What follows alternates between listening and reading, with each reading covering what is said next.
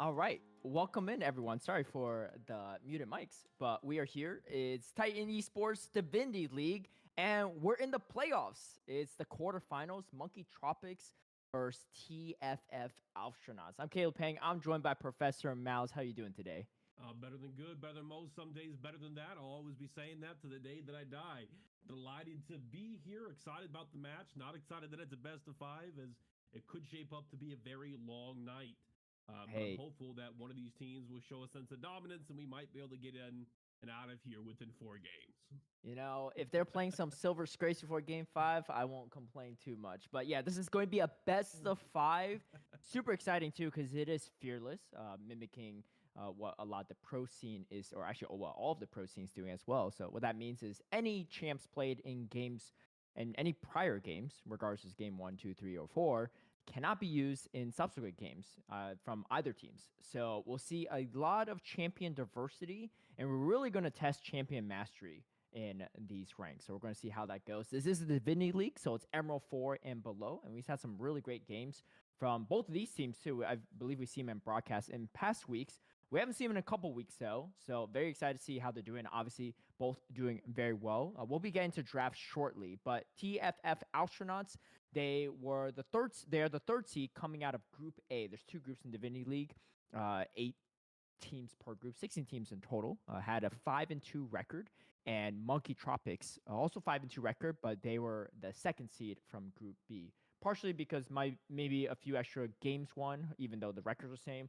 Could also be because of how the bracket just shook out in that specific group. But very excited to see these two teams go at it, and I think it's gonna be some pretty high level play, Professor Mouse. I'm holding out for it. I will note that Tropic Bees does have a higher win rate. I believe they're at 71%, where TFF is at, or TTF, sorry, there's two T's, is at 67. The difference being that there was one less game where they went 2-1. They got one more 2-0 sweep than their opponents did. So it's both teams are really neck and neck in performance wise, and I'm really excited to see how that displays itself in this match and what are the discrepancies between A block and B block.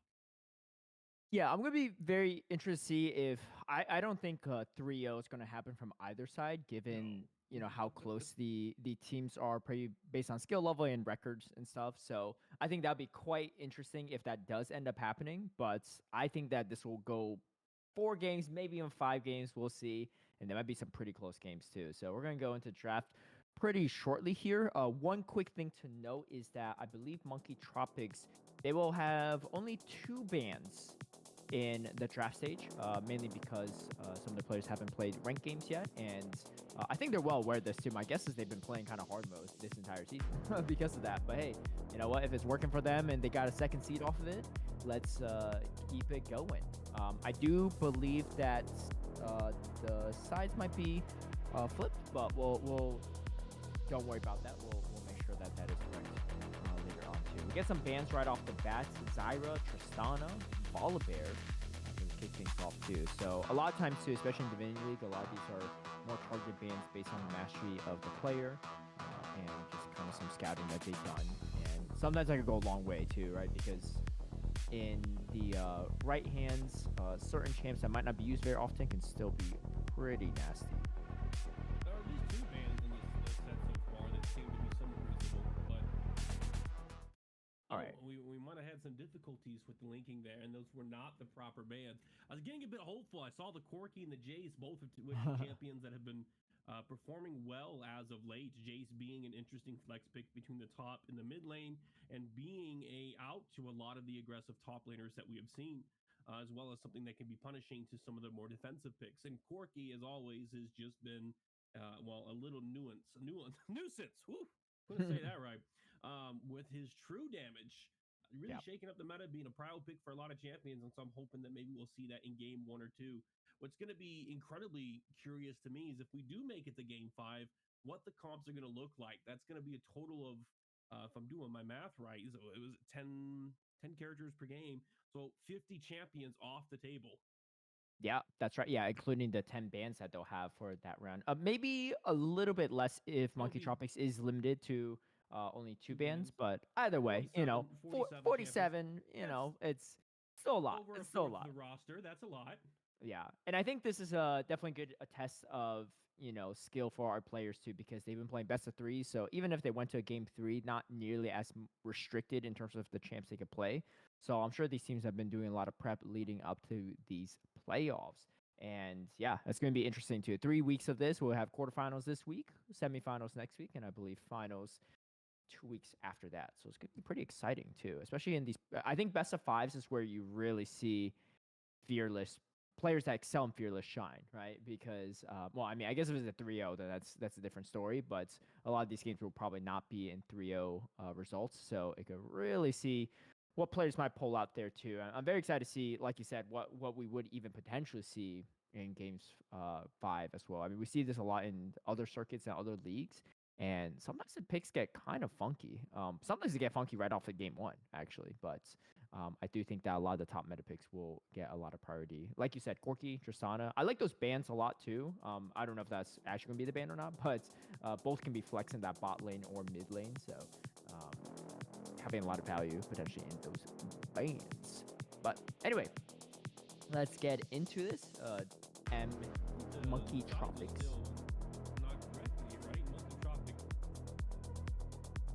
Yes, so the size might be a little bit off, but the champs will be correct here too. So Ivern going to be the first ban. Like we said, Monkey Tropics will be on the left side, but they are going to be just having 2 bans, and they'll be the last 2 bans for the ban phase. You know what? It's a good ban. Yeah, it's top lane, not many losing matchups, can be flexed in the jungle. Just a disturbing powerhouse. I'm glad to see him gone. That's the man I can get excited about. Ivern's weird to me, but Darius. The real question is, will Darius make it through into any of these games, right? Because a lot of teams, they opt to just keep banning the same champs because they really don't want to see it, or they don't really want to see it in the hands of their opponents. But that's a top laner for sure. You got Cho'Gath, first pick for the side of that technical Monkey Tropics. So keep that in mind as the sides are flipped. Definitely a interesting first pick. Oh, I like that Gwen pickup a lot too. I mean, it doesn't matter how much HP you build into that Cho'Gath, Gwen could really shred through some of these tanks in the late game. So I really like that counter pick by TFF. I was gonna say there's a chance it could be Gwen jungle too, but not if we pick the truck. No, yeah. A little bit early for the J4. We could see some counter picks onto that. Poppy would be absolutely devastating here. We do see an Amumu, so more bulk on the side of Monkey Tropics. A little intimidating trying to go with that. Oh, okay. Oh, different order. Okay, Jinx, Braum, Mel, great draft for Monkey Tropics, followed by Orianna and Twitch. Okay. These are the correct bands. We finally got it right. We have a day just full of technical difficulties, but we appreciate That's all good. Your patience. And the Jarvan here is third pick with the Orianna. That is a phenomenal combo. I am much more appreciative of that Jarvan position. And they get rid of the Poppy as well. It's almost like they're listening in. Yeah. Well, it was a good read by you, Professor Malice, because you were saying, hey, J4 is kind of an early pick, especially the top laners as well too. So I think you were onto something right there before we even knew the picks. Or a little bit flip-flopped. I think we're going to expect the Gwen and the Cho'Gath picks later on. But I feel like we haven't seen Mel in a hot second ever since she got heavily nerfed. So we're going to be curious to see how Big News is going to play. Or actually might not even be Big News on that specific champ. Actually, no. It's probably going to be Big News, actually. Upcoming pick, the Vel'Koz is actually correction from our production. Is actually going to be Senna, so just keep that in mind. For that, we'll be in that support role with Twitch, and if we remember correctly, it should be Gwen and a Cho'Gath and Sejuani. I do like that, but that makes the Gwen pickup even better. Actually, looking at the comp of Monkey Tropics. I'm not sure. Okay, so there's the Cho'Gath, and I guess Gwen's the last one here. As you stated, Gwen being great into the 3-tank combo that Monkey Tropics has here. I'm sorry, it'd be TTF. No, they're correct. I got it correct. Monkey Tropics top 3 Yes. Gwen is great into Monkey Tropics, great into the Sejuani, great into the Cho'Gath, great into the Braum. A little interested in the Senna pick, though. Doesn't seem to vibe too well with the overall strategy of TTF. I want to say that as much as I like the Gwen pick, my bet's going to be on Monkey Tropics for game 1. How about you? Yeah, it's a, I think the thing that Alfstronauts lack a little bit is maybe like a tankier front line. But I do think that, I mean, if you look at the damage too, right? If the Twitch can pick off the Jinx or the Mel pretty early on, it could be pretty strong. And, you have that Shockwave combo as well with J4. So there definitely could be some potential there, but I think the execution will be a little bit harder for Alfstronauts. However, you do have that late game Gwen. Twitch late game is pretty disgusting as well, and Senna just kind of scales infinitely even in that support role. So I have to agree with you. I think generally speaking, the team composition is better for Monkey Tropics, but I think if TFF played this game well, especially if they're winning the early game, it could definitely go in their favor as well. So here we go.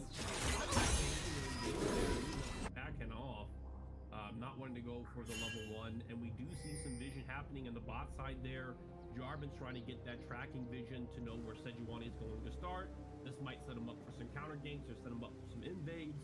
Information is key. It's a great part of warfare. Minions have If you are spawned. going to beat your opponent, you got to know where they are, or at least know where they're not. Definitely. I do think the Jinx and Braum bot lane should be pretty strong as well. They are getting outranged with the double range bot lane, but I think as long as Braum is throwing that shield in the right timing and allowing Jinx to farm, Jinx is super strong, I feel like, in this particular meta. Oh, they're running double exhaust and flash. Interesting. You don't see double exhaust very often, but I mean, as Twitch is popping out of nowhere, just bursting you down is definitely cause for concern. So I can see why they do have that double exhaust. We're going to see if how that plays out for him, whereas they have the cleansing heal on the spot lane for TFF. The double exhaust, I'm quite curious about. You run the risk of double casting it, and they do not stack, meaning you effectively lose a summer spot there. So heal goes very options I would have considered, especially when you're really more about wanting to avoid getting caught. Your position is more important than anything else. In this position as Jinx, as long as you can avoid the Jarvan leaf and Braum's close enough to you to wall it off and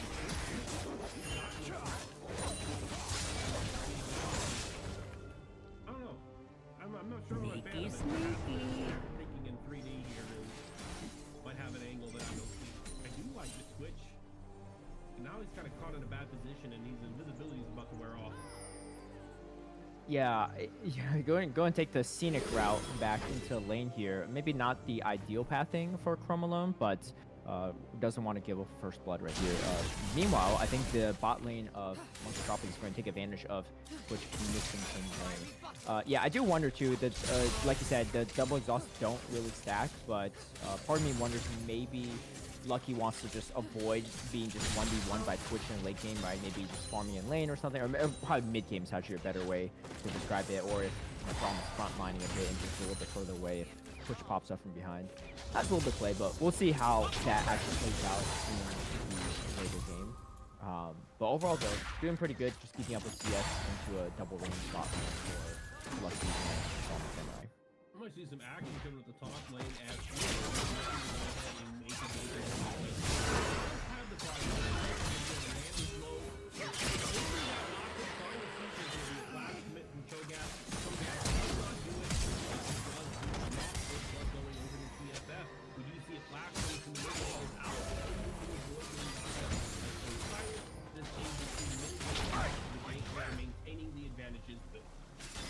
yeah, the double flash going down, both from the Sejuani and from Alf on the Orianna, but good counter flash as well from Orianna to avoid that aggression. So early is going to go over to TFF car, and beating this Gwen is going to be nice as well. Cho'Gath isn't nearly as strong in the early game with obviously skills. However, this fight is getting pretty close. There is a middle-sized minion wave, though, chunking at Altazi right here on the Cho'Gath, so can't really fight that Gwen for too long. He's going to back off. Reset.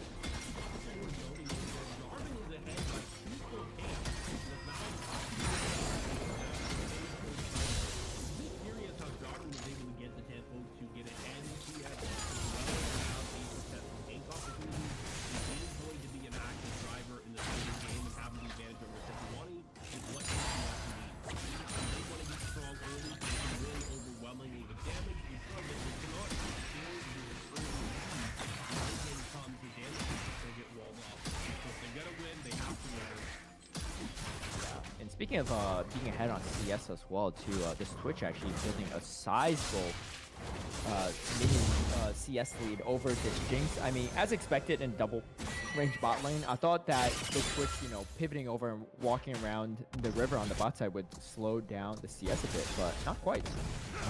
Trying to crash his wave into this bot lane turret. That's one thing with hard CS, but she's going to clean up most of this. Jinx at late game potential has a lot, especially in team fights, all first resets, so even being a little bit behind isn't too big of a deal. But let's see how this top lane continues. Typically just to get to the late game point. Appears to have some problems with lab fitting. Did opt to take the cold, but looks like try to handshake this lane and just get through it. Alright. I don't know, Alright, we got 4 members of TFF is going to secure this first set of drugs. We do have Chrome alone being ahead on CS, so maybe just leaving Twitch by himself, but this gives a good chance at least for the bot lane of Monkey Tropics to catch up a little bit on CS, and maybe pump Twitch a little bit if he steps a little bit further out. But that's going to be first feats progress from Monster Slaying going over to TFF. They do have a slight gold lead as well, first blood to their name, so things are looking pretty good for TFF so far. And like I said, like the late game is pretty scary, especially if this Gwen gets fed, and so far it doesn't look like it's going down anytime soon.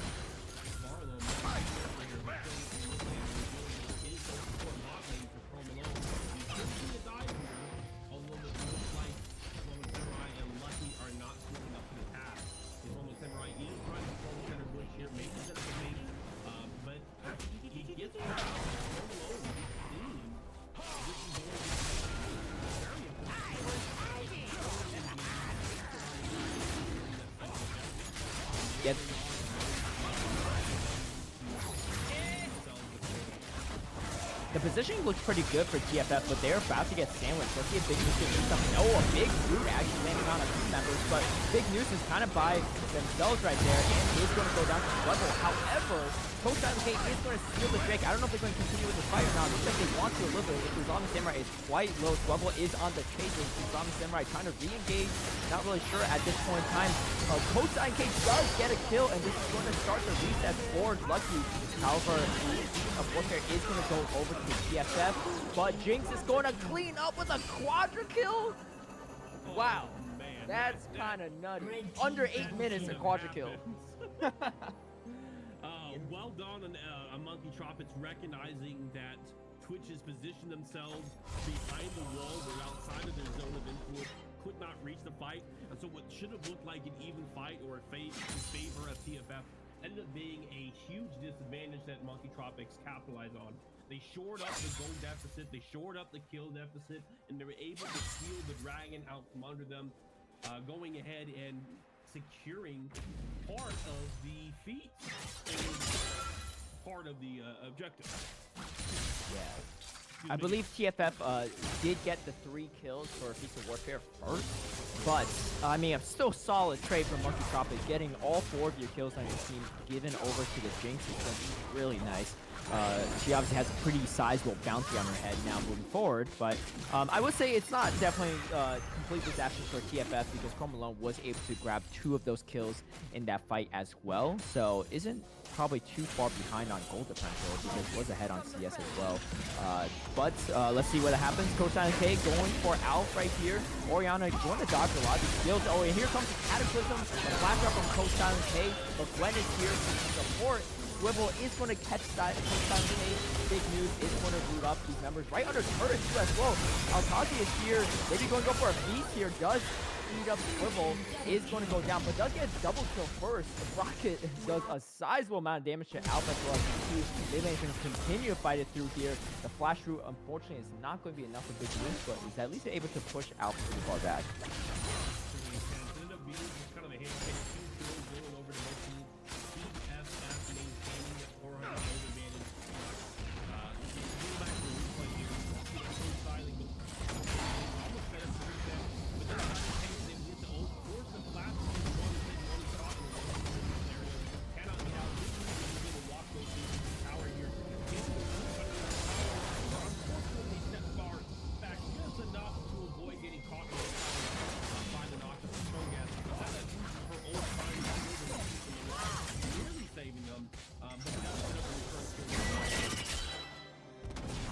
right. We have some animation on screen, but we are back into the action. It is 6-6 right now. I'm not sure if I know the Cho'Gath got a double kill right there too. I'm not sure if one of it went over to speed stacks or not.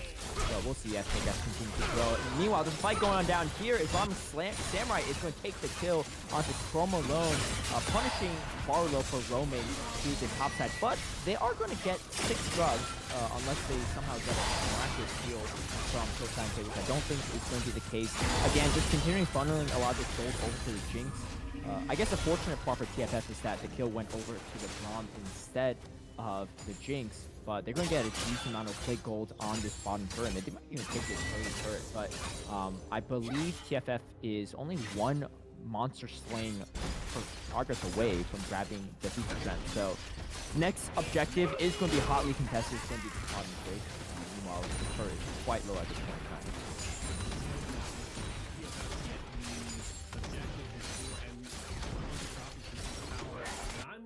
I'm not so sure. Jiku's been wailing on it, and because of that early injection of gold, influx of gold, my enunciation will use some words. The TF sword really early with a huge chunk of damage. About 30 to 40 more points of damage after damage mitigation on those towers, meaning every auto attack is going to hit heavier. And because of her passive and the boost she was able to grab, she also has a lot of attack speed early on compared to other ADCs, meaning that she can take that tower faster. 12 ADCs here, and already 3 plates have been taken down. 2 more to go, and these strengths are going to go over to Monkey Tropics. Yeah, the gold differential is definitely slightly favoring of Monkey Tropics for sure. I think the real question is how much are these 6 scrubs going to really help TFF in the late game, right? Because if they have a Gwen splitting the entire time, it's really hard to match her, right? Even 1v1 in the late game, definitely going to be hard for Cho'Gath to do it, especially if she's ahead on CS and farm. So it could drag the game out a bit, but a late game Jinx this fed is obviously not going to be a fun time to deal with. Like you said, Array has a BF sword, but on top of that, still has the pole as well that she hasn't sold yet. So that's going to be a good solid chunk of income later in the game. Fight's going to break down too. Catapult is going to go down to Lucky, but Lucky's going to flash out. He's going to be severely chunking the J4. J4 gets out just in time. You definitely don't want to get that reset over the Jinx. Lucky just sitting there, just chunking away at Cromwell, and the resets are coming through. Excited, and the rest of the members are going down. Barlow goes down to big news as well. They want to protect this Jinx and that shutdown, and fights are looking definitely onto the side of Monkey Tropics at this point in time. But they're going to go for more. Let's see if Coach 7K can secure the kill onto Swevel or not. The root is going to land. Rebuttal is going to be thrown, but not going to reflect anything, and the shutdown goes over to Alf. So definitely still some fighting power on TFF even after losing their bot lane and jungler. But this Jinx, that shockwave there, great timing that knocks him back and keeps the turret hot and ready while it's ramped up. You're able to get a lot more damage, and all it was after 4 or 5 shots, it flipped over to Mel there, and she took a substantial amount of damage, being downed immediately from 1 shot of the tower after shockwave. And the tower shot took roughly half of her HP, giving a kill over to Orianna. The win condition for TFF in this case is going to be, can they kill the Jinx? If they kill the Jinx, there's not enough damage on Monkey Tropics to really win out the fight, meaning that it's going to be a sustained fight, which is what Gwen wants, to beat out and kill these tanks. However, if Jinx is alive, they can't reach the Jinx. Jinx is going to be able to have enough sustained damage to out DPS TFF, especially as we get to the mid in the late game. We saw Jarvan tried to reach her, set the combo, but she had she had the flash, and then multiple people on her team were able to come in and peel and help save her, causing Senna to misposition, trying to secure the kill, giving another kill over to Monkey Tropics. Definitely a lot of kind of protective presence strategies for this Jinx and Lucky, but I think with good calls as well. I actually personally haven't been doing a good job of tracking this, but we do have that double exhaust bot lane, and both were used, I believe, in that fight too. I'm very curious like how they stagger that, or if they accidentally use it on the same target or not. But I'm sure Lucky and Islamic Samurai are calming, you know, who are they exhausting in these scenarios to avoid overlapping there. But could get pretty nasty, especially if a lot of your damage is exhausted at that point in time.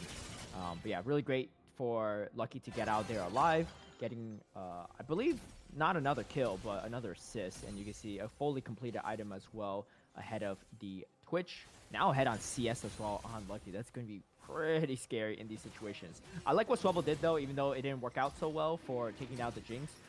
Had the eye on the right prize, just did not have the enough follow damage and position to take out the Jinx, but definitely going to be a prime target in a lot of these fights.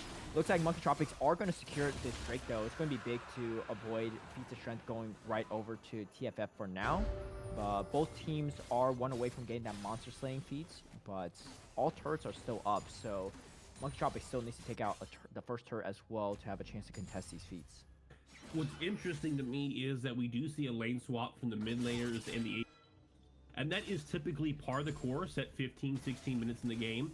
But what makes it curious and interesting to me is they were already so close to knocking down the bot side tower, and they are the stronger bot lane. They can knock out that tower 2v1 if they remain down there, and if the other team doesn't swap out, they still win that advantage as well.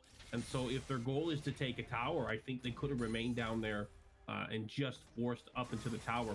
That said, it looks like they did make the rotation in order to go for the Herald. Maybe they're tracking the timers pretty well, and they see if we get the Herald, that's going to be our feat of strength. We don't have to worry about the towers right now. Yeah, it's going to be a big pickup for the side of Monkey Tropics, and I believe no one's taking a turret at this point in time, I believe. So first the turrets will be taking this feats of strength, and we're going to see how that goes. This bottom turret is chunked quite a bit from that bot lane. I don't know how much Big News can push up on here. Swivel is around the area and might go for a gank here. I don't know if that's going to be the case or not. They know. Oh, speaking of towers going down, looks like mid turret is going to go down too. So I believe that should be feats of strength going over to the side of Monkey Tropics. I'm not seeing the game notification, but that might just be a notification delay. But that's not good as well. I mean, this team is going to scale pretty strong into the late game as well, and getting those nice, juicy, upgraded boots is going to make things a little bit more difficult for TFF. Certainly, especially the increased movement speed. It's not a lot on paper. I think it's only like an extra 5 and it becomes an extra 10 once you upgrade it. But the movement speeds are going to be paramount for Lucky survival. Again, their objective is to be far enough away and maintain enough distance between them and Jarvan's ability to dive. And if Darvin has to use a flash dive combo to get onto the Jinx, and even if Jinx dies there, Jarvan's backline is readily left open to Big News and the rest of the team, and that might be enough to swing the fight in their favor. And so having that movement speed to kite and position around is going to be a godsend for them. Something not to underestimate. Definitely. We did see a kill on Big News as well too. Kind of a 1v2 fight. Did take out Swivel in the process, so not a bad exchange. Also was able to grab the Dawning Shadow from the opposing Senna as well, so that'll be on cooldown for a little bit, but they were able to pick up the kill on Alf on Big News. But this Mel actually looks pretty strong still. You know, I know it's not as strong as Mel on release, but still has a lot of utility. Oh, and here's a fight going over here. Swivel is going to get out to safety for now, but here comes the ultimate from Sedrani. They're going to back off for a bit. So you can see 4 members of TFF are going to be in this area, so it could be a potential big team fight, but I think Monkey Tropics is going to be content on going for a reset instead. I don't think TFF wants to take that fight there. They're safe enough where Monkey Tropics can't dive them, but if they try to flip that into an aggressive play, they don't come out ahead there. They're too chunked out, they're too low, and there are too many factors to track. In fact, I think Gwen, as you alluded to earlier this game, is primarily going to want to be playing as a split push. There isn't anybody on Monkey Tropics that can match her, and if she is left on check, she'll run away with the game. Oh, and a big golden eclipse there from Big News to shut down Alf. Big solo kill. Those always feel good when you're in the positive receiving end of that. As a quick reminder to everyone too, this is also a best of 5. So this is only the first game, but things are off to a pretty hot start, especially from Monkey Tropics. At this point in time too, about a 3k gold lead. They also have the feats of strength. They have some pretty heavy scaling champs on their side, but so do TFF. And speaking of scalers, this is going to be Senna. Is still going to has a potential to scale, but can't face off a 1v3 there.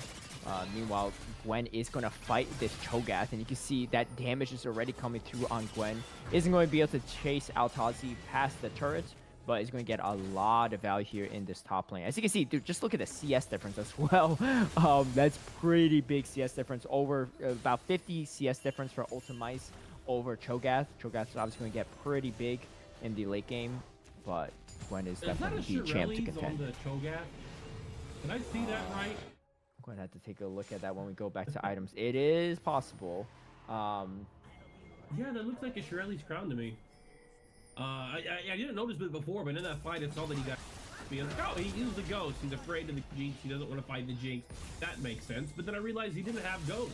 I was like, oh, he's got Shirley's, which is I think it's like a support utility build you take on Cho'Gath. The AP makes him do a lot more damage. The Shirley gives him.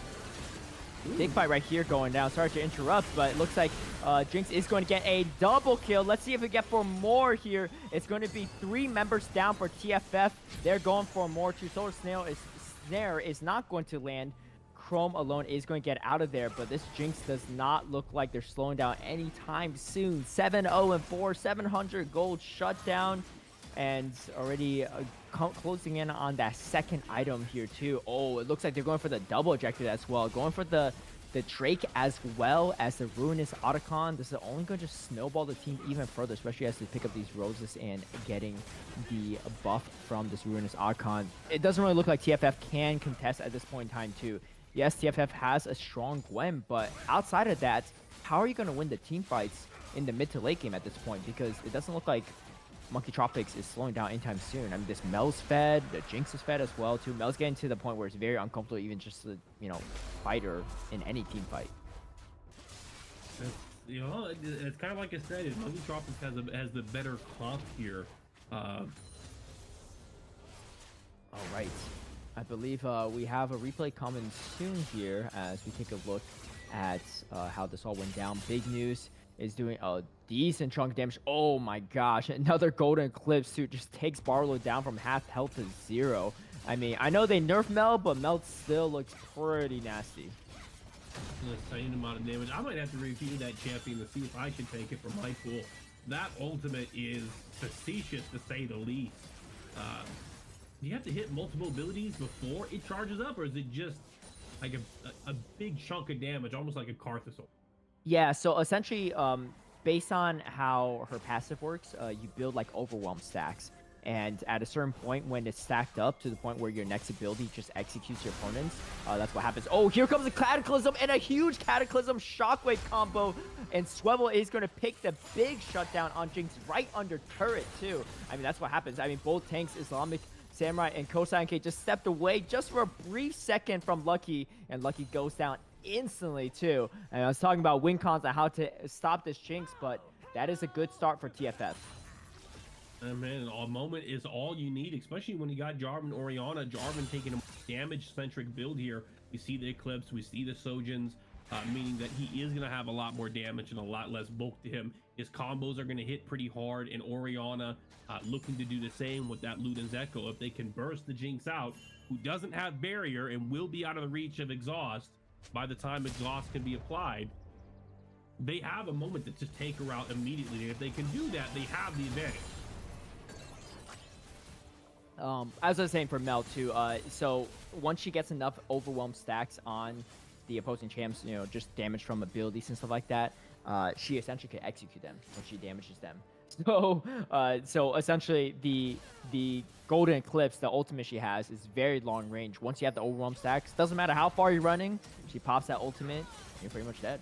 So it's pretty nasty, and the last hitting power of Mel is what also keeps her really fed, right? Because you get all these kills to your name, and you just constantly build more and more items, and just, I mean, look at all that burn damage as well, right? So Blackfire Torch, Leandries, and everything like that. Yeah, I don't know. I mean, I haven't played her since they nerfed her, but maybe it's time to put another spin on Mel. Quite possibly, big news might be giving you some big inspiration. We're back at the top lane here as Altsy looking to play against Alf, but Alf is just catching the wave, trying to hold the position, and I think the next fight's going to be breaking out around here soon. We see Baron spawning in about 10 seconds. I don't believe a team is going to go for it on spawn, although it could threaten to bait it out. I think the next play is going to be about getting wave control and creating the opportunity to go for that Baron. We might also see a fight break out here in about 5 minutes, or a little bit less than, for that next dragon, which could be Dragon Soul for Monkey Tropic. Those are going to be the areas to keep an eye out for. Right now, TFF, they just want to catch the farm, get as much CS as they can, and build up whatever items that they can to be the best position possible. If they can find an opportunity to track the Jinx and catch the Jinx out, that might be their golden ticket to winning this next objective. I will say too, we're talking a lot about Jinx, but if you look at the levels on the side of Monkey Tropics, really impressive too. I mean, Altazi seems like he's losing lane, but is actually a level ahead of the Gwen. And then big news, level 16 as well, 2 levels over Alf, 3 levels over the J4, 4 levels over the Twitch, 5 levels over the Senna. Like, big news is pretty big for properly named, I'd say. But those level advantages are going to make things even more difficult for TFF in a lot of these team fights. I mean, that's why Mel is hitting so hard, just silently, just farming these side lanes and doing whatever she can. I think a lot of that really credits to just staying really well in these solo lanes, right? I think the solo laners of Monkey Tropics doing a good job, even if they're not winning the lane, they're staying even for the most part, staying ahead in levels and just maintaining it so that the Jinx can scale and the rest of the team could just scale and just eventually win the game. Vel presents themselves as a alternative win con for Jinx. They spend a lot of the resources trying to get to the Jinx. The Vel will be able to clean up, and she's allowed herself to do so by being level 16, by being 2 levels ahead, by being in top of the CS. I believe they got, what is it, 80? No, okay, 40 CS lead. I was over the mark there, but 40 is still a good number. I mean, that's the equivalent of like 800 gold or 2.5 kills there. Definitely not something to scoff at. Fight breaking out here. Looks like Jarvan's about to get caught, and big news is on a rampage. All right, and they're going to pull off from this Drake because even though it's Soul, they know that they can't easily contest. The positioning's too good from Monkey Tropics. Instead, they're going to go for this middle turret, which I love to call there because they got to get some type of value the moment that their J4 went down. But yeah, that burst damage is nutty, and this Mel is doing so much. I don't think Jinx even did anything in that fight. Speaking of Jinx too, already on 3 full items, 1 item ahead of the Twitch.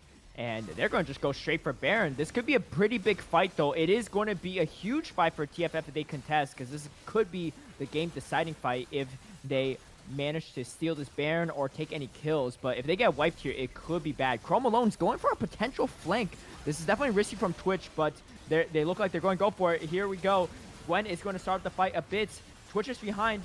Does cleanse something right here and slowly chunking away, avoids the Sejuani ultimate, but in comes Lucky, flash forward, going for the kill, and now Jinx is excited, and this damage is going to start raining down. Gwen is still full health at this point in time. Rest of the team is running away. Let's see if Gwen can secure any kills or not. Oh, Swevel is back up, so the Baron was taken, but can they recall safely is the question. Swevel is going to take out Lucky. That's a huge kill, and the rest of the team is here. I think Golden Eclipse went through. No kills were secured right then and there, but Senna does go down. Now Swevel just respawned, going for another kill. Doesn't able to do it. Altaz is going to pick up that kill. Ultimice is going to run for their life. Orianna is already back out, and this Cho'Gath is getting pretty big at this point in time too. Rest of the team here is ready to play. Jinx does go down, but the only member going down for the side of Monkey Tropics, they definitely won this exchange here. As you can see, they're going to go for this Baron, secure it up, and this is where the fight really breaks out too. Between the Cho'Gath and the Sejuani, they just have so much securing power on objectives. I like the idea from Chrome Alone, but being 1v3 there on that bottom side on the flank just did not pan out so well. I think you maybe need to wait for the teams to be a little further up, or perhaps pick a different target. I think he was trying to use his ultimate to kill the Baron there, and had he had those first 2 or 3 auto attacks on the Jinx, that might have taken Jinx out of the fight. It's a little hard to say.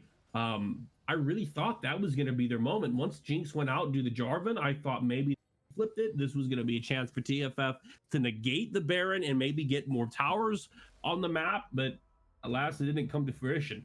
We're now about 30 minutes into the game. The score is 21-10 with a 5,000 gold advantage in favor of Monkey Tropics. They currently have the Baron. Both teams are fully up, but we see towers are starting to drop. One tower already going over to Monkey Tropic, and looks to be the next tower on the chopping block will be tier 2 top tower.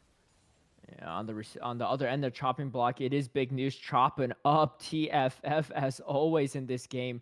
And the Cho'Gath is starting to get pretty big too. I mean, this Cho'Gath on Altazi is not even building a lot of tank items, but I mean that's just kind of the way Cho'Gath works, right? You're just going to be able to build up your HP through your ultimate as time goes on and just be tanking naturally. Here, oh, big news is going to completely take out the Twitch. And another kill goes over to Coach Silent K, going to take out Swivel as well. Only 2 members remaining here. Ultimize, though, is able to go toe-to-toe against Cho'Gath, but what about the rest of their base is the real question.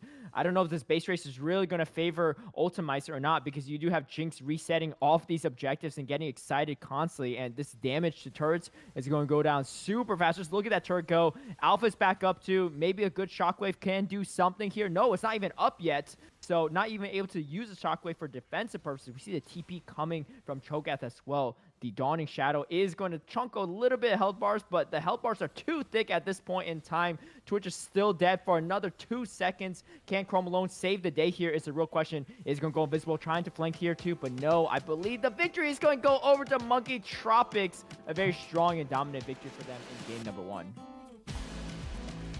Oh, what a mouthful the end of that game was. Monkey Tropics success taking the first game and needing at least 2 more to see the end of this series come to fruition. Some major champions taken off of the roster on account of it being fearless. We see no more Jinx, no more Twitch, no more Braum, no more Mel, no more Cho'Gath, no more Jarvan, and no more Orianna, all of which are very key characters to a lot of sufficient strategies that are out in the meta right now.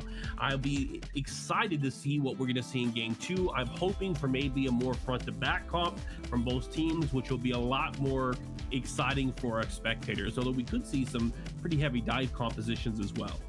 Yeah, definitely. A bit more front to back for Monkey Tropics. And look at that damage from Big News. Absolutely crucial in this fight. I think a lot of the early game definitely came onto the strength of that bot lane for Monkey Tropics, but Big News just farming quietly, getting the items he needs, and then just doing Mel things, even looking like Mel pre-nerf in that situation. So really, really great. Well played from Monkey Tropics, getting pretty much all the objectives they need, getting the feats of strength as well, getting Soul, Baron.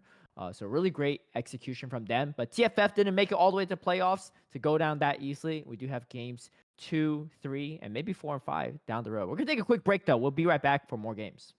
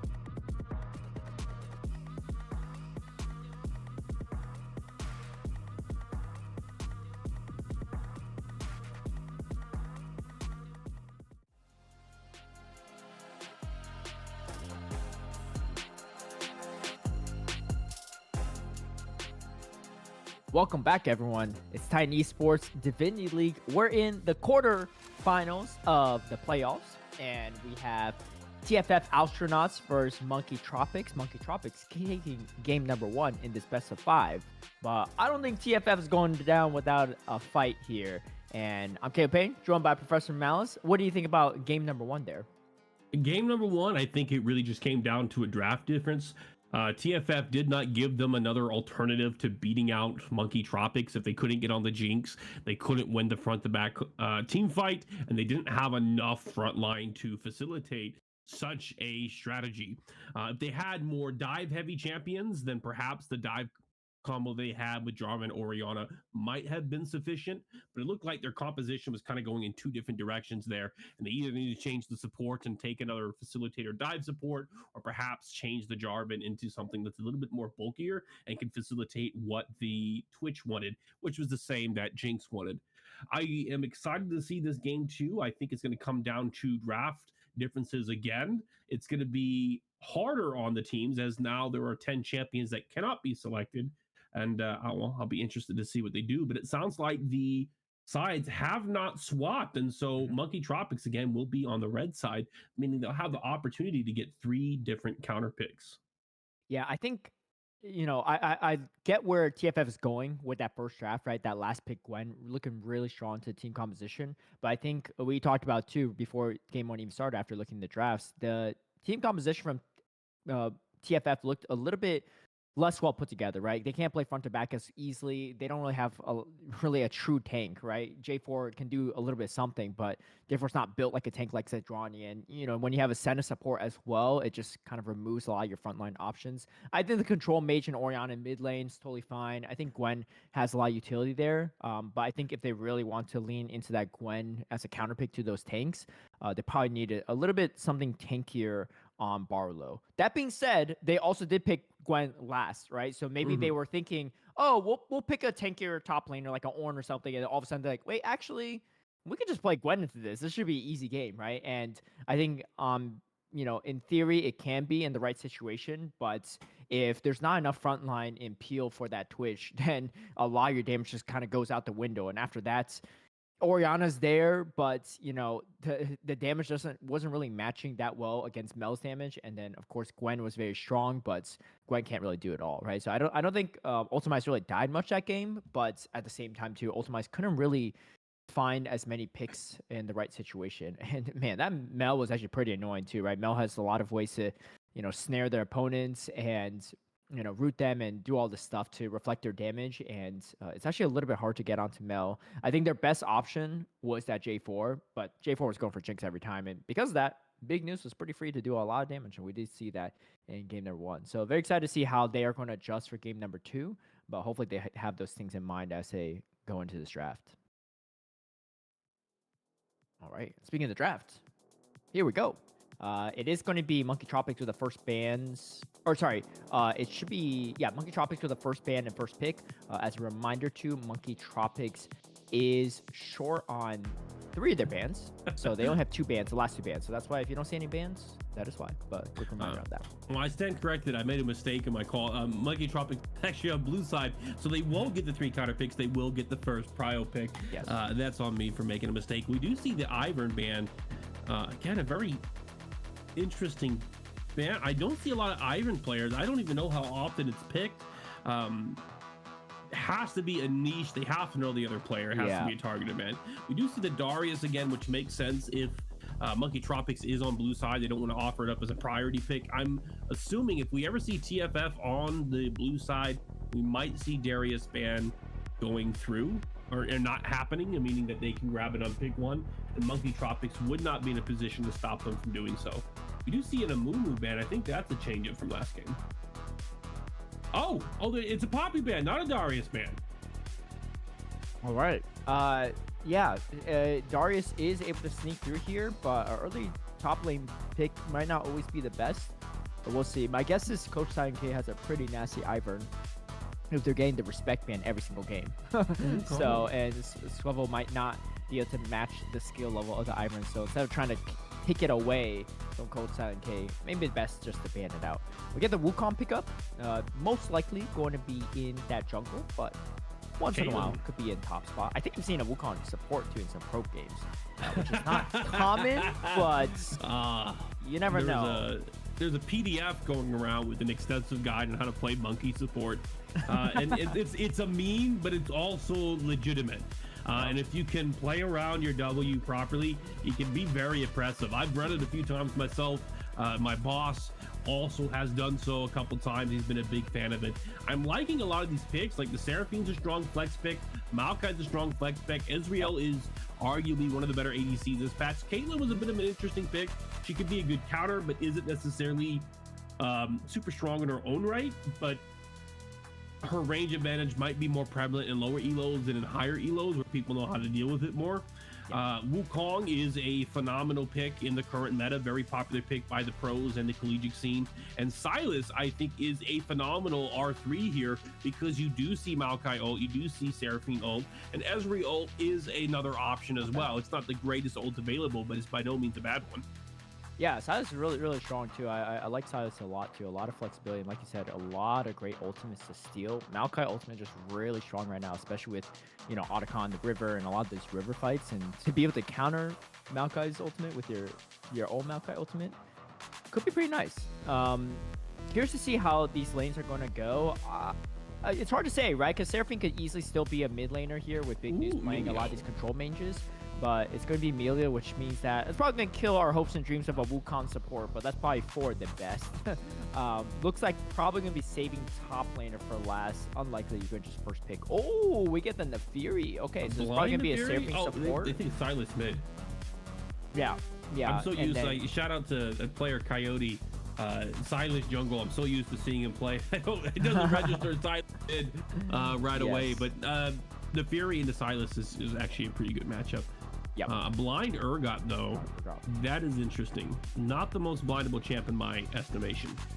Yeah, and unlikely it's going to be an Urgot jungle. So this is going to be Maokai jungle, and we get a Trendemir. Ooh, Trendemir in the right situations can be pretty annoying to deal with, but if you know how to handle it, it could be okay too.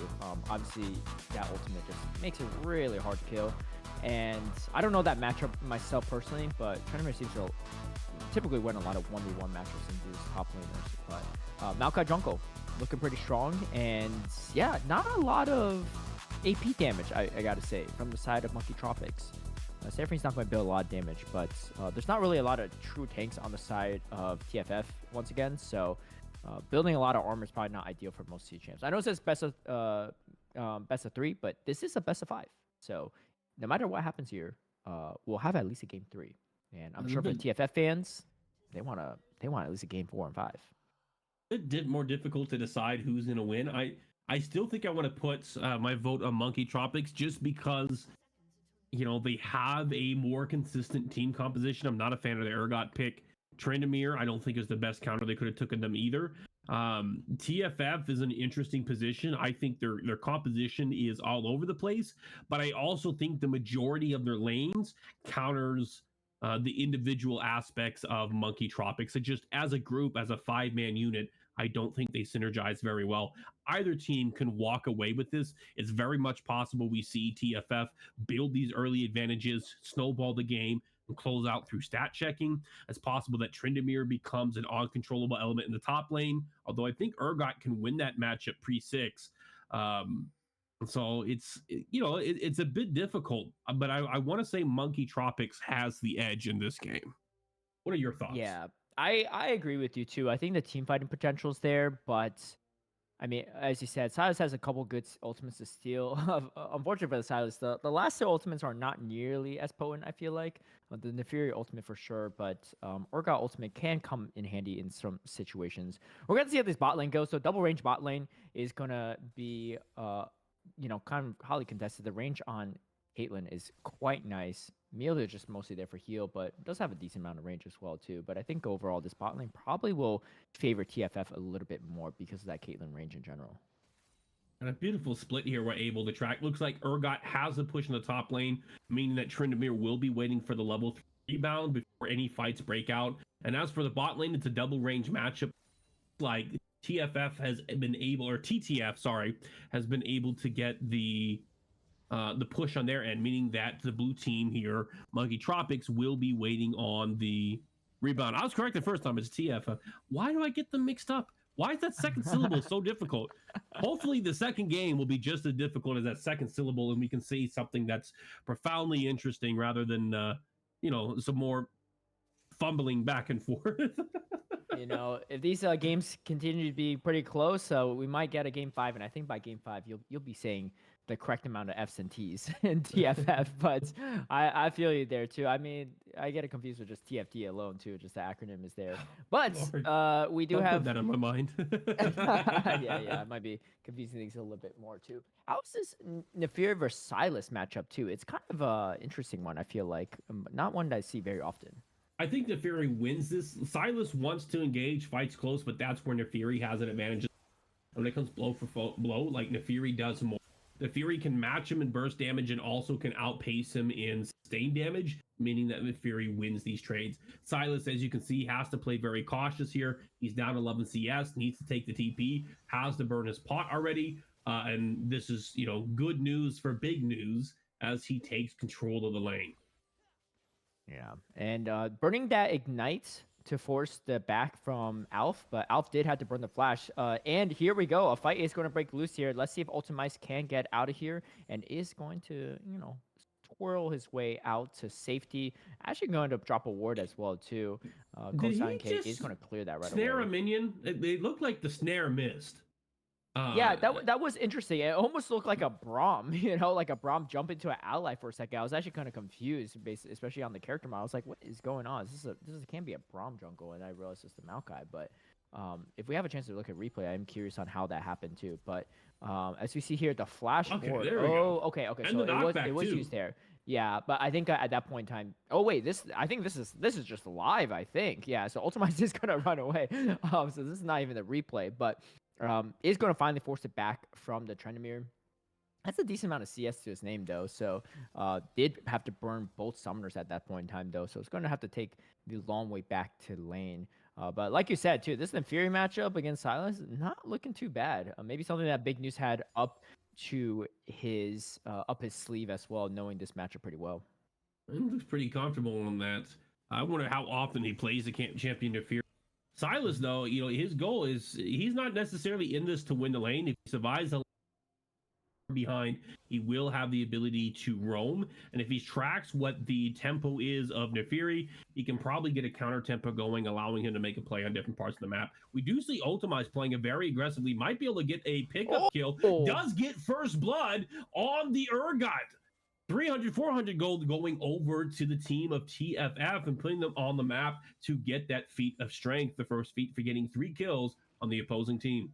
Yeah, so we take a quick look at this replay, too. I mean, it's an interesting position. Typically speaking, Urgot wants to fling their enemies, behind them and stuff. But in this situation, you just bring the Trendemir a little bit closer to you, and Ultimice is not going to mind that as you just get cleaved down, too. I mean, Ultimice was already pushed away from the Maokai earlier and had to back, but backing at that point in time might have not been too bad, too. Was able to pick up a few items and have that damage to kind of close the gap there. But yeah, the good solo kill going over to Ultimice, and definitely what TFF. I almost messed it up too. I thought TFF was the wrong one, but I actually said it correct. But sorry, second guess myself. But definitely the first blood TFF wants to help make the series a little bit closer. Oh, and level 6 already on Ultimice. Oh man, this is just brutal in the situation where you're out Tazi and you want to get the CS, you want to get the experience, but you're just constantly getting shoved out from this Trendemir. And Trendemir's not an easy champ to deal with. You just pop your ultimate, go to town, these turrets, get away to safety, even if like the whole team comes and ganks you. If Ultimice keeps this up, it could spell disaster for Monkey Tropics in the mid to late game. I really was thinking that that's Urgot favorite in that matchup, but come to think, Trendemir does have and in these fights, he's only more chance, meaning that his DPS will up over the duration of the fight. We saw in that first blood, like the fight was initiated when Urgot was pushed up on the tower, and this was a smart time to engage a fight. Because when you spin in this Trendemir, Urgot's going to have to use his dash, and then it's going to become a matter of who can run away faster. But Trendemir can pop the slow, close the gap, and as soon as he gets on top of Urgot, his auto attacks over the course of the fight will continue to do more damage, out damaging what Urgot's able to do. And if he can time this with his level up, which it seems to me that he did, he's now level 7, Urgot's level 6, he may even be able to survive a dive utilizing his ult. Fortunately for him, he did not need to do it. We're now about 7 minutes into the game. The score is 0-1, and despite being down in kills, looks like Monkey Tropics is ahead strictly due to CS, and I'm going to chalk that up to the mid lane being double the CS of Alf right now. Yeah, definitely. I mean, big news definitely keeping the team in the game for sure. It's still pretty early, but they are not rolling every solo lane for sure, TFF. So there is definitely some hope for Monkey Tropics. And Urgot scales pretty solid into the late game. So even if Urgot is losing the early matchup, it's not too bad as long as you can slow down his Tremere from taking stuff. The real question is who's going to grab these grubs. The Monkey Tropics is going to grab the first set of grubs, which I think is definitely worthwhile because if you give 6 grubs over to Trendemir, it is going to be a very long and annoying game for you to deal with. Well, hopefully it's long, but if it's short, it's definitely going over to the side of Trendemir. As you can see, just doing some more exchanges with Altazi, and Ultima is feeling pretty good so far in this matchup. What's interesting to me is both top laners appear to be going for the steel plate boots pretty early on as well. I think Ottawa champions draws out the fight and be beneficial for Trendemir, who needs the time to build up his crit to outdamage the Urgot, but this will also be beneficial for Urgot, who needs the time to stay long enough so he can get a second cooldown and reposition to a spot where he can utilize his range advantage over Trendemir. All right, and Alpha caught in a tough position here. Is a level down on Big News. Big News is going to clear up some wards. Swivel is here as well, though, to provide some support if need be. Looks like Urgot's going for a Bramble Vest, maybe for a first buy, or not first buy, I guess, but one of the earlier items to work on, which I don't know. I don't know what your thoughts on this one, Professor, but I think that building defensively into Trendmere that's ahead is not going to do so well because, yeah, you can slow down the healing a little bit, but you're not really going to slow down the Trendemere by much. It's just going to take him a little bit longer to kill you, I think, but you won't really be able to match up with that Trendemere yourself damage-wise. That's what you kind of need. If you can't beat him in damage, then you're a fool trying to compete with him in damage. So you want to take a defensive position so that it takes more of his time, means more opportunities for mistakes to be made and more to get away or be saved by. So a defensive position that doesn't undermine your champion's identity is I think a smart play. Now it does limit your ability to take back the tempo if they make a mistake, but it does give you more opportunities for them to screw up or for your teammate to save you. And if you do have a second person there, you don't need that damage nearly as much because the lack of damage is subsidized by your teammate. It's like a little skirmish going in this mid lane, but not a trade that Alpha really wants to take so far. I mean, the CS difference is starting to add up, and Big News also has the level advantage too. Honestly, I would say that Altazi is not doing a terrible job of keeping up with Ultimize, especially on the CS front. So keeping it in there, which is nice. Not something you see in solo queue games a lot, where the opposing Trendemir is just 10-0 in like the first 10 minutes, and the game's pretty much lost. But Altazi doing a good job of holding things down a bit. Actually doesn't actually even build the Bramble there. So you're both going to build up some armor. Coach Silent looking to start for the grubs here. They're going to be trying to get. I think TFF might. Kong's coming to check it out. Trinity Kong walks right by it and barely gets it caught by the vision plant there. I thought it didn't hit it first, but it did look like it scraped one of the Voidling. Yeah, it looked like they were going to contest this set going over to TFF. They went contest the set of grubs too. One grub did go over to the side of Monkey Tropics though, so they were able to deny one of those 3. So it won't be adding towards any of the feats of strength warfare column, but they do grab 2, which is not too bad. It's going to help the Trendmere shred through these towers a little bit, but you do get the 4 grubs at least out the side of Monkey Tropics, and kind of a sneaky one too. Oh, Big News is kind of in trouble. The double flash coming through too. Can Swivel get it? No, taking a few extra tower shots and not too comfortable with that one. Coach Silent K is going to be in the area, but that's a good way to alleviate some of this pressure for Alf. As you can see, they're going to steal some of these Raptors as we see how this unfolded. Big News recognizing that their position here after taking those grubs, going to chunk away a little bit of the health bar of Alf. Oh, but the stolen Maokai ultimate is huge, actually rooting up Big News. Big News, I'm watching this. I know Big News survives this, but I'm just watching it in the replay. I'm like, I don't even know how he survives it, but just barely getting out there in time. It's going to be kind of nice for Big News to survive that. Could have been a decent size gold going back over to the side of Alf, but not going to let that happen. Trenmir, pretty deep into it. I don't remember what patch it was. It might have been a while. It was a while back, sometime last season, I think, maybe even the season before. But they nerfed the smite damage, and many players don't recognize that the smite, I think, only does like 40 to 80 points of damage. Um, it's the slow effect that you get from smiting somebody. There's not a big benefit from using it to execute or kill somebody. And it looked like they tried to use the smite, but it just wasn't enough. And if it had been the pre-nerf smite, it might have been. But in an instance, by the skin of his teeth and by assume, maybe 10, 20 HP, he was able to get out of there. And lucky for him that worked out that way. Bot lane, pretty quiet game. Honestly, I don't think we've even panned down to bot lane, but they're just doing their best to farm up. Young Taos is going to be finished up for Chrome Alone's Caitlyn. But CS, pretty even across the board. Nothing even too threatening. I don't even think either bot laners have even used any summoner spells, nor the supports. I'm not sure. If it did, it was very early on. So a quieter game for them, but they're just farming up to try to support their team later on. As we get into that mid to late game. I guess not too unexpected, as both lanes are double range and kind of on the more supportive end. Not really a kill lane by any fronts. Speaking of kill lane, so Ultimice is trying to turn this into kill lane as fast as possible. Is going to just go for these plates instead. Altasi doing a great job of clearing the minion wave as fast as possible, but I think Ultimice can get away to safety pretty quickly. Oh, but not if Coach Silent K is here for the assistance. Going to flash forward, going to root as well, using the ultimate too. Ultimice is going to flash out and get to safety. Oh, but the ultimate from Altasi is going to shut down Ultimice. Fear Beyond Death. That's a great way to get Altasi back into this lane, get into the game. Ultimice going for the greedy plate, but didn't see that Coach Silent K was there. Actually flashes out and almost gets her to safety, but look at this blind ultimate too, just piercing Ultimice. Beautiful for Altasi. It's a really funny interaction to see Urgot's ult go against Tryndamere, because I think you start seeing like 9,999 points of damage dealt multiple times over, and Tryndamere just lives through it depending on the duration of his ult. Fortunately, in this scenario, his ult wore off before Urgot's ult actually applied its damage. But I think it does the damage multiple times for a series of like 1.5 seconds, which is just always crazy silly. But even if you're not able to successfully get the kill utilizing Urgot's ult, I do believe it still pulls him back.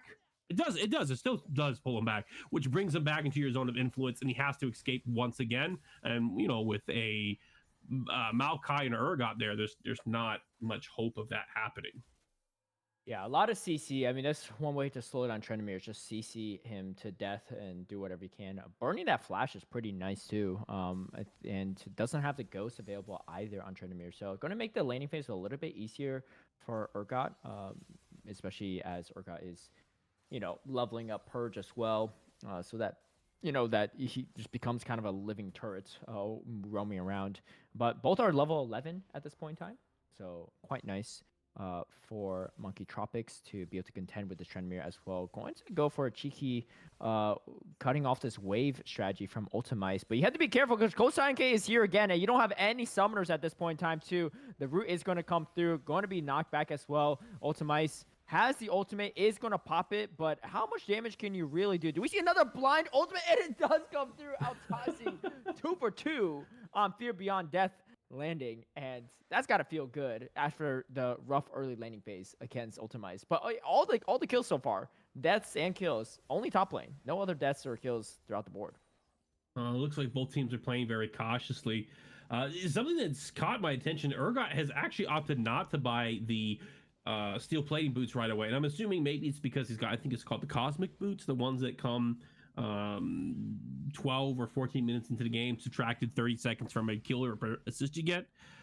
The whatever one come from the ruins, he has that one, and so maybe it was delayed or deferred. He did buy 2 Colossus armors earlier, which I made the comment, but now that he has the opportunity to buy it, he went into the Black Cleaver and he went into a different defensive item, which still helps remove a flat chunk of damage from every auto attack. But I would argue that 12% would be more and more cost efficient than grabbing the cold steel right now.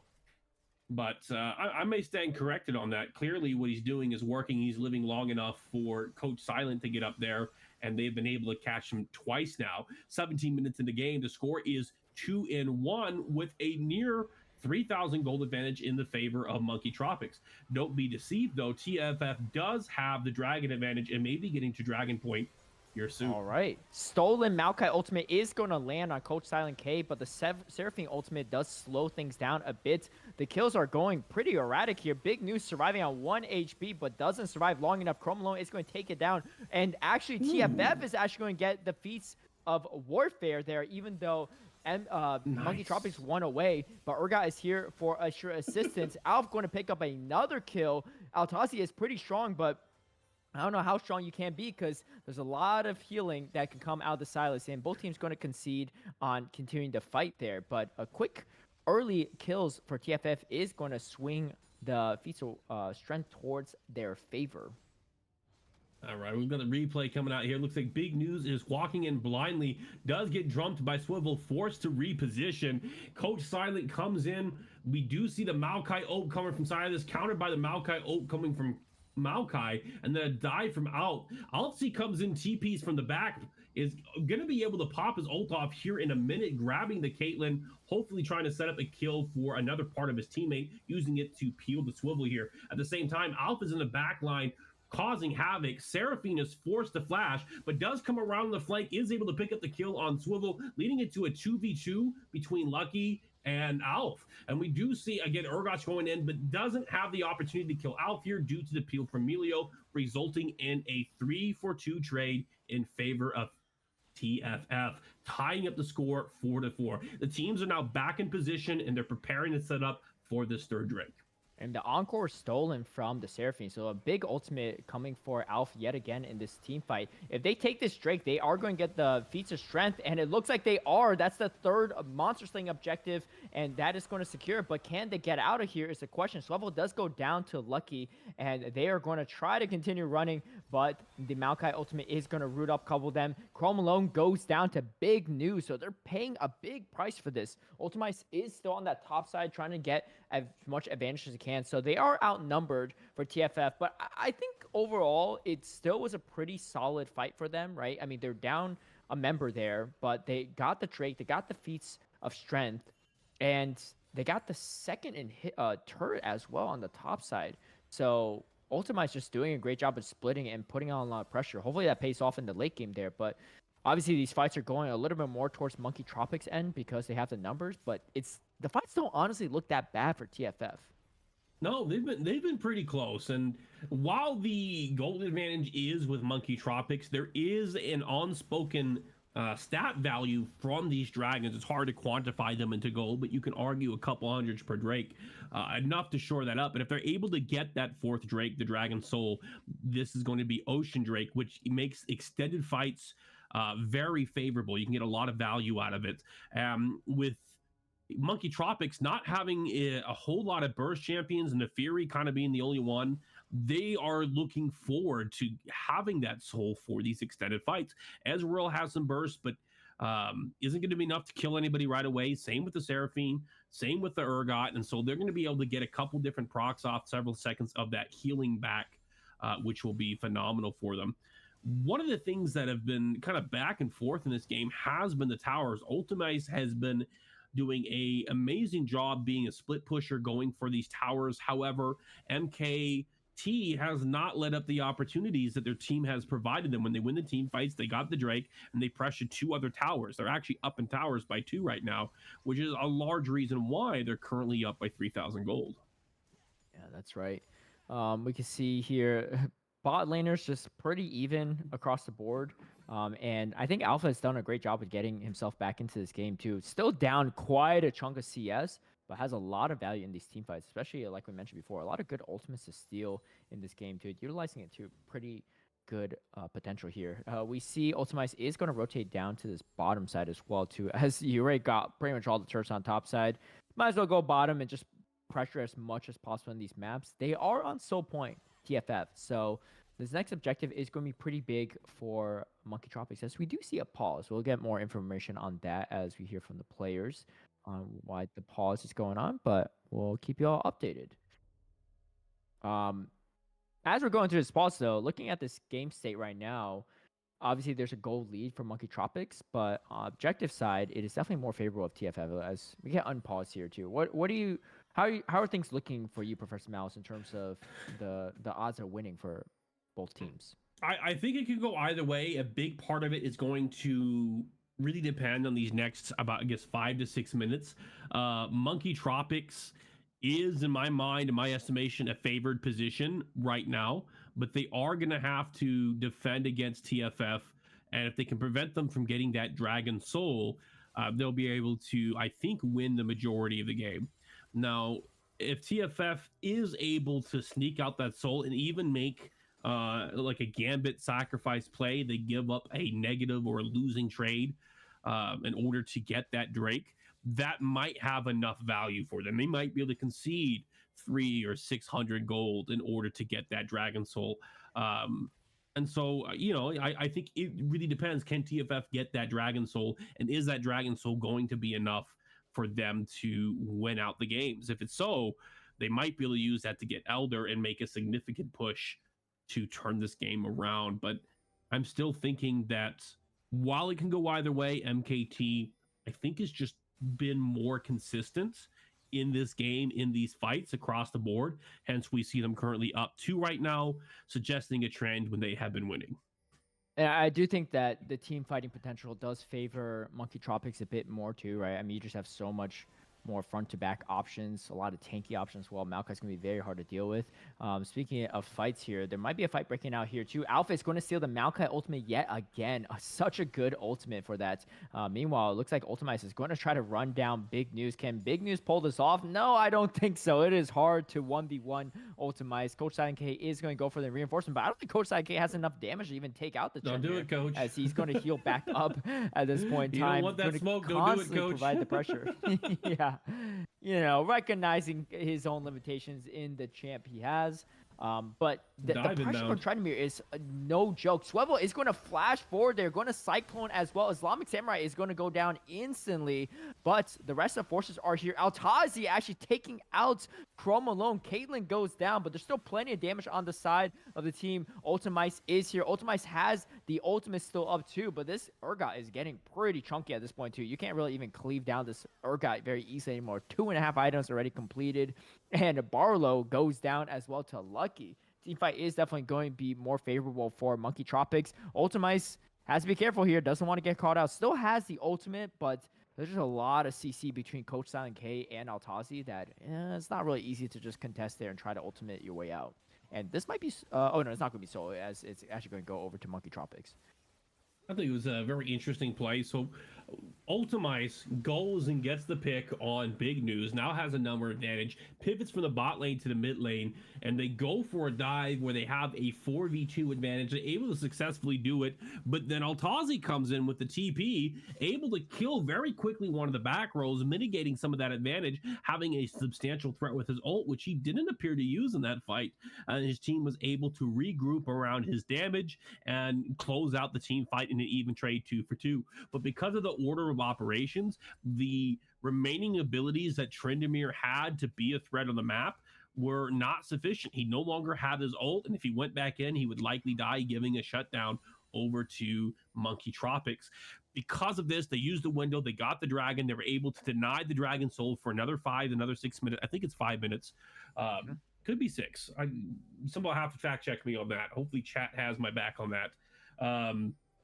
But during this window, this is what Monkey Tropics need. If they can deny it and take this tempo to draw out the game, they're going to have more opportunities to win as a team. I just think they have a better, or at least a more consistent team fighting comp, whereas TFF has to rely on getting the right ult, going for the right targets, and it does have some constraints on how that's going to be executed. Swivel is in a difficult position, but it's going to throw the clone out there to get to safety. A lot of priority going to be made on this top side for both teams here too. Ultimize is going to still push the bottom side. Oh, the Maokai ultimate is stolen yet again. It is going to be cast. Only rooting Maokai So not the highest utility there, as the most of the team here is going to be a 4v4 fight as Orca is on the bottom side. The Encore comes through, is going to charm Chrome Malone. Chrome Malone dies yet again, unfortunately dying a lot in these early fights.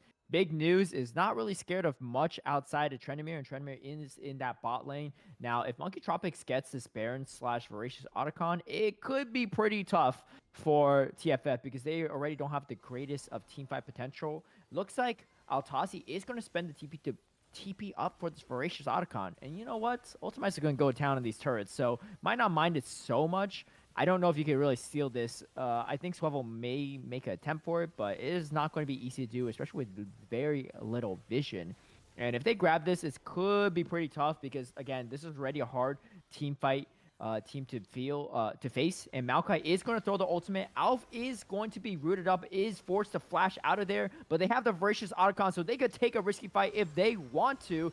Meanwhile, Alf is going to throw the Encore, great stolen ultimate, but Swivel goes down. Alf goes down as well. Ultimites, though, getting a lot of value in this entire duration. I mean, do they go for the Baron or do they go for defending the play? It looks like they're going for the Baron, and I think once they realize this, Ultimites can go for even more, but I don't know if Ultimites is queued in onto this or not at this point in time. Might just keep trying to push this. If they don't know and Ultimites doesn't make use of this window, it could be kind of lost. And unfortunately, Altazi is going to be there meeting Ultimites. So Ultimites not going to be able to really 1v1 this Urgot very easily. So a lot of value going over to Monkey Tropics in this top fight. Man, it was a tough call. If they were able to smite it, I probably could have been the opportunity for them to flip the game. However, you do have the Guardian Angels coming from the Atacon. Then they get the Baron off of that. They did lose 2 towers, but by knowing that Trindamir was bot, they knew Trindamir couldn't interfere what was going to happen up top lane, and they get 2 really powerful objectives that are going to set them up for this. And to prevent any inhibs from being lost, the significant ones that create pressure on the map, Urgot takes the recall and goes down there knowing that the Fury can kill the ADC and can stop Barlow from interjecting on the Baron. And gold wise, Monkey Tropics is up by roughly 4,000 here. Arguably about 2,000 of that coming from that Baron play. And so despite losing the towers, the sheer amount of gold they get from Baron kind of offsets the gold trade there, leaving them in a favorable position with 2 powerful buffs to act on the map here on this next play. One of the things that I've talked about with my teams is in regards to tempo is sometimes, thinking about sacking play 1 or play 2 to set up for play 3. And in this case, the play was to go for Atacon. They sack the towers. They're not worried about it because the third play, which is going to be pushing with these buffs, is going to outvalue whatever they lost in turn 2, which was those towers.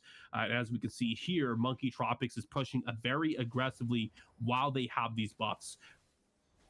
Yeah, I mean, both Baron and all 5 members having Voracious Otacon, they definitely want to take a fight if they can. No, it looks like Voracious Otacon just wore off. Hopefully, they are keened into that for Monkey Tropics. But, I mean, they already had a strong team fight potential, so let's see if they keep it going even without Voracious Otacon. I think the big thing is Chrome Malone has to stay behind the front line a bit, because Chrome Malone's been getting picked off in a lot of these fights, and after that, a lot of the damage is gone. Yeah, you have some damage on Silas. Oh, here comes the stolen Nature Scraps, but another Nature Scraps from Maokai is going to be thrown as well from Silent K, and it looks like Swivel is quite low, does go down to Lucky. Ultimate trying to do whatever he can, and is going to grab the Ezreal here, but the Fear Beyond Death from Altazi connects onto Ultimize yet again. Alpdo going to town, gets a huge shutdown, and Altazi, and this is the fight they need. Coach Silent K is doing whatever he can to survive here, but just doesn't have enough damage. Almost takes down Chrome Malone. Chrome Malone does make it out, has to burn the flash, but a huge fight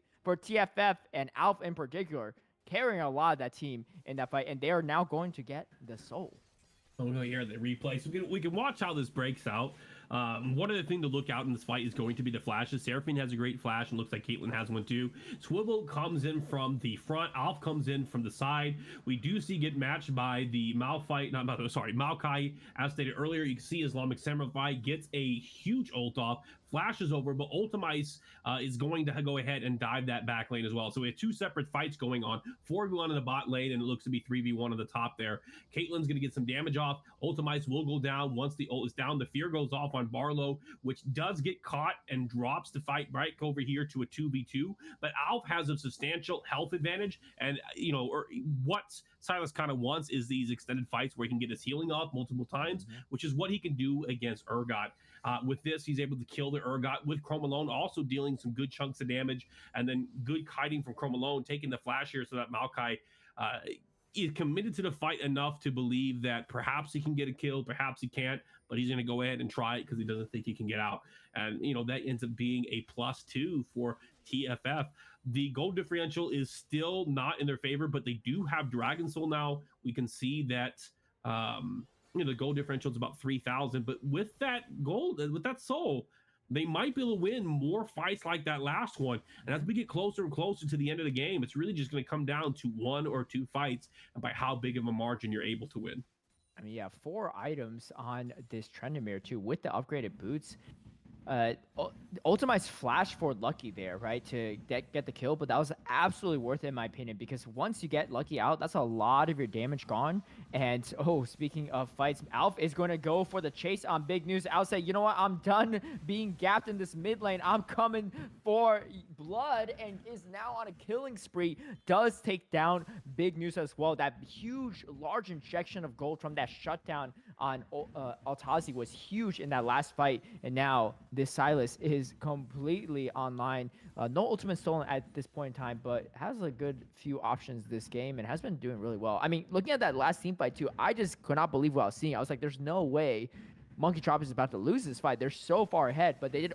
Catches the Seraphine. Great chains there too. Alf, did he bite off more than he could chew? Does throw the Encore up, and down goes Islamic Samurai. The rest of the team is there to back Alf up, and Alf is feeling himself here as there goes 2 more members of Monkey Tropics. Meanwhile, Ultimice's not even there. It's going to start chunking away at this turret. Is going to grab it pretty quickly here. Might even go for the inhibitor. No, it's not going to get greedy, and forcing Altasi to be there. And now that means another turret going down in the mid lane on top of it too. Just so much pressure provided from this Trendemir.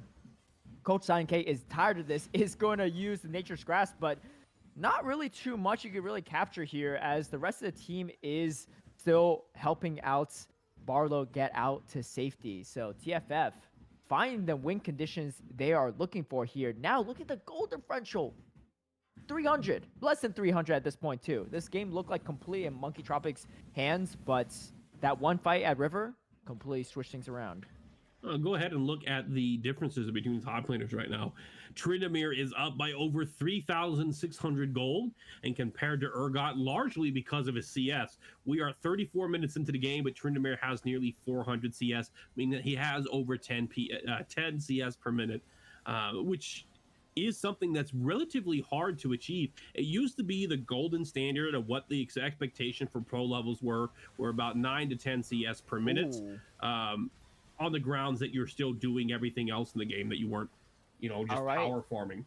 Coach Silent K is going to secure the Baron, and down goes Swivel as well too. Rest of the members from both teams are up, but Alf is trying to get out to safety. Coach Silent K actually goes in for the root and flashes out, saying, hey, you know what, I actually don't really want a 1v1 here. My rest of my team is still on the other side of the wall, but that's going to be a big objective secure for the side of Monkey Tropics. However, Ultimize doesn't really care about Baron. He's going to just try to take the entire base by himself. The rest of the team from Monkey Tropics, though, is there to help. Let's see if they could get Ultimize or not. Ultimize now caught in a tough position by himself. The Nature's Grasp is going to come through and is going to dash to safety for now. Altasi is on the chase.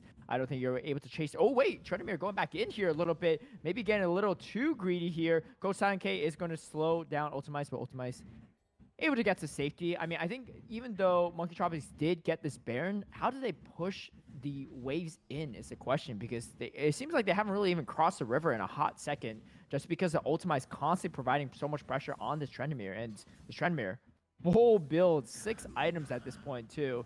And there's just no slowing down the Trendemir at this point. 400 CS as well. I mean, this is like what you see in solo queue games. And hey, transferring over to Divinity playoffs, I'd love to see it. They need to get their waves under control. It's going to take time for Tryndamere to push that wave back, and so if you can get your waves pushing, especially those that are more vulnerable, you will be able to create time where you can pick a fight on the map, forcing Tryndamere to choose between splitting and joining the fight. So correcting their waves is going to be the necessity here. Alternatively, they can, I guess, wait for the Elder Drake to come in and something on the map that Ooh. just has more value than whatever Tryndamere can grab. All We right, do see a Islamic team Samurai fight is going breaking to go out. completely down here. Swavel is going to pick up the kill. Altazi's in the middle of 3 members here, but still zoning off quite well.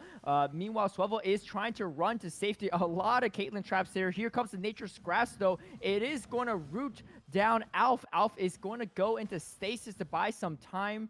True Shot Barrage is going to chunk away a decent amount of health bars. But meanwhile, Ultimite's trying to end the game by himself. Big News is trying to run for his life. Not going to be able to do it. Ultimite is going to constantly run down the rest of the base. And looks like the rest of TFF are actually winning the fight. I was going to say, you just got to stop the backs. But they're about to clean up everyone at this point in time. Coach Silent K does go down. Altazi is able to slow down Ultimite from ending the game. But they lose 4 members. And now they're about to get Elder. Without Urgot or big news there just isn't enough damage to take them out. And you know they lose that fight, and they now lose the window to get Elder. And this is probably going to be it for TFF. TFF is going to take game 2 in my estimation. They It doesn't seem to me that Monkey Tropics has a way to deal with the Tryndamere. It's seemingly being a little overwhelming for them to try to balance meeting the split push and having the team fights up for these objectives. And so TFF now has the tempo. They can now dictate, are we going to fight? Are we going to close out? And I think absolutely they will. They don't have a reason not to. In fact, Tryndamere, armed with this Elder Drake, a substantial amount of gold advantage, and the Ocean Drake Dragon Soul is going to be a headache to deal with, especially if he has his ult, which he does. It's off cooldown right now. He might even be able just to waltz right in there and take the Nexus uncontested. Yeah, I think both Nexus turrets are still up, but it's not going to be too much work for Ultimites to take down. I mean, look at these fights too. I thought the team fight potential was looking much better for Monkey Tropics, but that doesn't seem to be the case. As Big News has been going down very quickly, as I'm talking about it, Alf is going to take down Big News, and this Silas on Alf is looking unstoppable. Yeah, Big News has about 100 CS over the Silas, but the team fight potential for Silas is way further than Big Noose's Neferia, unfortunately, even with the CS lead. I mean, at most, you could maybe grab the Caitlyn in these fights, but if you get caught out, you're going down pretty quickly. They are split pushing here with Ultimites on this top side, drawing some of the attention away as the rest of the members are trying to grab the mid and bottom inhibitor turrets. They're going to do what they can here, especially with the Elder buff still going up. Nature's Grasp is going to root up some members, but there's not enough follow damage to go for it, and mostly you're just rooting up the clone of Wukong. Oh, and stolen the Nature's Grasp from the Maokai himself. Alf going in yet again, and this damage is looking pretty nutty, especially on a bulky Maokai on top of it. They're going to grab the bottom inhibitor as well. Only 1 inhibitor left at this point in time, and the middle inhibitor turrets. They don't really have waves, though, to push this in, so they're going to be able to buy a little bit of time for Big News to spawn back up. Big News is back up, and honestly, if they wait out this Elder, this game's still not technically over. No, it's not. MKT does have a chance to flip this around, but I think, a ray of hope is a bit difficult to see here. Well, they're going to, again, have to find a way to contest the Tryndamere. If they can get a pick, if they can catch him unaware, if he's overextends and gets careless because of how strong he is, they might be able to grab him, but they're going to need to fix these waves. And with the supers coming in, that's going to be difficult to do. The waves are naturally going to push into you, meaning that there's less window of opportunity, less time to respond to Tryndamere's antics. And if you send too many people to deal with him, you're going to lose the team fight, which Swivy and Alf have proven to be very resourceful and very powerful. And even Caitlyn, who seemed to be getting taken out pretty early, has now built enough items to be a significant threat. They can't be ignored and allowed to remain in these team fights either. Ooh. Otherwise, they're going to chip them away. They're going for a sneaky Baron play too. I mean, they do have map control. If you go for this Baron, Ultimite's just going to end the game. True Shot Barrage almost going for the snipe, but unfortunately kind of had to throw it blind there, so very hard to time that snipe. But Baron going over, I mean, this might be even more annoying than Elder, to be honest, especially with Ultimate constantly pushing down these waves. Funny enough, Alf has regular boots this entire game, but no super boots needed, I guess. Even with feats of strength, Alf just going with the old school shoes for this moment in time. But these waves are going to constantly push in. Soon enough, most of these champs will be at full build. So a lot of this will just rely a lot on teamfight execution.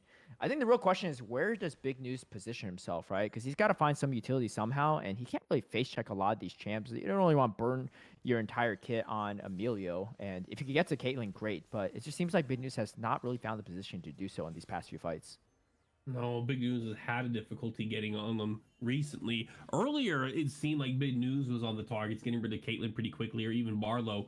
And it wouldn't be too disastrous to get rid of Barlow if you can get rid of Barlow before the Seraphine ult goes off. That way they can't cleanse it. But the Fury needs to be looking for a side flank here and let Coach Silent be the one that's doing the checking, let them be the one that's walking in. As they can better absorb the damage. Big News is off on the side here. They might be able to wrap around, but there is a pink ward there that could stop them. And so perhaps they're just waiting for the walk ahead. So Big News is now behind them, and this could be their opportunity to play. All right, Islamic Samurai's going to get caught by Swivel a little bit, but it looks like Ultimice is already taking down the Nexus turrets here. Meanwhile, the middle inhibitor and middle turret is going to go down. Top inhibitor respawn, but it's going down just as quickly. Ultimice is caught in a tough position and finally goes down, though. This might be the opening that Monkey Tropics needs to find a win con around this point, but they have lost every one of their base structure this point, except for the final Nexus turrets. And Swivel is saying, you know what, I'm done with this game. I'm going to try to end it myself. And the minions are kind of split at this point, too. Chrome alone might be caught in a tough position. Swivel can get out there pretty easily. Oh, and the flash charm, but the cleanse is going to come instantly from Chrome alone. Meanwhile, there's a fight breaking out on the top side as well, too. But it looks like Monkey Tropics is not going to go down without a fight. Still about 30 seconds left on Ultimice on this respawn timer, but the waves are so pushed in that you can't really take too much advantage of this. Elder's coming up soon, too. It's a versus spot to be in. They'll probably have to concede the Elder. I think Elder is going to go over to TFF.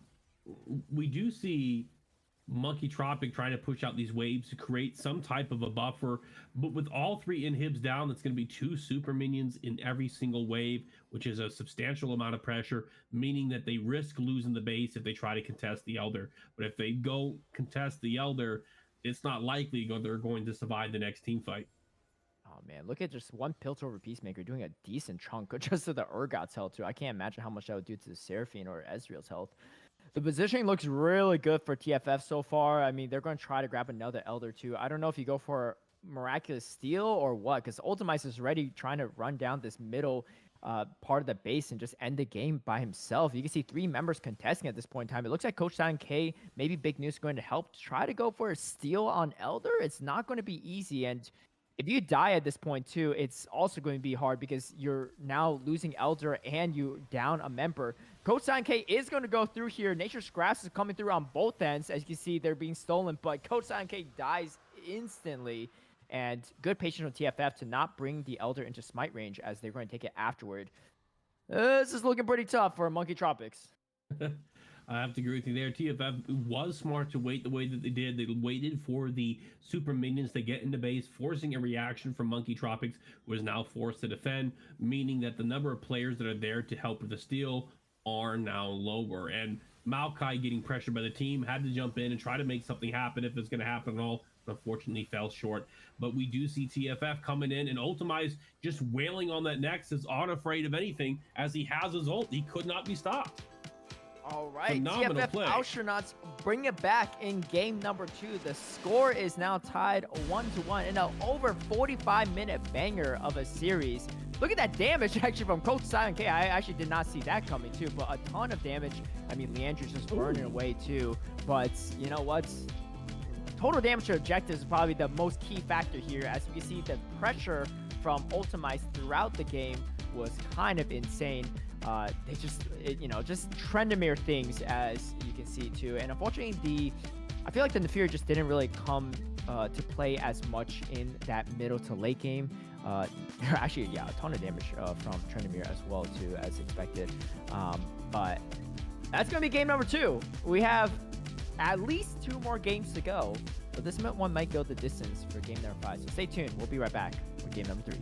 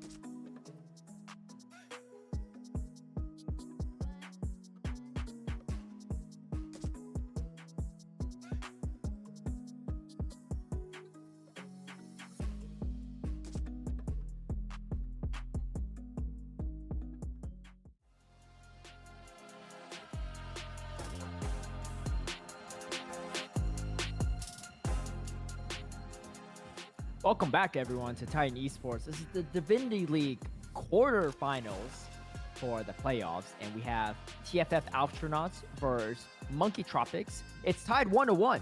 So, in a sense, if you missed out on the first two games, this is essentially a best of 3 at this point, too. But it is fearless, which means that, 20 champs will not be eligible at all in bans nor picks.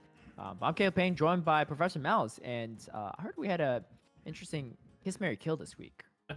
Might have been the only Kiss, Marry, Kill where I think the majority of staff was in agreement. Yeah, All four of us agreed to marry Sona there, and I'm glad we have the good taste to do that. I may have made some jokes as to why that is. I won't repeat those jokes on stream, but she is a phenomenal pick. Where we are in conflict, however, Caleb, is on Syndra and Lux. Why is it you want to kiss Lux and not kill her? That's my question to you. I'm just looking. I'm looking purely at the skins. You know, I mean, obviously, I know they're champs in the game and they have their own sets of personalities, but I'm just saying, you know, Syndra looks kind of like the dramatic type, and I just, especially like, you know, if you're marrying someone like that, different story. You know, it's important to tough times and stuff. But if you're just going for a kiss, like that just seems like a lot to bring in just for something more casual. Lux seems like she's down for a good time, and of course Sona seemed like the more reliable. I'm more curious about why everyone went with Syndra instead. What did I miss? I'll explain it to you. You ready for this? Coming in 3, I'm ready. 2, 1. That is why we kill Lux. We don't have any of that with Syndra.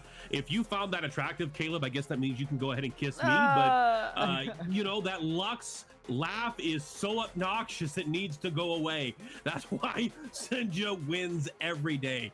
It would drive me crazy. Sona's on the opposite of that. Very peaceful, very quiet.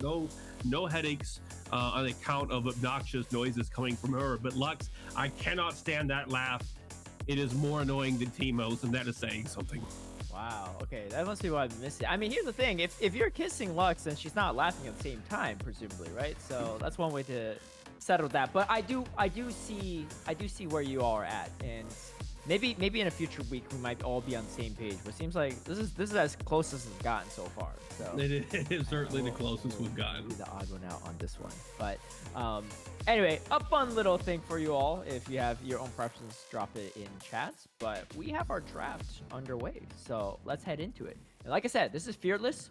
A quick reminder too, Monkey Tropics only has 2 bans. They'll be banning the last 2 rounds, but the first 3 rounds, they will not be going with bans. And it looks like we're finally going to switch sides here. TFF is actually going to be on the blue side for once, and they're going to ban out that Ivern yet again. So putting some respect on Coach Silent K's Ivern.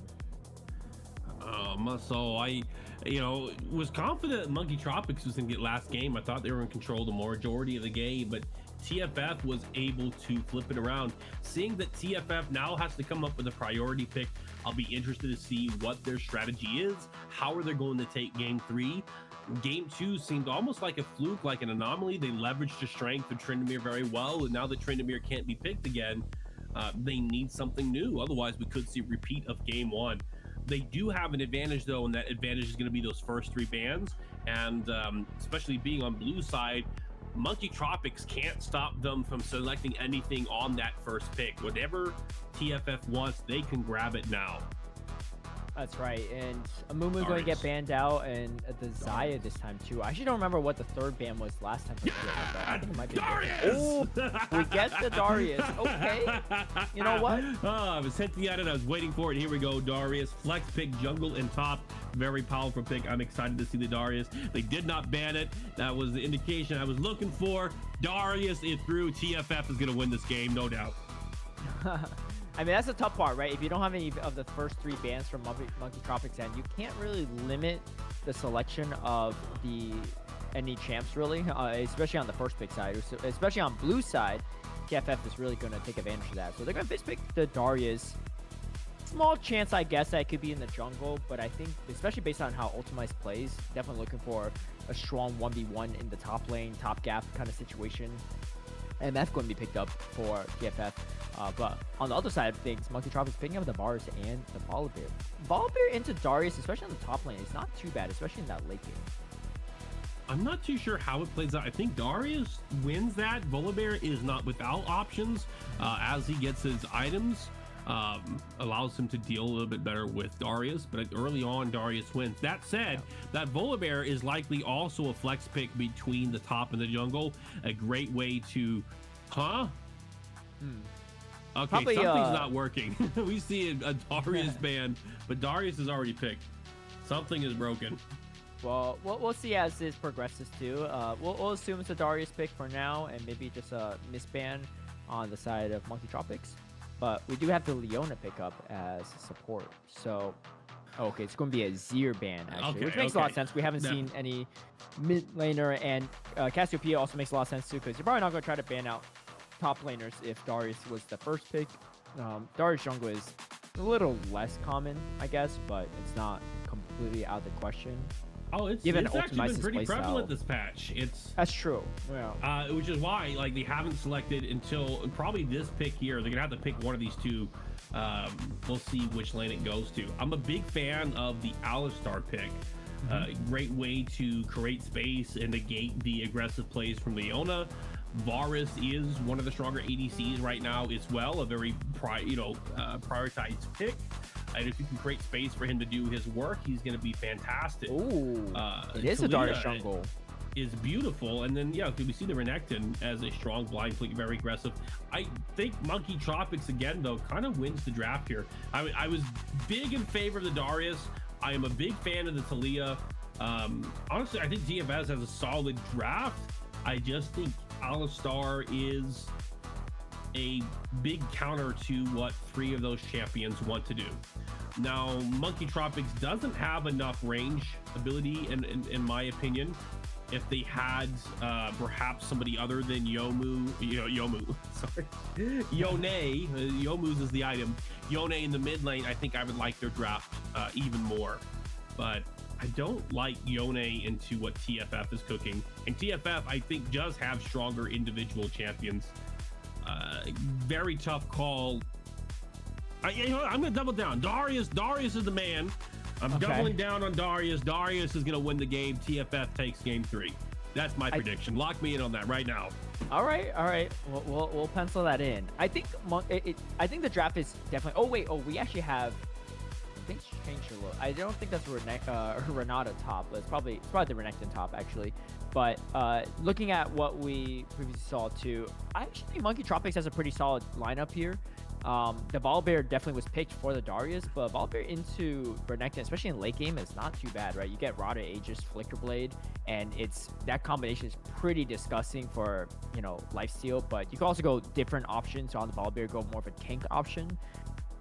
But Zyra on the jungle is interesting too, because you can really zone off a lot of these divers on the side of TFF if you position well. So, because you really don't want to go melee range into this Darius Renekton combo. But we'll see how that goes. We're going to take a quick break. We'll be right back, and we're going to start game 3 in a second.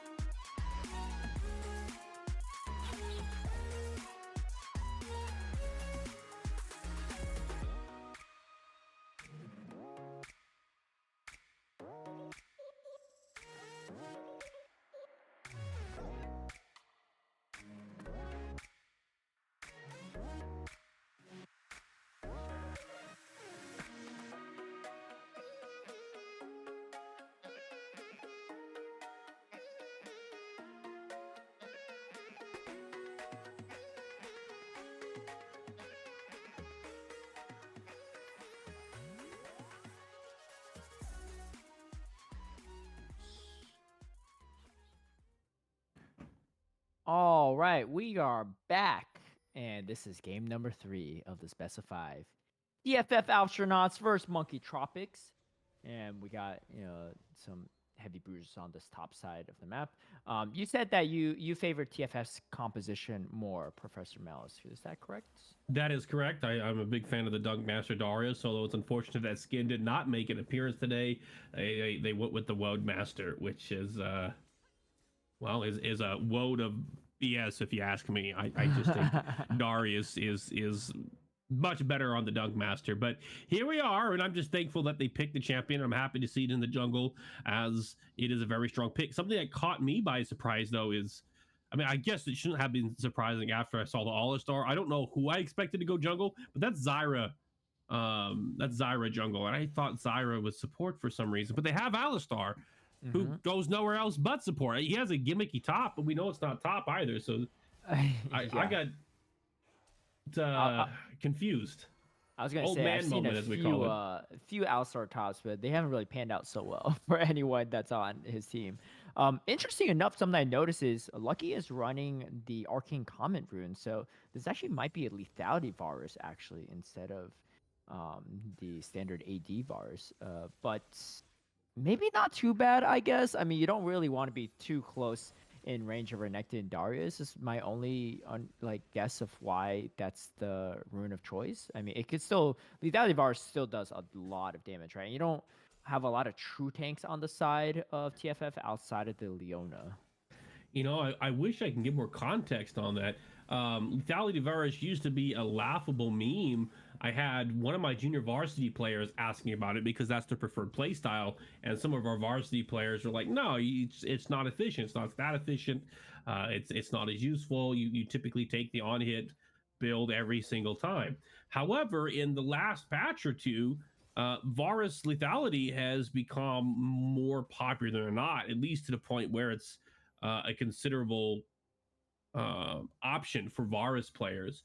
I don't have the numbers on that or the explanation for why. I do think lethality Varus is okay here, but you are going to lack some sustained damage for bulkier picks on like Leona and Darius, which might be fine because you've got Yone, you've got Zyra, who is also not very burst heavy, very extended fight heavy, and Volibear as well. So, you know, trying to stay alive and maneuver around the pieces of your team, lethality might just be where it's at. Definitely. I mean, we're seeing a lot of that in pro play as well, too. Altazi and Ultimite's just going back and forth here. Both kind of low, but both trading decently well here. Big news, actually getting chunked quite a bit from Alf, but Alf is low on mana. Swevel might be looking for a gank here. Can he pull it off? Oh, the flash apprehend. Oh, and the seismic shove. Big news, just barely getting out of there with the flash, though. A lot of resources spent to try to take big news there, but really quick reaction times, able to avoid that first blood. And I think the Doran shield saved him, as each proc of the bleed procs the healing, offsetting a lot of the damage, and Yone was able to walk away with his life barely, but it was enough. Good item choice there. Darius probably not too excited about that, as he now has one less gap closer in order to facilitate some of these upcoming ganks. That's right. But, you know, great aggression from the side of Swevel and TFF as well. I mean, definitely need to do that to try to close the gap on the Yone. This top lane matchup is kind of interesting. I would have thought I'd favor Renekton a little bit more, but Althasi doing a good job in this matchup. It's really about when and where you trade, how you decide to trade that comes in this matchup. Renekton, in my estimation, is actually winning this matchup. As when he was losing earlier, he had not had a chance to reset. Volibear had already expended his DP and came back to the lane with an item advantage. Now that they're on even ground again, Renekton, if he takes the right trade patterns, builds up his rage bar, goes in, land the stuns, and does the Q, he's able to offset the damage. And we can see like Volibear is here at about 25 to 30% HP, but Renekton's at full HP. That's right. That's a good. I mean, as you're talking about how Renekton has a better advantage, was actually able to show that right then and there. Oh, the first blood actually goes over to Ultimize as well, too. I'm sure we'll get a replay on how that went down. But you can see Altazi sticking around a little too long, already low on health. Doesn't want to give up the wave, but sometimes giving up the wave is what you need to do because you don't want to give up first blood either. I think Ultimize is probably going to take into this level 6 maybe a little bit sooner than Altazi. Let's see how it went down here. I mean, Altazi very low at this point in time too, and Renekton pretty healthy. Can definitely dive this Volibear in the right situation, and the wave is building up quite a bit too. Yeah, I think Ultimize, no, it doesn't even hit level 6. Just goes for the kill at level 5. Oh, he was Oh, able yeah. to wait for the shield to break too. Very convenient timing on that. The shield doesn't last too long. Kills him on the tower. Very clean, well played, and Volibear ends up losing the wave anyways. Ultimice now having the level advantage too, and still pretty healthy, so you could potentially go for another kill at this point in time. Altasi does tick into level 6 though, and has a sizable wave, so you have to be a little bit careful if you're Ultimice. But Ultimice, I don't think would be any stranger to going for this fight. Meanwhile, Coach Silent K is going to go for these grubs by himself here. Good distraction and priority from the side of Altazi and Monkey Tropics to provide the space for Coach Silent K to go for this. I will say he recognized the wave state very well. It looked like Volibear had the push there, was going to crash, and because of this, Renekton would not reasonably be able to respond without losing out on a significant amount of golden experience. This gives the Grumps very soundly over to Monkey Tropics, a successful trade for the Dragon that TFF was able to take just a minute prior.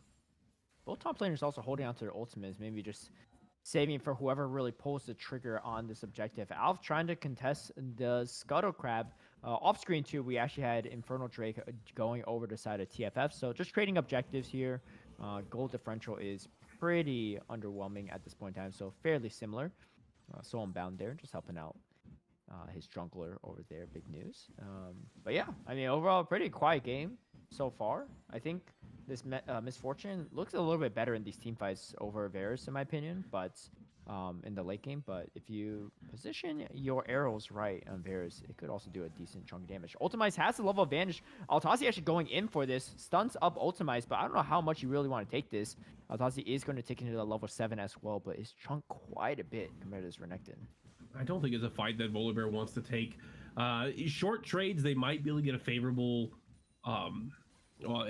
exchange, but in these extended fights, Renektons are just going to outtrade him. And it looks like Renekton is able to pick up a second kill. We could see a dive on Coach Silent as Swivel comes in from the backside, giving some back shots, is unable to secure the kill, but Ultimize is walking out for his life and does avoid the skill shot from Coach Silent K, walking out. Another kill going over the TFT uncontested, but a landmine being put in front of Coach Silent K, stopping them from being able to escape, but it is not enough damage to kill them. They're able to wait it out and walk across safely. Yeah, let's take a look at how this second death went down for Altazi. Altazi, again, kind of low on health at this point, too. Coach Sankei was actually in the area, but it doesn't take Renekton too long to take you down and flashing forward, stunning up Altazi. Really great execution from Ultimize yet again. Sweevel as well is there to back up his top laner there. The ultimate does go down, and the tower shots actually almost enough to take out Ultimize, but the dominance does come through, and Alf even being there for backup. Alf actually almost killed Coach Silent K as well. Good sidestep of all the skills from Alf, but does take a decent amount of damage. Alf, I think, flash for that too. So flash is going to be down for Alf as well. Altazi is going to get back in the lane, but this top lane is going to be harder and harder for Altazi as time goes on.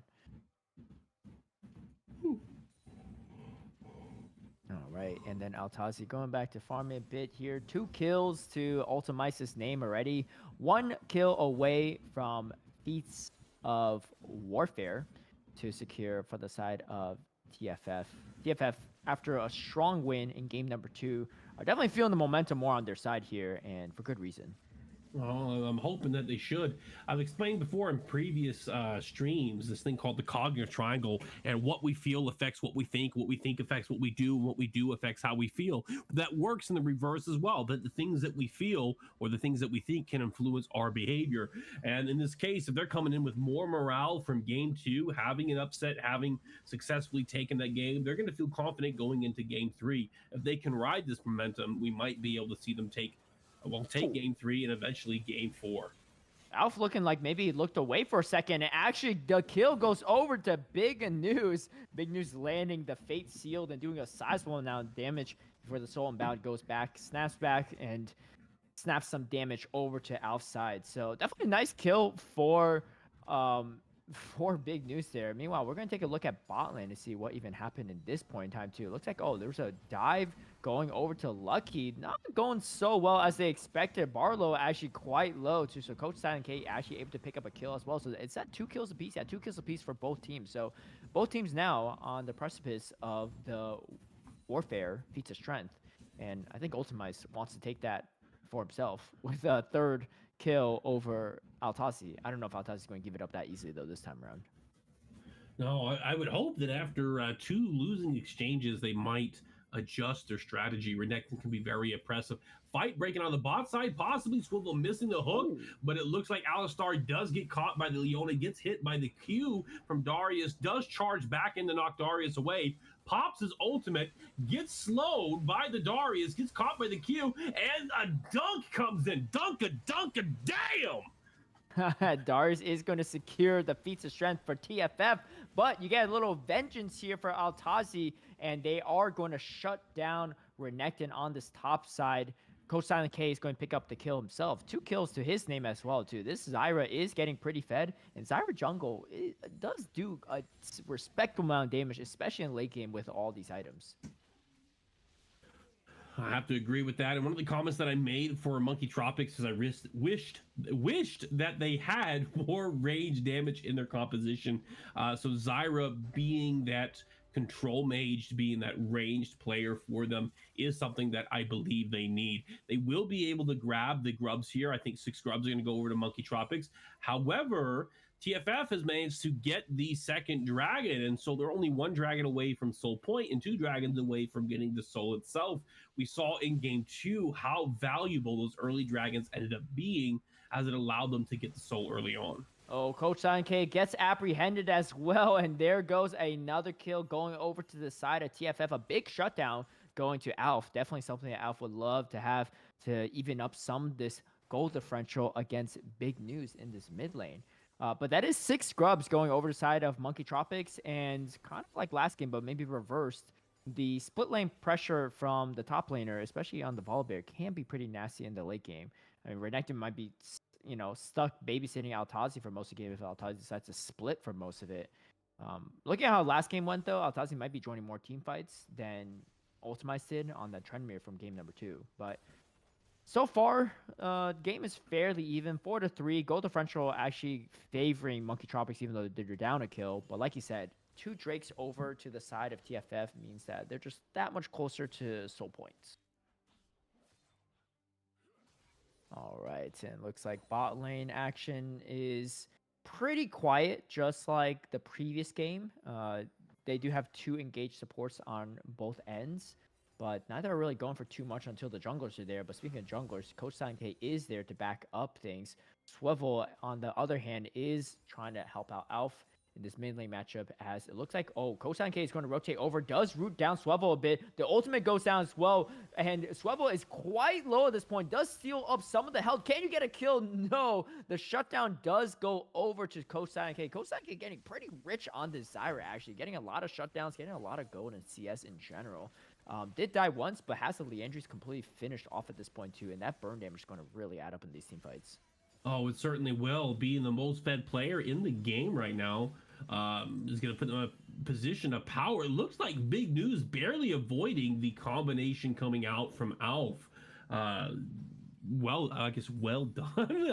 What else am I supposed to say there? He does it. He did fantastic. Good job, boy. I appreciate the effort that you brought in. But this is not over yet. It looks like big news is coming in with another play up his hand around the corner. He just needs to get out of here alive. He does have the level advantage. He's level 11. He wants to stay outside of the ZOI. If he clears the wave, he might get himself a recall timer. He's doing very good keeping that distance up and is acting as bait keeping off there. Looks like Coach Silent K is going to follow up, lands the snare. We do see big news comes in and bam! He gets Alf kill going over to Monkey Kill Tropics. Huge kill for big news as well, too. I thought he was getting a little greedy there, but recognizing Coach Silent K was just around the corner and spending all the abilities Alf on the Zyra means that Yone free kill for Big News. And Big News is getting pretty big this game as well, too, as Monkey Tropics lovers going to love some of this as well. This is a pretty even game compared to the last two, in my opinion. But it's kind of going a little bit back and forth here. Big News definitely building up the gap in this mid lane yet again. Well, I don't know. I'd argue that the game 1 and 2 were both pretty close in the early game, especially game 2. It wasn't until Trainemere came fully online and started True. building this substantial, the substantial farm differential that he became the menace that he did, which allowed TFF to win. And this game, it's going back and forth. And okay, Monkey Tropics currently has the advantage of about 900, the equivalent to 3 kills. And it looks to be largely through CS. Like Zyra is up 30 CS right now. Mid lane's up roughly 20. Varus is behind, and so is Volibear. But I think that's being offset by, well, the kills and the success from Zyra and Yone. Yeah, as long as Varus is staying in the backlines, not dying too much, I think it's going to pay off for sure. Chrome Malone, though, does have a decent, sizable CS lead. And this is going to be necessary too to get back into this game. Close Silent K does get caught in a really tough position. Weaver's Wall going to cut off completely. Alf goes for some vengeance there against Coach Silent K, going down in a brutal death here as they're going to clear up some of this vision. And Drake has not spawned yet, but is coming quite soon. Man, if they get this Drake, that's going to be sole point for them. And it's also going to secure the feats of strength. Meanwhile, Big News comes in, so unbound as well, chunk away at the health of Alf. Not enough to actually secure the kill, though. And Swivel is going to be backing up this mid laner for a little bit. Meanwhile, we get a 1v1 fight, and Ultimate gets the better of Altazi yet again in this 1v1. Oh man, one of the things I like about long series, and maybe one of the things I hate about them too, is that they test athletes in more ways than one. It's not just about how well you can play the game, but it's how well you can remain resilient and keep up your morale, and how well you can deal with fatigue. And I think like TFF is looking to be in great condition here. From my perspective, it might be that Volibear Altsy here might maybe feeling that fatigue from the long games, and we still have another game after this one, perhaps even two, slipping up and getting caught by these Renekton fights. Yeah, we get the ultimate from Cosign K, and now the TB coming through. Altazi going for some kills himself at this point in time. Tired of fighting just 1v1 that top lane. Barlow trying to do whatever he can to stop Lucky, but you're just a support Leona, and there's a whole bear on your trail. Double kill going over the side of Altazi. A great TP, but at what cost? Ultimate's about to get the tier 2 turret on this top side now. Tier 2 and pre-20, that's a significant game. We see 700 gold going over to Renekton for taking that tower, at least 700 gold going over the team of TFF, which offsets the loss of life that they had in the mid lane there. They took a losing trade, but they got the tower, and I think ultimately that's going to be worth it. Definitely. And, that fight was pretty interesting as well, too. Lucky was, quite low, but just would not die. And the damage from Coach Sign K was really adding up there, too. That Zyra ultimate in that middle of the fight, even though they didn't really have a front line at that point before Altazi TP'd over there, still put in so much work for the side of Monkey Tropics. It's tied up 9-9, but feats of strength have now gone over to the side of TFF Alfstronauts. Definitely help their late game potential here. I think overall, though, the late game looks a little bit better for the side of Monkey Tropics, just looking at the champs they have. However, it's not that TFF Alfstronauts can't put up a fight by any means. I think when we talk about late game, it's pretty debatable. I think Darius and Volibear are relatively the same, depending on the context of the team fights. Renekton, in my mind, should fall off a little bit, but if he is ahead of his peers, can still be a significant threat. And Talia and MF both have significant late game advantages. Ooh. Darius is able to steal the Rift Herald here, but Monkey Tropics looks like they will get some revenge kills. Yeah, Seismic Shove is going to silence Coach Silent K, but Alf wants some more as well. Bullet Time connects as well. Double kill going over to Alf. Lucky is in trouble. Is that, Big News is going to come over. Fate Seal is going to catch 2 members, and Lucky surviving yet again. Not this time. The Ultimate is going to come slicing in, but Ultimate completely cleans up. Double kill go over to Big News. However, Ultimate is going to grab a double, I believe, no, maybe that's just a single on his end there too. But man, that fight was so back and forth. We got 7 people dead across the board in just that one fight. Pretty nutty stuff. Actually, I think the Yone maybe died right before, and then so respawned and just died again too in that fight after the TP. Kind of crazy. All right, let's take a look at this replay too to see how that broke down, because I know that fight went on for a hot second there too, as we see on the bottom left-hand screen. Yeah, we're going to zoom in here for a full picture. It all started off with the Rift Herald steal from the side of TFF Alfstronauts. Barlow goes down first. Yeah, it looks like Yone wasn't even in this fight to begin with. The apprehend from Swivel is going to pull in the Alistar to buy some space for Coach, for Alf, I should say, to kill Coach Silent K. Alf actually doing a ton of damage at this point in time, too. And the bowl time is going to shred that cow. Lucky, pretty low at this point in time. Lucky's been doing a great job of just staying alive. A huge blast cone actually getting him safety, and then the arrow to connect afterward to kill Alf is huge. But Ultimize comes slicing in. Absolutely disastrous here, and it's funny. Wait, how did it was actually go down? It was the bleed damage. Yeah, I was wondering. I was looking at it. I was like, how does Ultimize only have 4 kills? I knew Ultimize got 3 kills against the Altazi earlier, so I was confused why Ultimize only had 4. But yeah, that bleed damage from Swivel is no joke there as he's going to clean up. This should be a pretty bloody game, I feel like, too. A lot of melee engaged champs on both ends, too. Can be pretty nasty. Here comes the apprehend. Coach Silent K is caught. Flashes out, though. Does drop the ultimate first. A lot of health bars are chunked, and Lucky able to snipe down yet another one. Swivel does go down, and you got the bear, you got the cow coming in as well, too. Alpha trying to dodge all these skill shots. Fate Seal is going to come through. Chrome alone goes down. A huge engage from the Yone. Alf trying to get to safety, is going to get out for now. Meanwhile, there's still a fight going on. The Dominus comes through. Ultimize is pretty strong and wants to 1v3 the rest of the team of Monkey Tropics, and he might just be able to do so as they're like, you know what, we don't want to deal with this Croc. He has fed 3 full items on Ultimize already. Definitely a force to be reckoned with. That is a massive Croc, a very fat Croc, I might even say. And when you're seeing this Croc dominance as he picks up another kill on the Varus, possibly going for the tower, but I think he's going to take a reset here, trying to be very cautious of Coach Silent K. Coach Silent K wraps around unaware where he is, and it looks like Ultimize will be able to get out for free. But Big News has managed to take the top lane tower, trying to catch up on that tower deficit, as TFF is currently ahead by 2 towers. The gold difference right now is only 300 gold, very close, neck and neck with both teams. But this is the moment where I think gold density is going to matter a lot. And so we make a lot of jokes about how fat of a Croc that Ultimize is right now. He is up almost 4,000 on his partner, meaning that many of his other players on his team are going to be behind. Zyra is ahead by 1,800. It looks like in the mid lane, another 1,500 up on Big News. And then for the ADCs, it's pretty close, but Lucky is up by about 200 gold there. With the support Leona and Barlow actually being ahead of their counterpart, which is interesting to see. I like Lucky's positioning a lot of these fights. It looks like, Lucky sometimes gets caught out, but just spaces a little bit, throws a couple arrows that does a sizable chunk of damage. I think the lethality build was pretty smart from Lucky there too, because like I said, there's so much melee engaged in this game. You really don't want to be that close to the action to be just autoing all the time. But here comes the aggression from TFF Alstronauts. The chase is on. Coach Silent K running the entire other side of the way. The Weaver's Wall is going to come through, but it's not going to be followed up from Alf yet. Is going to be resetting is Coach Silent K, but no, actually decides to cancel the recall there, as looks like the rest of the team is starting to group up here for this Drake. Big News is going for a potential flank here. This is not an easy team to flank. There's a lot of melee you don't really want to face check either, and could kind of go toe-to-toe with you in a lot of these combats. But now it looks like Monkey Tropics actually chunking away Ultimize quite a bit.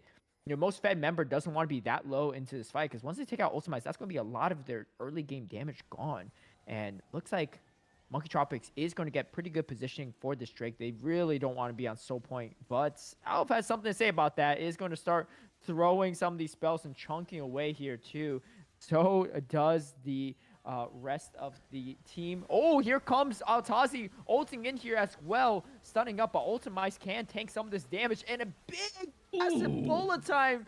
Altazi just trying to walk into it and just gets completely shredded from Chrome alone. Chrome alone's going for more too. Lucky goes down to Borlo as well, and now they look like they're going to get this straight. Coach Silent K is still here trying to do some work here. The plants are just not doing nearly enough, and that is going to be Hextech Drake Soul actually for TFF Alstronauts. Massive for them as they are starting to snowball a little bit here in this fight. Huge misfortune Replay ultimate. here. One of the things to watch is going to be Swivel. Swivel ends up saving MF. Big news is coming from the back here with a flank. Utilizes the ult, catching Alf and Chrome alone. But we see the pull from Darius, pulling him right out of that, helping protect his carries. This sets Chrome alone to unleash this beautiful ult, which gets two, it looks like maybe even three targets down, two of them down, but dealing a significant amount of damage, which flips the entire team fight. Cold Silent has to run at risk of being deleted. Swivel is able to help pick up the kill with Barlow on the Varus. They're able to get Islamic Samurai, and this is a 0-for-4 trade in favor of TFF. Not only do they get 4 kills, which does put them back on top in terms of gold, but they are able to secure the Dragon Soul early as well, as early as 25 minutes in the game. This is going to make it easier for them to contest Baron. This is going to make it easier for them to get the Atacon. This is just going to be a nightmare for Monkey Tropics. Yeah, you can see Barlow having good spacing here. Coach Silent K is not even at full health at this point, too, so it's going to be even hard to contest this. Might try to suicide and go for a smite play, but no, Alf actually takes down Coach Silent K before that's even possible. Chains of Corruption is going to land, but there's not enough damage to follow through. Lucky's about to get 1v1 from Chrome alone, so he's forced to flash out. It's like Samurai just try and buy some time for Lucky for the ADC to run away here. Meanwhile, we do have big news split pushing a little bit, trying to get some value out of nothing, but things are starting to look dire for Monkey Tropics. Big news are going to get a little bit of damage here, but Ultimize is here to check it, and this 2-level advantage on the Renekton is not going to be something that Big News wants to deal with, as Lucky going to try to thin this wave a bit, but they are losing a lot at this point in time too. What is this? About a 5k gold lead now for TFF Alfstronauts. They have Hextech Soul. They have Feats of Strength, and now they're going for Ruinous Otacon as well as still having Baron buff active. I want to mention that when it comes to gold leads, the value of gold is higher early in the game. And what I mean by this is that a 5,000 gold lead represents a bigger margin earlier in the game than it does later in the game. So right now, 5,000 gold is roughly about 10% of the gold that any team has. And so having a 10% lead is significant. That's a whole other item and a half that TFF will have that Monkey Tropics will not. However, later in the game, that 5% represents a smaller share of the gold that's in the game. And so TFF is in a dominant position. They got all the dragons. They got the Dragon Soul. They just got the Baron. I'm expecting to see a closeout here, maybe in the next 5 minutes. Yeah, they have a lot of resources at their disposal. I mean, if not now, probably they're going to wait for Elder. But they have a lot of team fight potential. Honestly, that Drake Soul fight was probably what spelled disaster for Monkey Tropics. I don't think they were completely out of it yet, but losing that fight and then losing another fight, Baron, was pretty rough. And speaking of losing fights, they are completely shredded from this bullet time too. I'm not even sure what was happening, what they're even running for, but now they are running for their lives. Lucky is just completely sandwiched here. And you got Altazi, the Ball Bear, trying to run to safety as well. Meanwhile, Renekton Ultimize gets a 1v1 kill deep into their base. And this looks like it might be a quick wrap. Last game was a 45-minute game. This one's a short one for sure. Altazi going to do whatever he can to thin out this wave to slow things down. But the wave is there. Baron buff is there. And all 5 members of TFF are still there. Altazi going to do what he can. But this bear is getting thrown around and does go down. Game number 3 ends in fast fashion for TFF Alstronauts as they close it out and now has a 2-1 lead in this best of 5 over Monkey Tropics. Well, what I tell you, it's the Darius, man, the dunking Darius. He's bringing the badunkadunks and he's dunking down the victory. And it was great to see.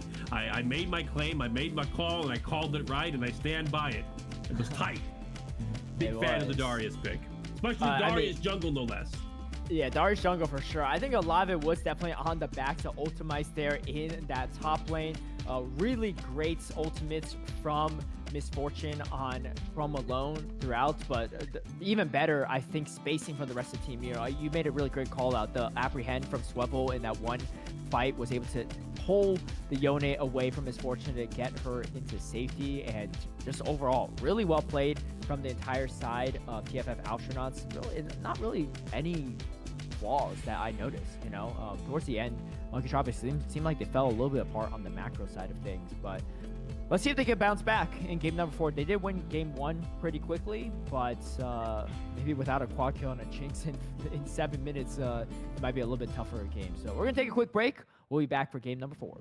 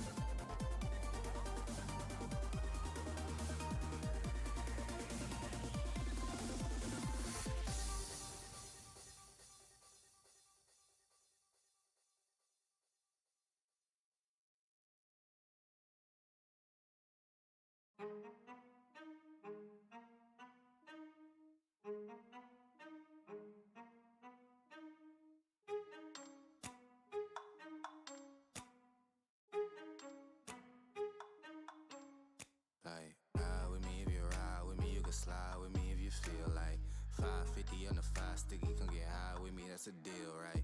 Ride with me if you ride with me, you can slide with me if you feel like 550 on the 5 sticky, come get high with me, that's a deal, right? That's a deal, right? That's a bet, right? That's a bet, right? That's a deal, right? That's a deal, right? That's a bet, right? That's a deal, right? That's a deal, right? That's a bet, right? That's a deal, right? That's a deal, right? Ay, coming down like precipitation. I ain't never met a limitation. Hate plotting my elimination. Gotta go to Google for the information. I'm a superstar, so I gotta shine. Top dollar be the bottom line. Bottom feeding niggas out of line. Turn your heart rate to a dotted line. Yeah, my zodiac probably dollar sign. Got the energy to win it, my nigga, I'm feeling great. Got a date with destiny, focusing on my fate. I don't give a fuck what you rapping, you been a fake. I'm everything that they ain't, it can't be, it won't be. Wanna see me fall, I can't go, I won't leave. Coming from the block with plain clothes and police. Straight up to the top with bankrolls and rollies. Ride with me if you ride with me, you can slide with me if you feel like 550 on the 5 sticky, come get high with me, that's a deal, right?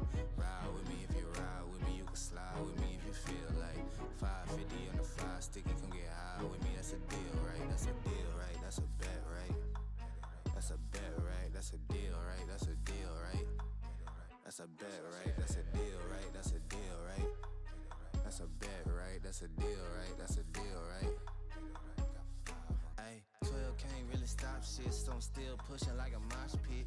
Ice dripping, think I'm hot shit. In a yellow bucket with the mop stick. I've been jugging jams like wholesale.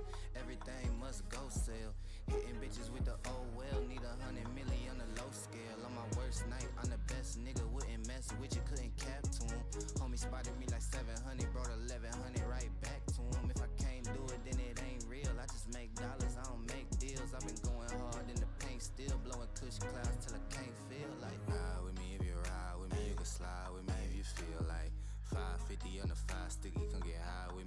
deal, right?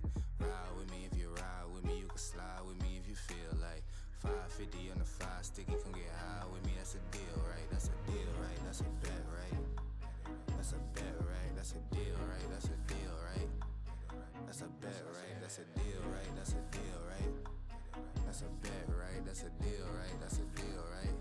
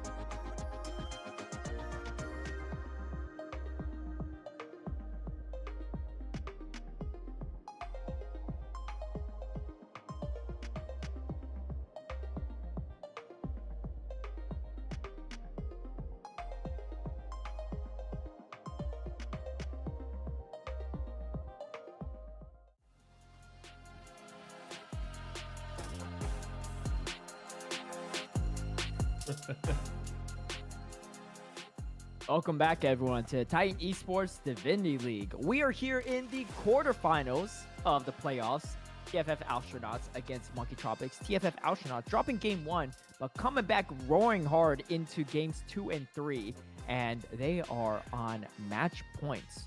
1 game away in this best of 5 series. It is Fearless, so a lot of the champs, if you saw in the first 2 games, are not going to be available for these next 2, and it's going to be a really test of mastery to see what the variety of champs these players know. Professor Malice, what does Monkey Tropics need to do to claw back into a game number 5 here? To claw back in, I think they need to rally themselves. It's easy to win when you're ahead, but when you're in a losing position, it's even harder to turn around. I don't know if anybody knows of Jordan Peterson and his lobster theory, but a very interesting thing that comes with serotonin in the brain and the way that we work with motivation is that when we are winning, when we are succeeding, we are more likely to continue that success than to fail. And so in competition, morale and energy and positivity is a very important factor in setting your team up for success. Right now, like Monkey King Tropics is probably in a position of doubt, frustration. They got to win 2 more matches in a very long series, and that can be discouraging. They thought that they were going to win the series. They won game 1. They came out very strong, but game 2 was an upset, and game 3 honestly, was overwhelmingly in favor of TFF. And for teams that are as close as they are, and even with like Monkey Tropics being the team with a higher average rating, if they are underperforming, it suggests to me that something's in their head and perhaps that they're losing before the game even starts. And so if I was their coach, if I was on the team, you got to rally them together. Action conquers fear, action conquers doubt. Come up with a tangible game plan. This is what we're going to do. This is how we're going to overcome. And this is how we're going to execute, and then follow through. And you have to build on these small victories. Even the insignificant victories, if you get 1 kill, you got to be cheering like you just won the Olympics. You got to be out there like, yeah, woo! That's what I'm talking about, to bring the energy back to your team, to keep them excited, to keep them engaged, and maybe even wake them up, because negative thoughts are really just toxic. They're poisonous, and they can destroy a team. That's my response. The Monkey Team Tropics wants to turn this series around. Definitely. Well, hopefully, they probably won't be tuning in because they have a game to worry about themselves. But as we go into the draft, a quick update as well. So this is a Fearless draft format. So obviously, any champs played in games 1, 2, and 3 can't be played in 4, and if there's a game 5, 5 as well. But one thing to note as well too. So as typical, you have 5 bans per team. But for games 4 in this best of 5. There is no bans in the second rotation.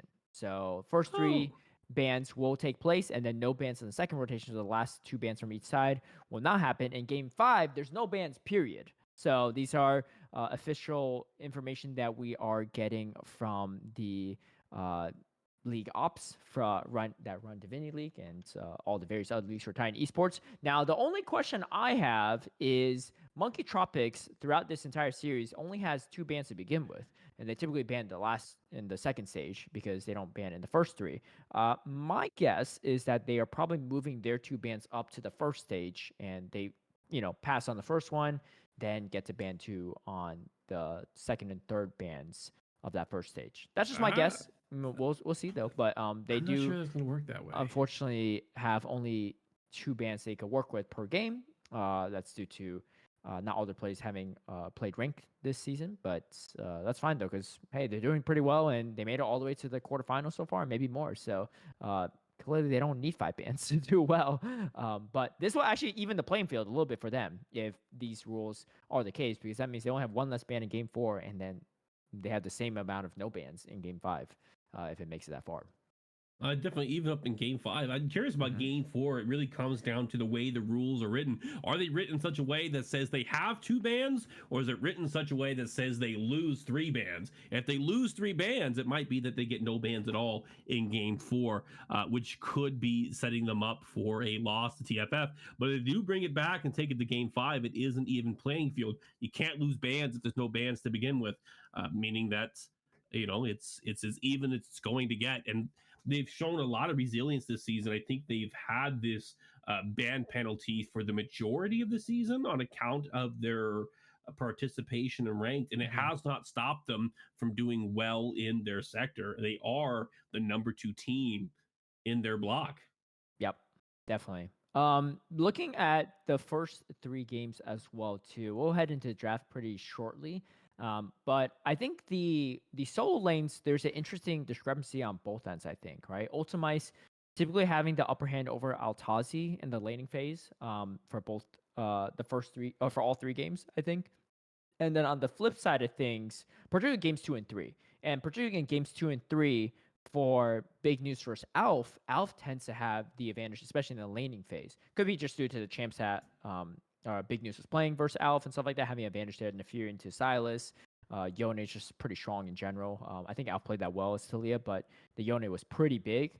However, unfortunately for Big News as well in games 2 and 3, did start losing the late game too. So, leaning to the strength of Big News and maybe potentially winning another laning phase, I think Monkey Tropics really need to capitalize on that a little bit better. Whereas TFF Alstronauts doing a really great job of capitalizing on Ultimice's advantages in the early game, especially in games 2 and 3. I think also inherently too, I think Yone is really strong all the way throughout, but the Fury kind of fell off a little bit compared to the Silas from Alf in game number 2. But okay, so we are going into some bans. It looks like Monkey Tropics is going to be able to ban in this first stage, unlike the past 2 games, because of how game 4 bans work. So, or maybe not. Maybe not. Ivern and Amumu is going to be banned out from TFF Alstronauts, and then they have a 3rd ban. So I'm not sure when Monkey Tropics will be getting their respective bans, but if I'm not mistaken, they should have only 2 bans in the first stage, because no one has any bans in the second stage. But we'll see. Yes. So no bans on the. So I guess my question is, Monkey Tropics, do they just have no bans at all? Because typically they've been banning. Okay, so yeah. So actually, Monkey Tropics just gets no bans.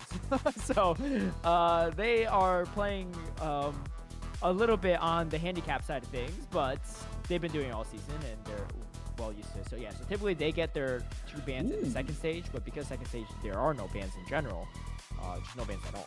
So we do get the shift around. It seems like the Mumu and Ivern bans are pretty standard for TFF Alstronauts for the first 2 bans, and they swapped out the 3rd ban this time for Syndra, which means the Xayah that got through, that was banned last game, does get through, and will be going to hands of Godson, aka Lucky.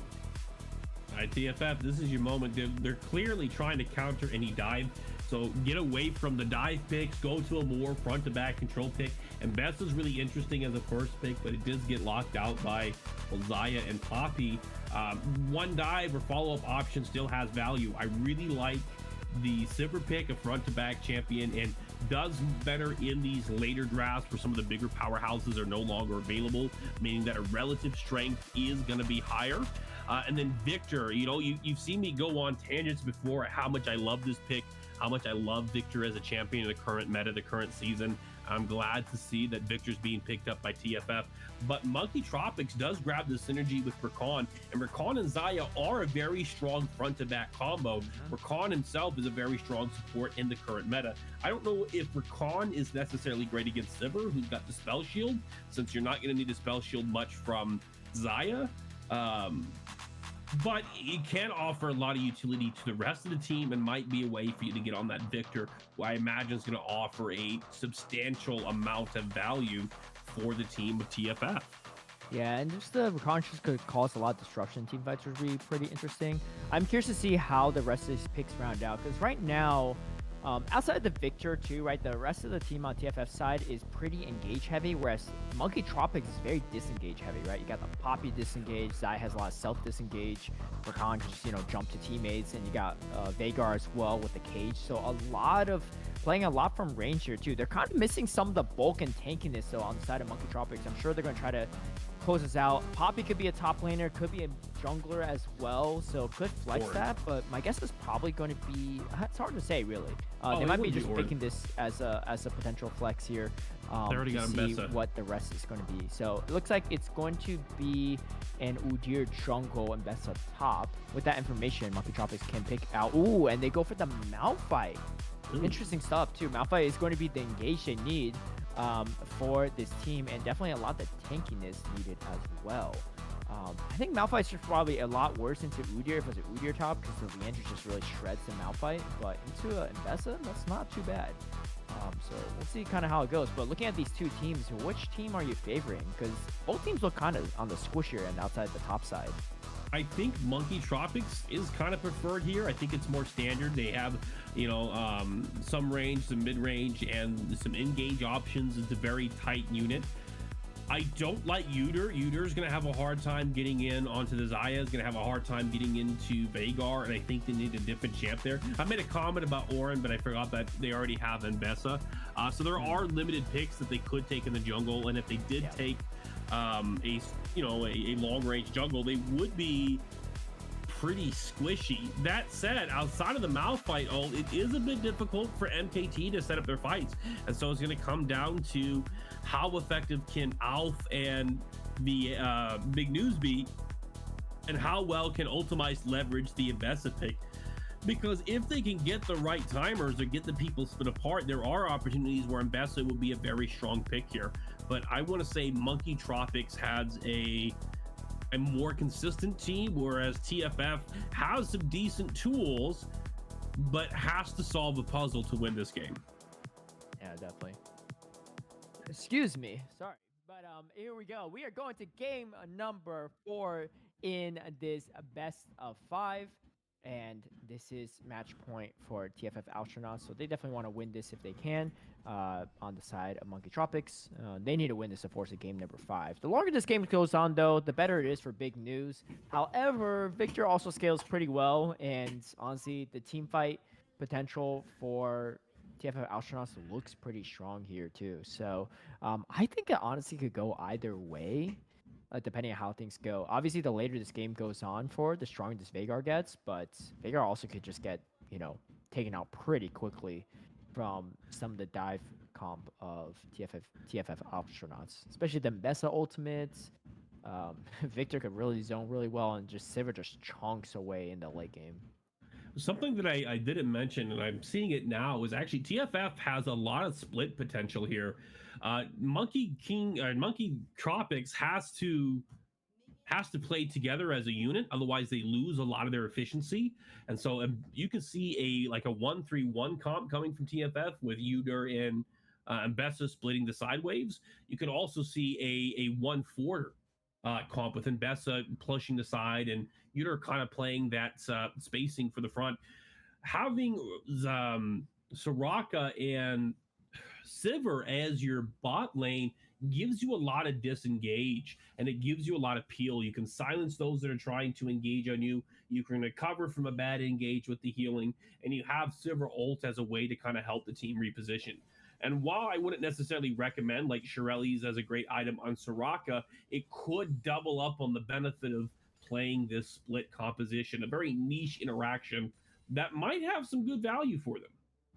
Yeah, definitely. As we see the split screen here, Altazi definitely struggling a bit, especially in the last 2 games against Ultimize. Ultimize picking very strong, especially early champ top laners, so just really taking advantage of those matchup against Altazi. But I do think this Malphite is a solid counter pick into this Mbessa. Mbessa's still Mbessa, but you can play a little bit more defensively and play more for the team as well. So it could be a little bit better for this laning phase for Altazi. Meanwhile, I think also on the flip side of things too, this mid lane matchup is actually not terrible for Alf too. Alf sometimes picking a little bit harder into early game champs into Big News, but Big News' Veigar is not that strong in this early game, so Alf might be able to really abuse the range on that Victor if he'll land some of those spells pretty well. I would hope he's able to. He does have the range of agent with the laser, and you can use that to push him back, but he has to be cautious with every trade that he takes, because if he gets hit by a Veigar Q, he is giving stacks over to Veigar, getting him closer and closer to his win condition, which is to get enough stacks, to get enough AP that he's over those damage thresholds and can one or two shot his opponents. That's right. But overall, it's looking like a more quieter game, at least in the early parts. We'll see how that goes. Obviously, I think Monkey Tropics is probably going to not want to take too many fights until they get this Veigar pretty beefed up in the mid to late game. Meanwhile, Ultimai's pushing this wave into Altazi and going to go for an early reset. All right. It looks like Yuter's going to be slightly, I don't want to say off tempo here. They're not going to be able to get a gank going. They can take the. You can tell the fatigue settling in on me. They can grab the scuttle. They will get behind Big News, but Big News does have a shield. And yeah. Oh, the flash, though, might be enough. It's not enough. It looks like Big News will be able to get out of that. But Big News does not have flash, meaning a repeat gank is on the table. Poppy is now tied in CS, taking advantage of this to catch up by getting the scuttle. So both junglers are going to be on a recall timer here. But it looks like Coach Silent might want to try to make a play bot lane, which is a bit interesting to me. The longer they hesitate to make the decision on if they're going to gank bot, mid, or reset, the more tempo they lose. And it looks like they are settling on top lane, or perhaps they wanted to get some vision in that Raptor pit. I do like this bot lane from TFF Alfstronauts because, yes, Zyrakan, very strong lane, but Sivir's wave clear is pretty strong. You can farm pretty safely. So even if you're not really winning the lane, as long as you stay even on CS and levels with the Xayah, you're actually not in the worst spot. And, you got Soraka as well, just keeping heals on the Sivir. So I don't expect too many kills to be happening on this bottom side. But as I'm saying that too, we get the engage from Islamic Samurai going to do a little bit chip damage. Swavel is here to help play support for the team if needed, and actually going to stand right over the vision of the Scuttle Crab as well too. I think just trying to just scare off the bot lane Monkey Tropics, like, hey, don't touch my bot laners, I'm here, and I'm also going to grab an objective while I'm at it. Well, like I said, I don't think there's a lot of kill pressure from Monkey Tropics in this bot lane.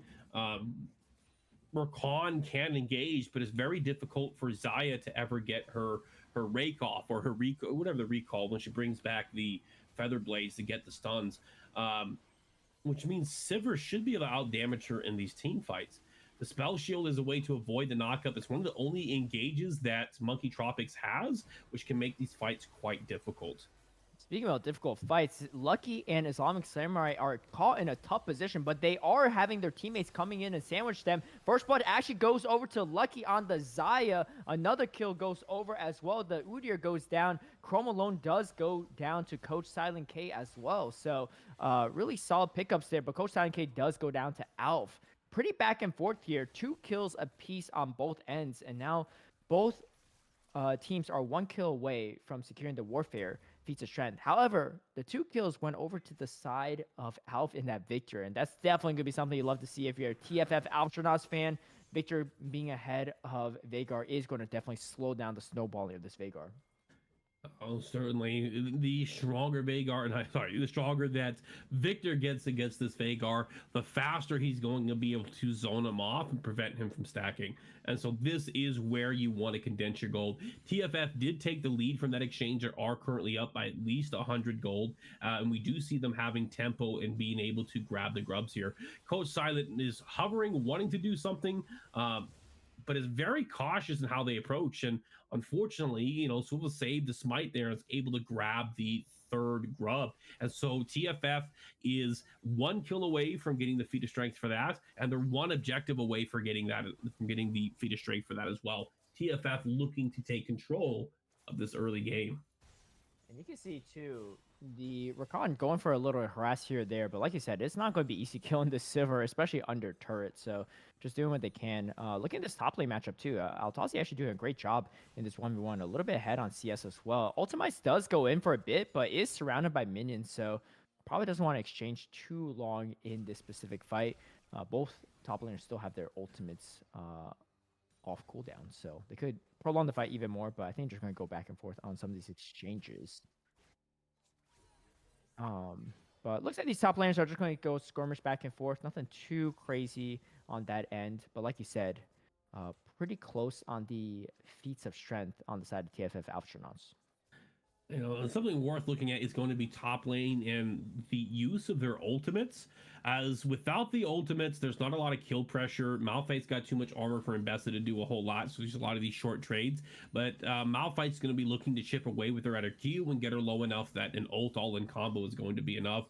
And I can see right now, it looks like Malphite tried to pull the trigger, but pulled it too soon, was not enough to kill Mbessa. Mbessa is sitting up there at very, very little HP, but Malphite is out of mana and out of health as well. Both ultimates are up for these top laners, and Mbessa is going to come out ahead and be able to utilize the success of that fight to crash a wave and build a CS advantage. And this is something that she wants, because to win this matchup, she needs to get her items. And we can see that she anticipated she's not going to get kills, so she took the Cole, that of which is already halfway done. Alf going to take advantage of this mid lane matchup, take advantage of the gold lead as well. So you can see Alf ahead on kills and on CS. Definitely want to punish this Veigar as much as possible. Big news, at least not dying is always a good sign for Monkey Tropics, because even if you're a little behind on gold, you know that you scale pretty hard in this late game as well. But yeah, 1 kill to the side of Xayah. Nothing too crazy on this bottom lane as well. I think, again, the longer this game drags out, it's going to be definitely better for Monkey Tropics, just because that Malphite late game is going to be pretty hard to kill. One of the things I'm wanting to see, and this is going to come from Swivel, is going to be some effective invades. Yurta has a much faster clear rate than Poppy, and so if he's staying on top of his click jungle, if he is always playing on dead time, he might have opportunities where he can do a cross invade and start to put Poppy behind. We can already see that he's up by 2 to 3 camps, depending on the exact window you look at. It's currently 2, it was previously 3, but he's about to take another camp that's going to put him 3 ahead.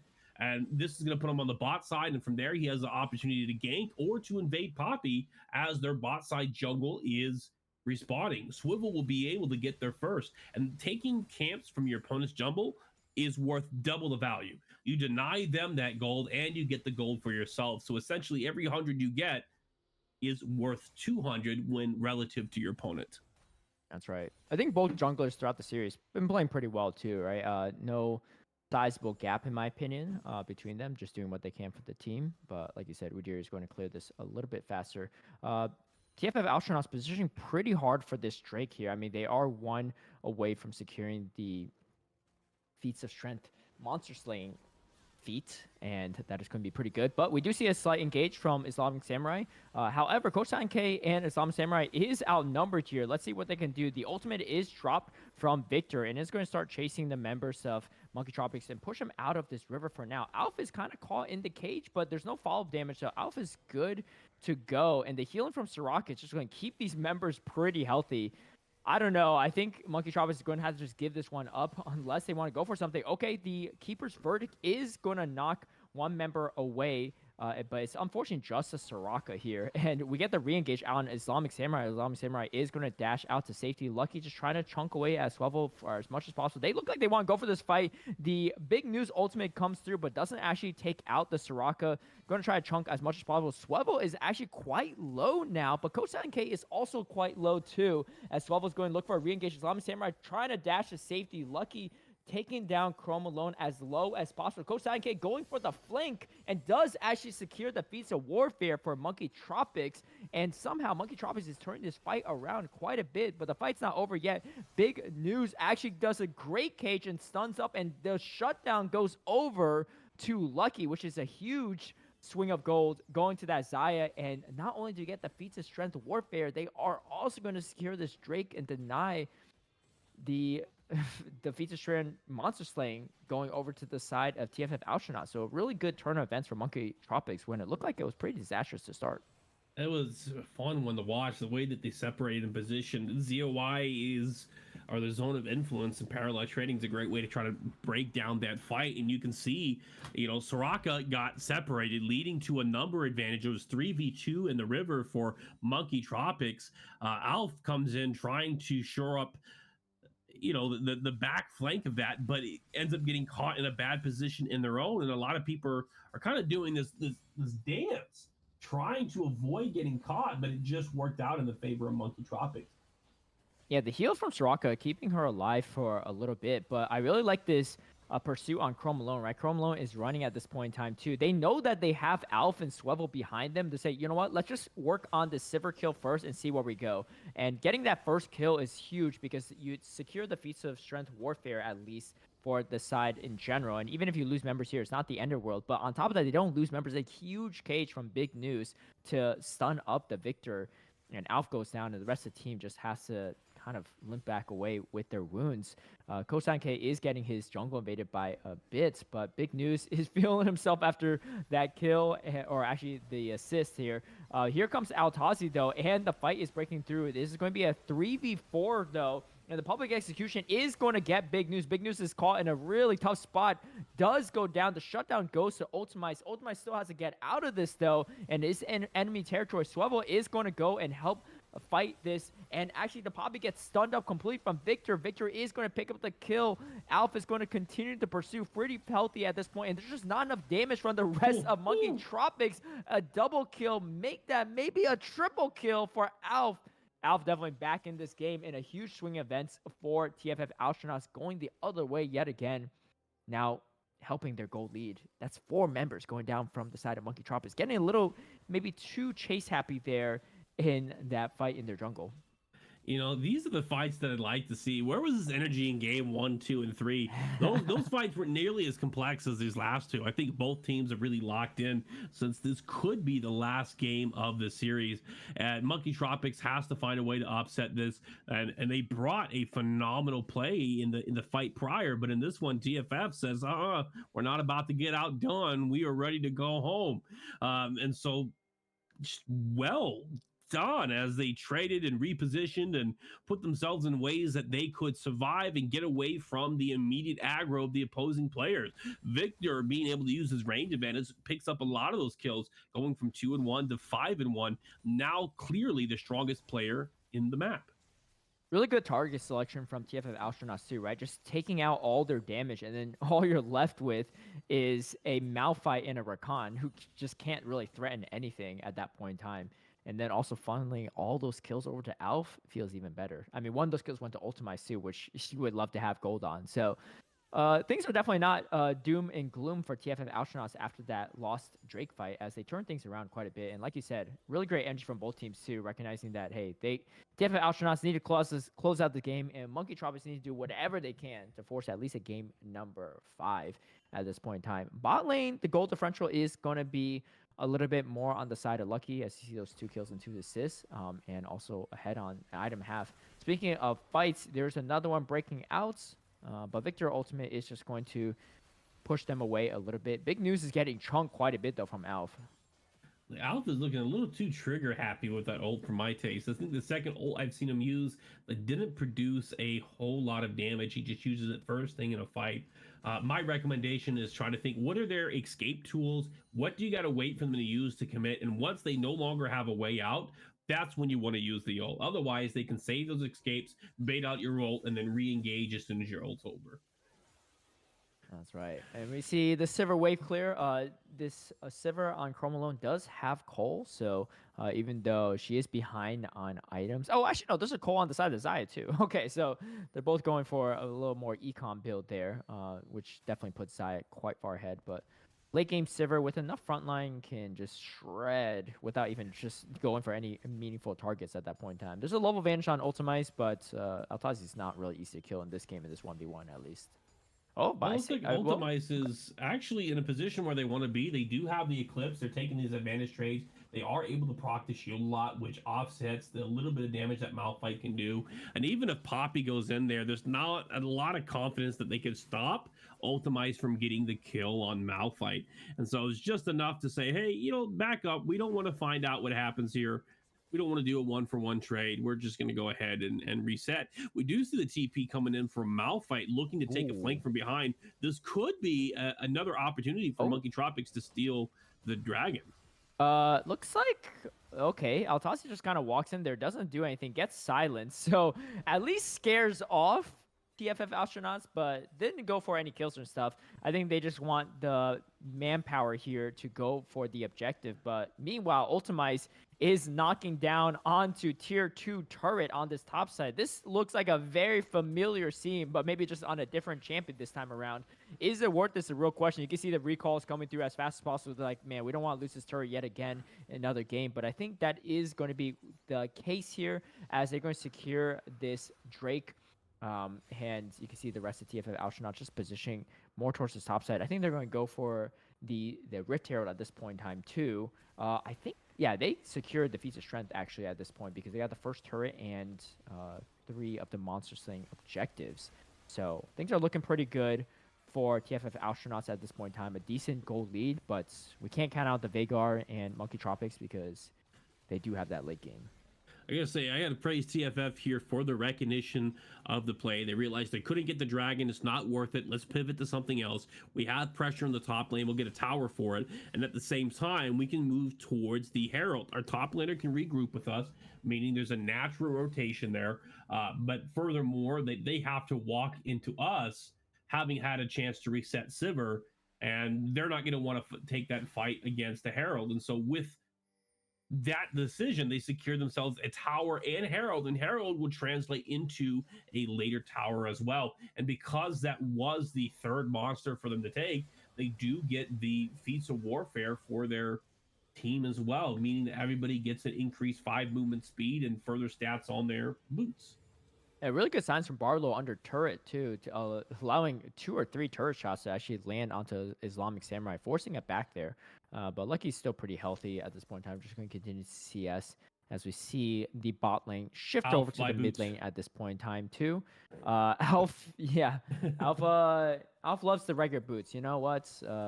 I can't hate a man for liking the original style, but they do have the feats of strength, so can upgrade those boots at any point in time. I actually don't even remember in that game when Al played Silas. Did he ever upgrade his boots once? Not. I don't know if he did. If he did, it was like 30 something minutes into the game. Hence, I said buy the boots. I think he had 3 or 4 completed items. Yeah. I understand why you might want to get certain items before, but you're now building a tome when you still haven't finished the boots. And don't underestimate that flat penetration, especially the movement speed, which is necessary to not get caught out from the likes of Rakan and from the likes of Veigar. If he's faster than you, he can close in and drop the cage in front of you, which will let you get caught out.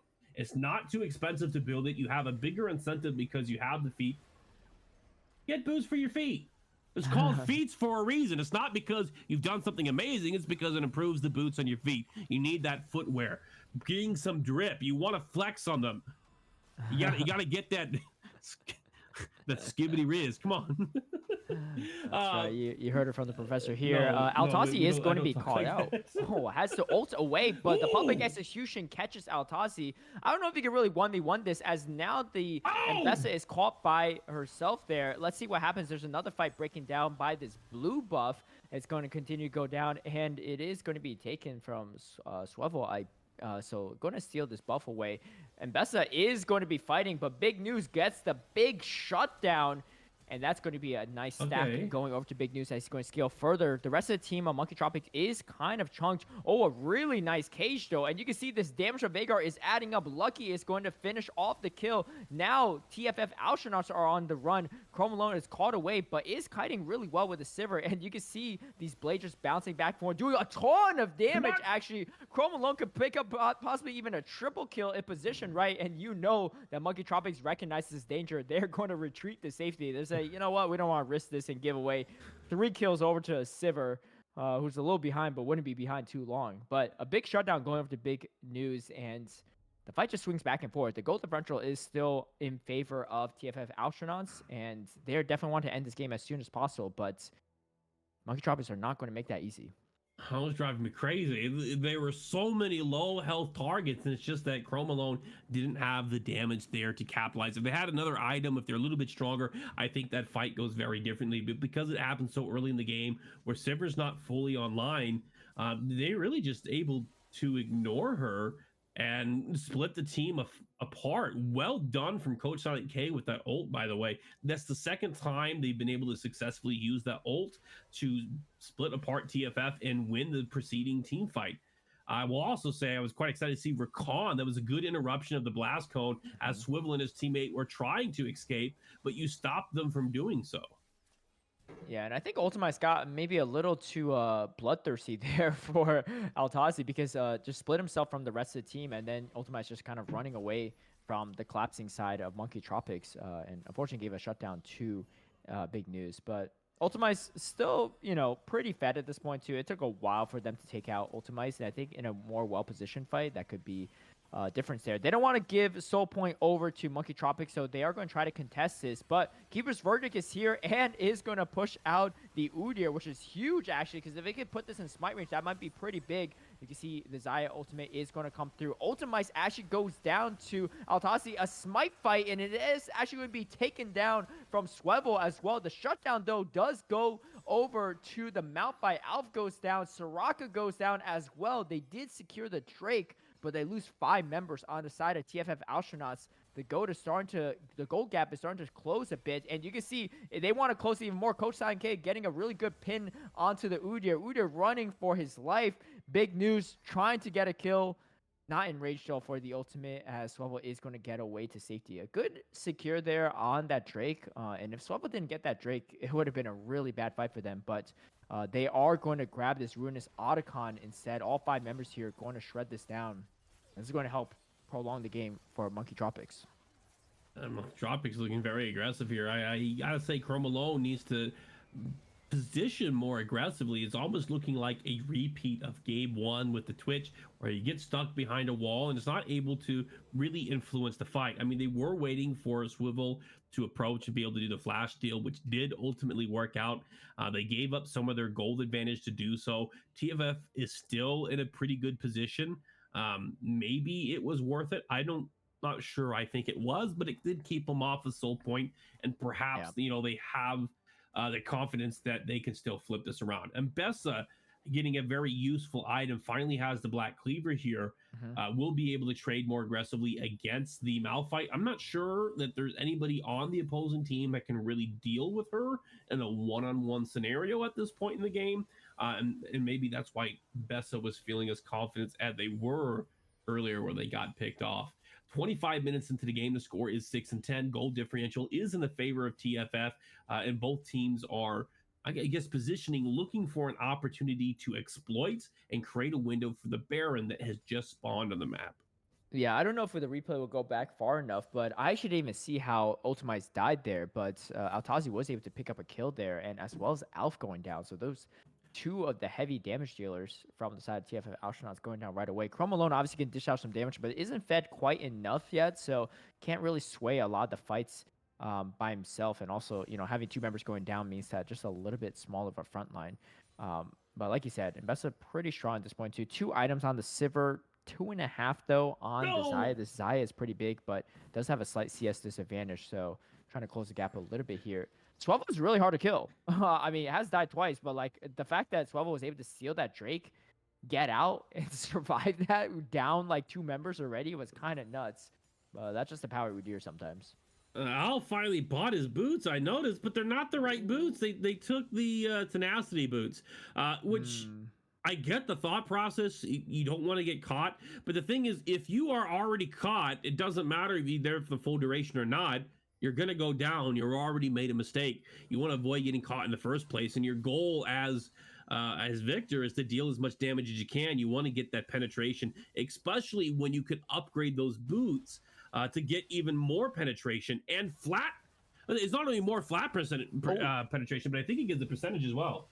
Yeah, we get the unstoppable force from Altazi landing on Ultimice. This is not a matchup that Ultimice enjoys as much as the last 2 games. Altazi going for the 1v1 kill here. We get the Soraka ultimate to come through to keep Ultimice alive for just a little bit, but a clap from Altazi is going to do it. Meanwhile, on the top side, Big News takes down Alf as well. Things are starting to fall apart a bit for TFF Alfstronauts here, as it looks like Monkey Tropics might be going for the Baron right now, too. Let's see how it unfolds on the top side as we're looking at that bottom side here, too. 3 members here. The cage to the shove from Poppy, and then here comes the Rakan. Insult to injury as well. Really great collapse from the side of Monkey Tropics. They're feeling themselves in game number 4. Oh, man, this is... Look, it'll be a very long series. Gold advantage still on TFF, but that's going to change if they're able to. Well, if they're not able to protect the Baron. We do see a Silver Q going in there, but it's not enough. Poppy's able to smite it.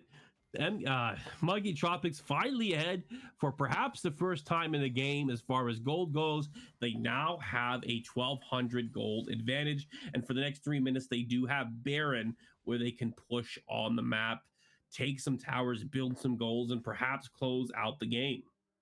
This last pick from Monkey Tropics on the Malphite was genius in my opinion too, right? It gives a way for Altazi to play into Bessa, right? And a matchup that Altazi's been struggling in general for the past 2 games, right? Just losing to Ultimize pretty hard, but able to neutralize Bessa and actually come ahead in advantage. Also has the tank and engage that the team needs. And even though they have 6 scrubs, they had a Rift Herald, they're just not able to push their advantage as much as they used to. Oh, here comes the engage, Unstoppable Force, knocks up 2, the heal comes right away, Public Execution comes right onto Lucky, but it's going to be pushed away. Lucky is going to ult, and Ultimize goes down right away. Big News wasn't even in this fight yet, but is now joining and wants to help clean up.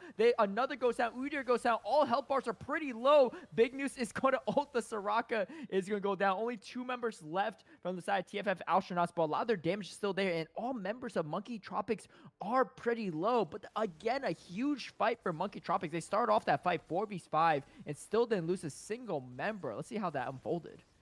Oh, man. All right, looking here, we do see Coach starts to walk in. Swivel tries to get the engage while they're out of position, flashes forward. Alcy comes in with a double knockup. Then we do see Soraka trying to counter the damage by popping the ult early to keep everybody nice and healthy. Lucky is able to pop their ult and pick out Ultimize, who chased off and Lucky. Swivel's now trying to go for the ADC. Splitting the fight, we see a 3v1 on Swivel and a 3v1 on Alcy. Rakan goes back in, but not enough damage coming from the ults, allowing him to escape safely. It's now 5v3. We do see the big delete coming from Big News, now making it a 5v2. 3 kills going over for nothing over to Monkey Tropics. That was a really great bait from Coach Silent K as well, right? Just baited them into a position where Altazi can ult in. And the thing is, the ultimate from Malphite scared off TFF Alfstronauts enough that Barlow just popped the Soraka ultimate. Yeah, it did heal up Alf and Ultimize a bit, but the rest of the team was pretty healthy. So maybe not making the most value out of that Soraka ultimate. And then when you needed it probably a little bit later in the fight when everyone else was actually quite low at that point in time. And then Big News just coming up for some cleanup as well, too. Now the gold differential has swung completely in the other direction here. Oh, you see Kosanke really feeling himself going aggressively there. I don't know if that was worth it, especially for after burning the flash right afterward, but you know, that's probably more of a mental warfare than anything else. Coach Kid goes for another engage as well. Poppy is kind of caught out, but the cage is there, and Coach K is just so tanky that even with the turret shots and the rest of the damage, it's just not enough to slow down this Yordle. Poppy just strolling around doing whatever she pleases. And here the cage comes through. Big News going to do a ton of damage and a big kill going over to Big News yet again. Udyr looked like a piece of paper to Veigar. I don't know how many stacks this Veigar is at currently, but he definitely doing the damage. 2.5 items at this moment in time, too. Oh, yeah, damage is the name of the game, and there's a lot of damage coming out from Big News. Unfortunately, Alf is building defensively, it seems, meaning that his damage is not going to increase by significant margins, which is something that TFF really needs, is more damage on the board, and that's going to come in the form of Chrome Alone or Alf. Chrome Alone now building, I guess, their third item, their crit item. I'm assuming that's going to be IE, but they might want to consider some armor penetration to try to get through these tanks that are running amok in the front lines, the both Malphite and the Poppy. They can get some armor penetration. They might have enough damage to really upset the flow of the fight. Those are the targets that they're primarily hitting anyways. It's not often that Chrome alone is going to be getting access to the back line until those frontline players go down. And so being able to understand your target and build accordingly might be what TFT needs to flip this around. But it is overwhelmingly look like Monkey Tropics will take this, and we could see this go to game 5. Yeah, I don't remember the last time TFF Alfstronauts even got a kill, as Ultima is trying to fight Altazi once again. But this is different from games 2 and 3, as Altazi is way more fed, has the level advantage as well, and the fight potential. And there's no one here to help Ultimize, as you can see Altazi going to try to run down the Mbessa, which is kind of a role reversal from what Mbessa usually does. Altazi just feeling really good about this matchup. The Sivir is here to help out, but the rest of the team from Monkey Tropics is looming on the top side. So with Sivir's not here to defend, that could spell disaster for them as well. Coach Silent K is going to bait Swivel into this corridor, which is not going to be a great time to fight a Poppy 1v1.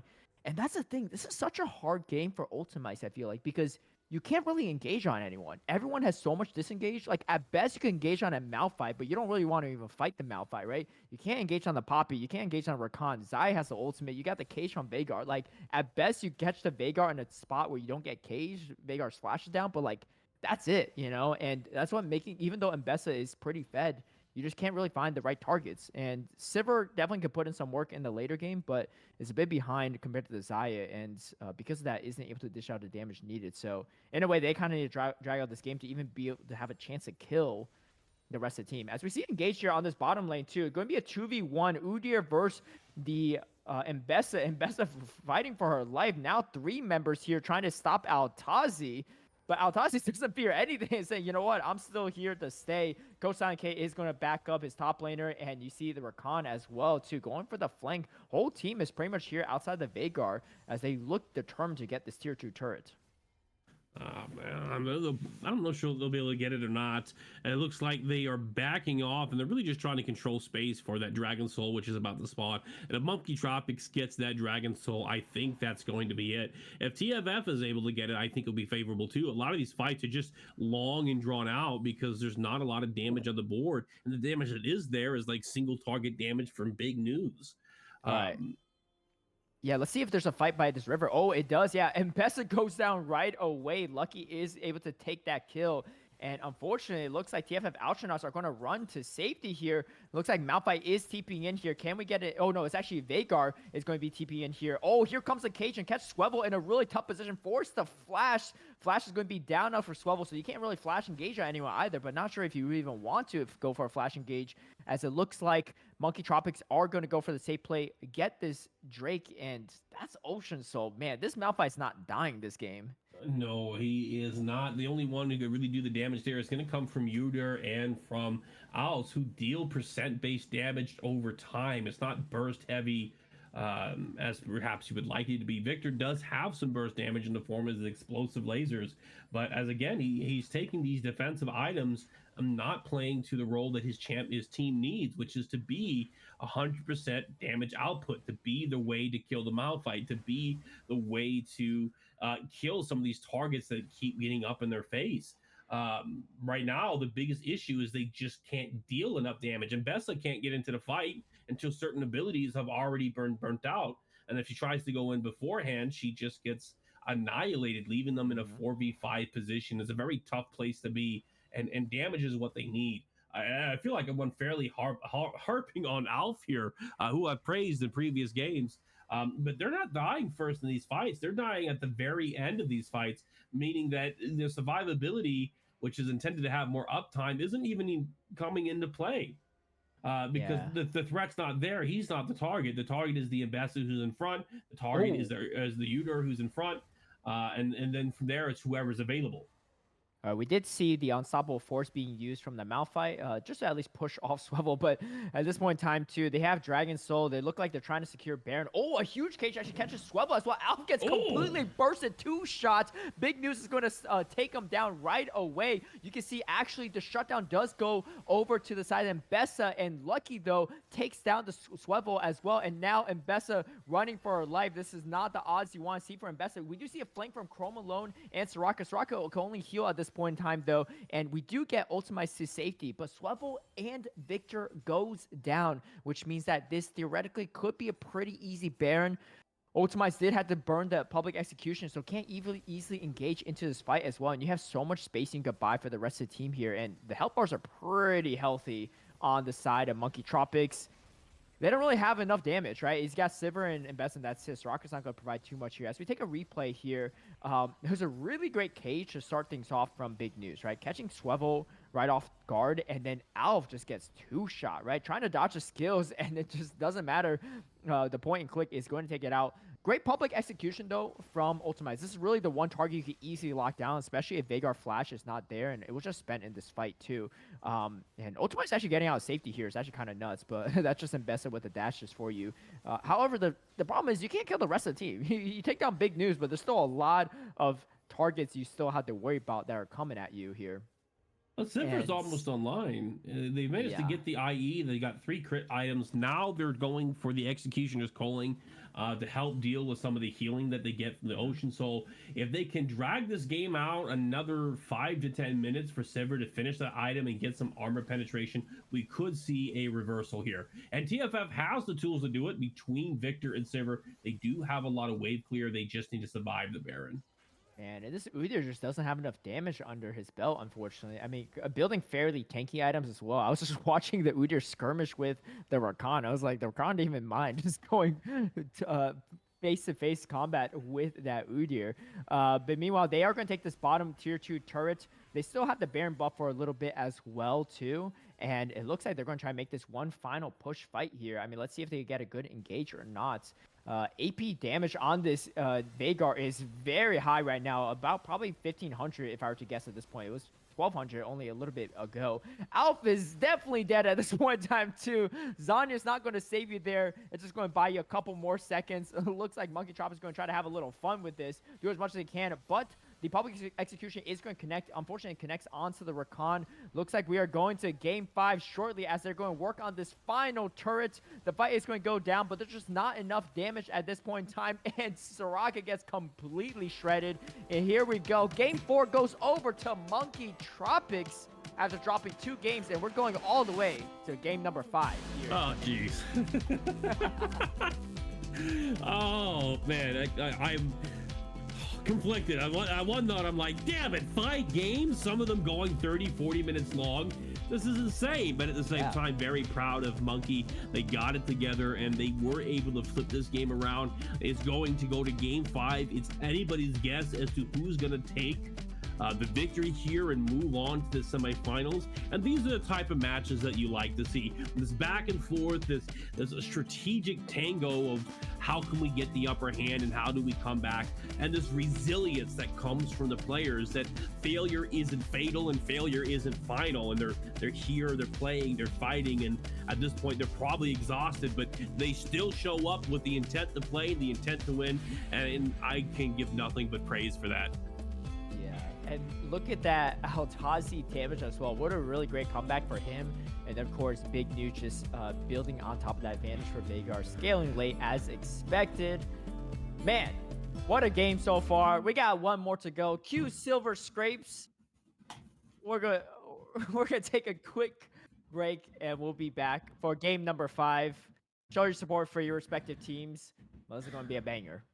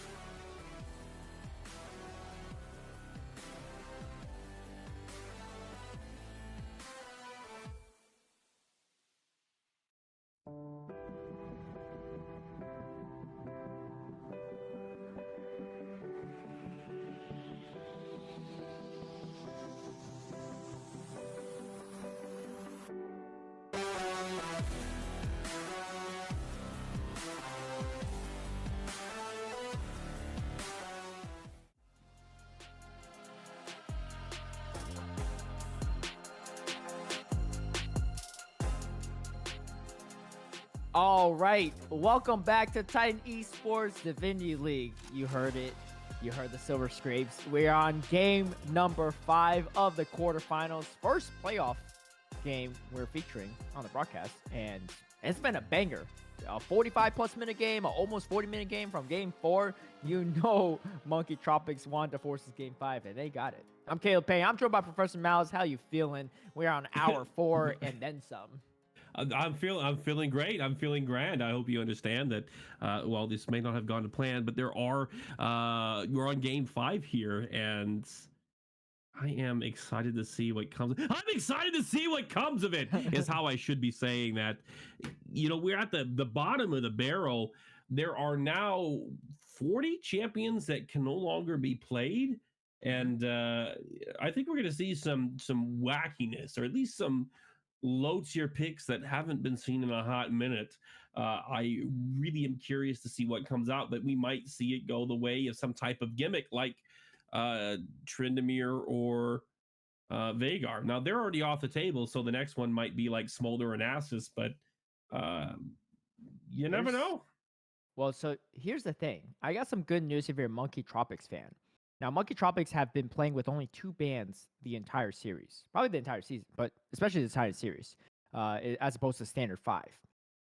Now, TFF Alfstronauts have had the 5 bans. Game 4, the second stage of ban phase was eliminated, so TFF Alfstronauts had 3 bans. Monkey Tropics had 0. Game 5, though, for the ruling for Divinity League in these playoffs is that there's no bans. Straight picks. Now, I'm pretty sure that TFF Alstronauts been trying to gatekeep this Ivern, this Amumu from Coach Silent K, because they're definitely terrified of it. And unfortunately, now there's no stopping Coach Silent K from picking up one of these junglers and one of these other potential picks that have been banned constantly, right? They were banning Xayah for a while until game 4, and we saw what happened with Godson on that Xayah last game. Didn't he die a single time? It was just ballooning ahead in the goal differential compared to Chrome Malone and just a lot of the other members on the side of TFF Alfstronauts. So, for once, Monkey Tropics are not at a disadvantage in the drafting stage, and let's see if that's going to play favorably or not in their hands. I know you were saying, hey, they're banning this Ivern a lot. Who's even playing this Ivern? I think Coach Silent K is going to feel good about this game. Looks like if Ivern will probably be the pick, but Amumu could be pretty devastating here too, because this is a world where there's no Poppy.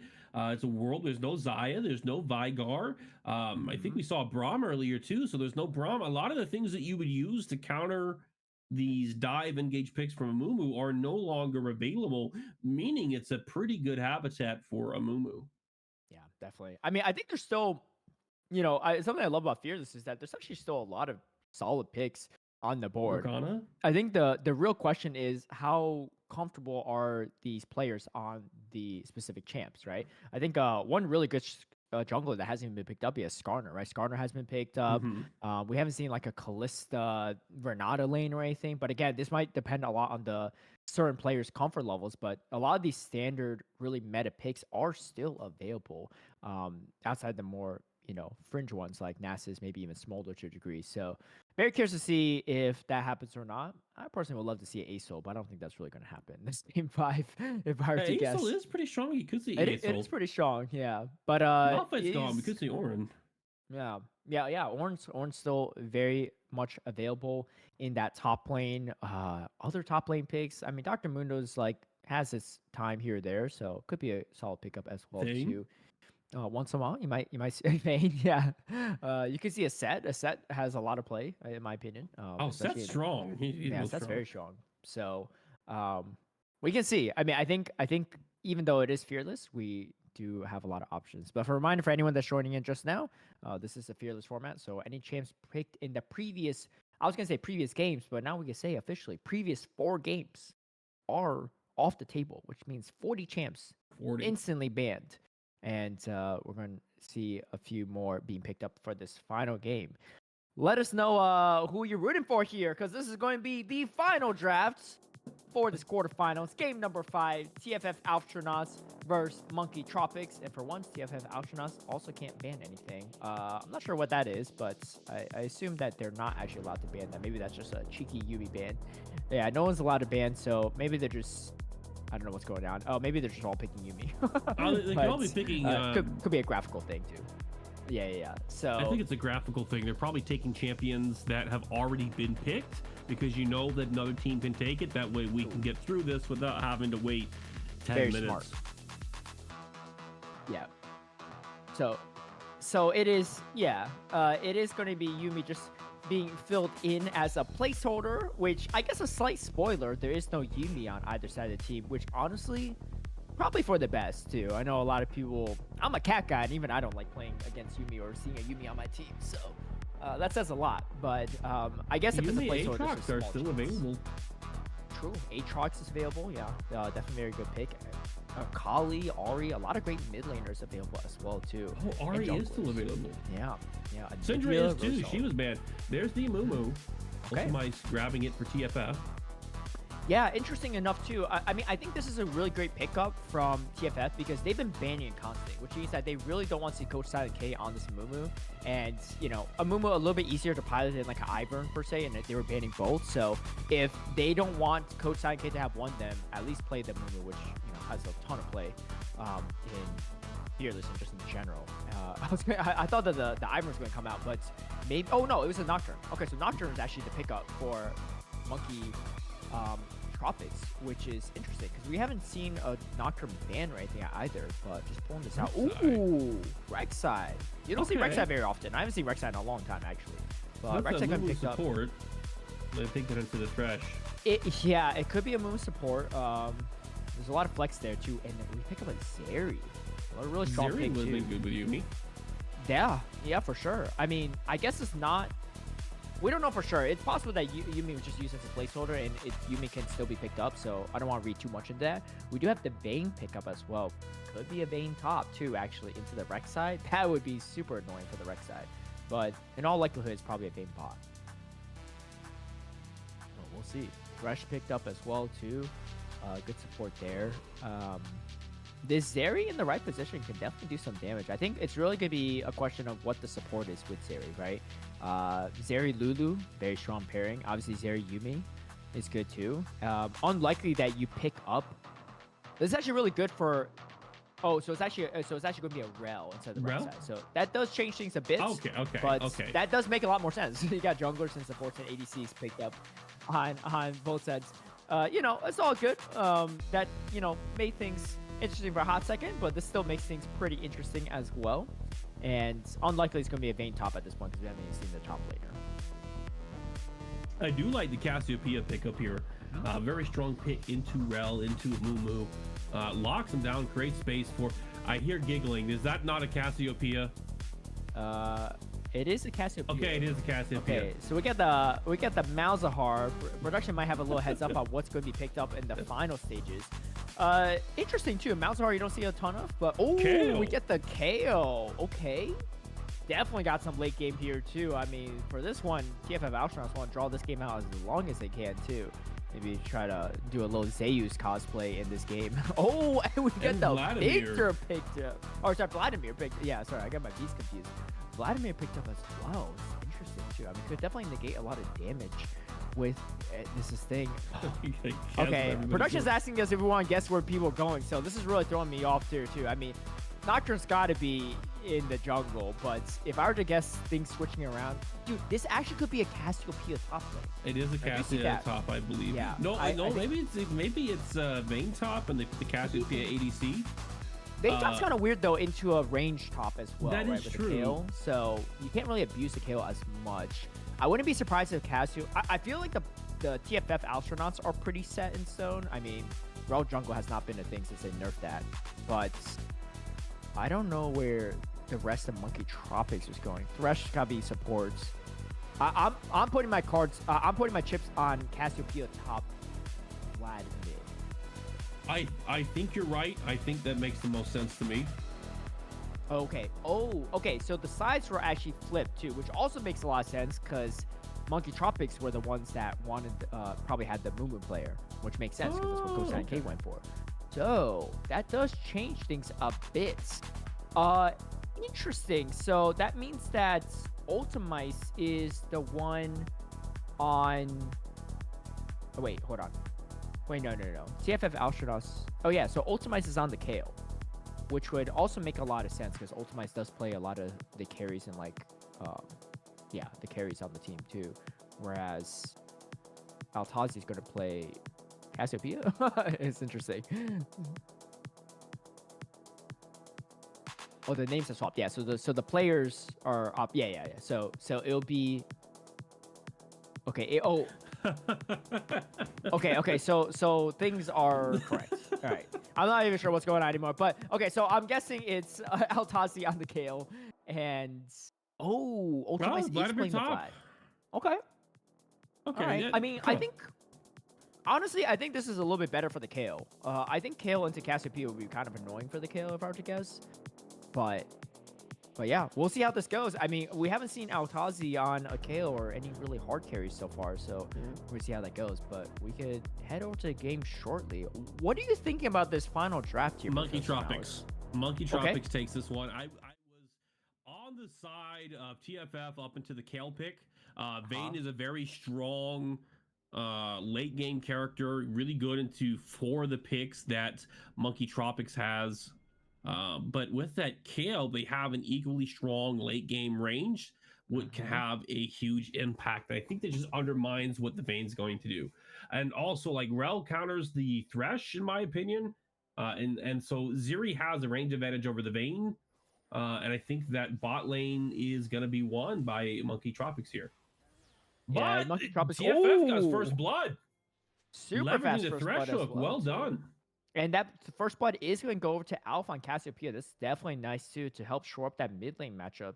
Malzahar is going to be just constantly shoving there, but having a gold lead there is going to be nice for Alf too. I mean, Alf's damage is definitely not to be underestimated, but I agree with you too. I mean, I think the composition itself might be pretty strong over to the side of Monkey Tropics, but no time for replay as we are going into another potential fight. Alpha getting called out here as well. I'm not really sure what Alpha's doing. Maybe trying to put some vision down.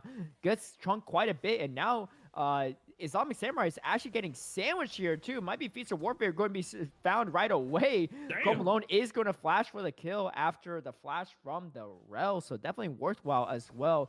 Both summoners already burnt for Chrome Alone. Meanwhile, Ultimize is going for some solid damage on Altazi as well. It's going to make the lane matchup for Altazi quite tough. Maybe we'll have a little bit more time to look at those 2 replays. But 2 kills go over right away to TFF Alfstronauts. I mean, hey, that's definitely a start you want to see in game number 5. Kills onto your 2 carries.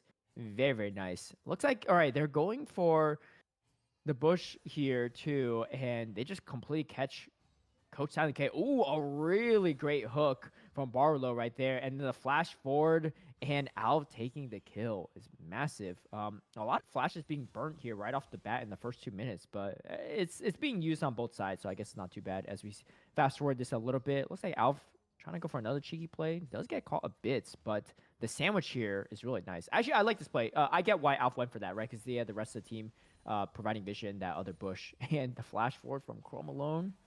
You'd like to see that. Fantastic start. We're now only 2 minutes into the game, but the kill differential is 0-2 in favor of TFF, and they're currently ahead by 1,000 gold as soon as the game starts, which is a great position to be in, especially if you have like a snowbally or counter caught. We might see Third Blood going over here. Nocturne's able to get behind and drop the fear, and they do get the feat of warfare. TFF is able to pick up a 3rd kill prior to 3 minutes into the game. That's less than 1 kill per minute.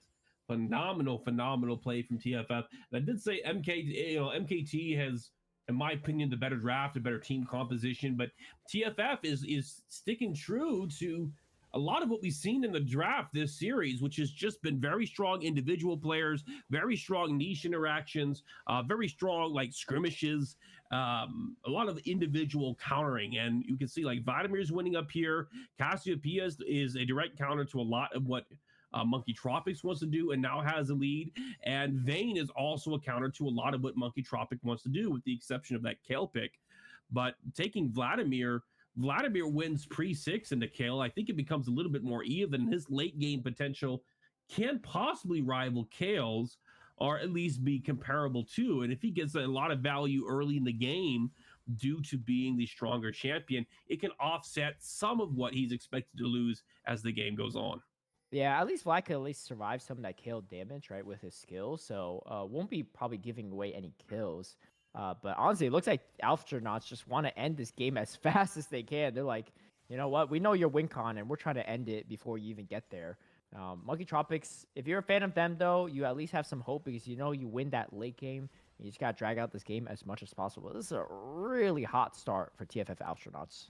Oh, good defense here from off rotating after he shoved the wave to go ahead and defend the scuttle. But might get collapsed on here by Islamic Samurai. Looks like Swivel is coming to defend, but it is a 3v2. It looks like 2 kills do go over. 1 kill to Monkey? Okay, I'm losing my track here. But Chromalo does get a kill on Lucky. We do see Islamic Samurai running for the slides. A reversal here from the initial onset. It looks like TFF is going to be able to pick up multiple kills from this fight, furthering their lead. It's now 1-6 in favor of TFF with a gold advantage of at least 2,000. This Vayne's getting scary big, scary quickly as we see a replay here on the engage on Alf, but Alf feeling pretty good. Not enough damage right here. Lucky does go for Alf, but Alf just doing as much damage as possible. And unfortunately, just the members of TFF already have, you know, item leads and just are feeling pretty good about themselves. They're just collapsing a little bit faster in these fights, and really great control here. Barlow just feeding the kill over to Chromalone, knowing that Chromalone is going to secure that 3-0 on Bane to start. Ooh, that's not what you like to see if you're Monkey Tropics. Maybe reversal of game 1 with the 4 kills going on to Vayne instead of Jinx. That fight, I didn't even see Amumu get popped so quickly. He went down fast. I initially saw the 4, I called the 4, but then it was 3. I got confused, didn't see that he was left to eat dirt. A lot of damage coming out from Swivel, and he's not even at his level 6 power spike yet. He's going to clear some of these camps, hit level 6, maybe grab those grubs, and we can see more action coming on. He's probably going to pick, I think, the mid or the bot lane here, as they're already far ahead, and you want to continue to snowball that lead. The bottom half of the map, the dragon control should all be in favor of TFF, and that can lead to some great late game win conditions. Yeah, the pressure from TFF this game, just right off the bat, is stifling. I mean, you just have no room to breathe if you're Monkey Tropics. The only saving grace here is that the KO has a small CS lead over this Vlad, but just in general, you're not behind is the main thing, right? You get this KO leveled up, it might be okay. The problem is if the rest of your team is too far behind, you're just done for it as well. You can see on the bottom screen too, KO forced to burn the ultimate as well to save herself. But you know, you need the rest of your team to have some type of way to survive these fights so that it's not a KO is strong, but it can't just 1v5 a fed team, you know. And so if they just pick you off constantly, it could be a problem here. But we'll see how it goes. Malzahar has a lot of pushing power, so it could get the farm back up pretty easily. Ultimice and Altazi just going to probably play this on the slower end, or especially from Altazi's standpoint. Vlad doesn't have a lot of quick kill potential in the early game, at least. Especially into a KO that's already past level 6. So I think probably going to be on the more quiet side of things. But the rest of the parts of the map, it's not quiet at all. Something interesting to me is that we see Vayne going for the Triforce build. I'm not sure if that's her typical ADC build. I think she builds that top.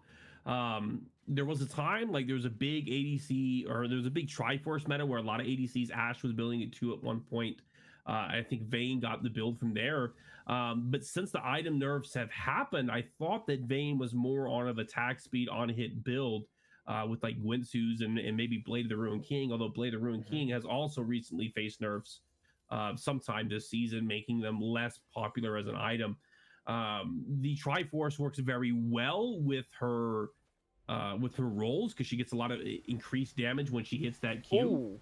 We get the Curse of Sad Money stumming up too, as well. Bandage Toss was able to start that whole fight, and Chromalone gets shut down by Lucky as well. Lucky is exhausted, does go down to Barlow, but this fight is looking pretty good for Monkey Tropics. They definitely get something back there, and the shutdown on Vayne going over to Lucky is absolutely massive, as that's going to help close the gold gap as well. Meanwhile, this KO is actually doing some sizable, respectable damage. I didn't know Altazi had this up his sleeve, but has a level advantage over Ultimice on the Vlad as well.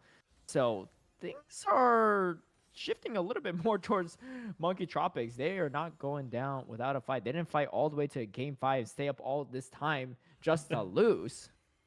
And that's fair. It's great to see that they're looking to find a way to come back from the depths of despair and really try to win this fifth game. They're not out by any means. They have some late game options, and they do have a very strong team fight. We saw there that despite being behind in gold, they won the 3v3 in the bot lane. Amumu got all 3 targets with his ult. Rel was able to hit multiple targets with their Q, and even though the damage of each ability is not that much, if it hits multiple damages, it's like a multiplier on that damage, and you can get a massive amount of damage out if you consider the total damage of what is done in wide groups here. Okay.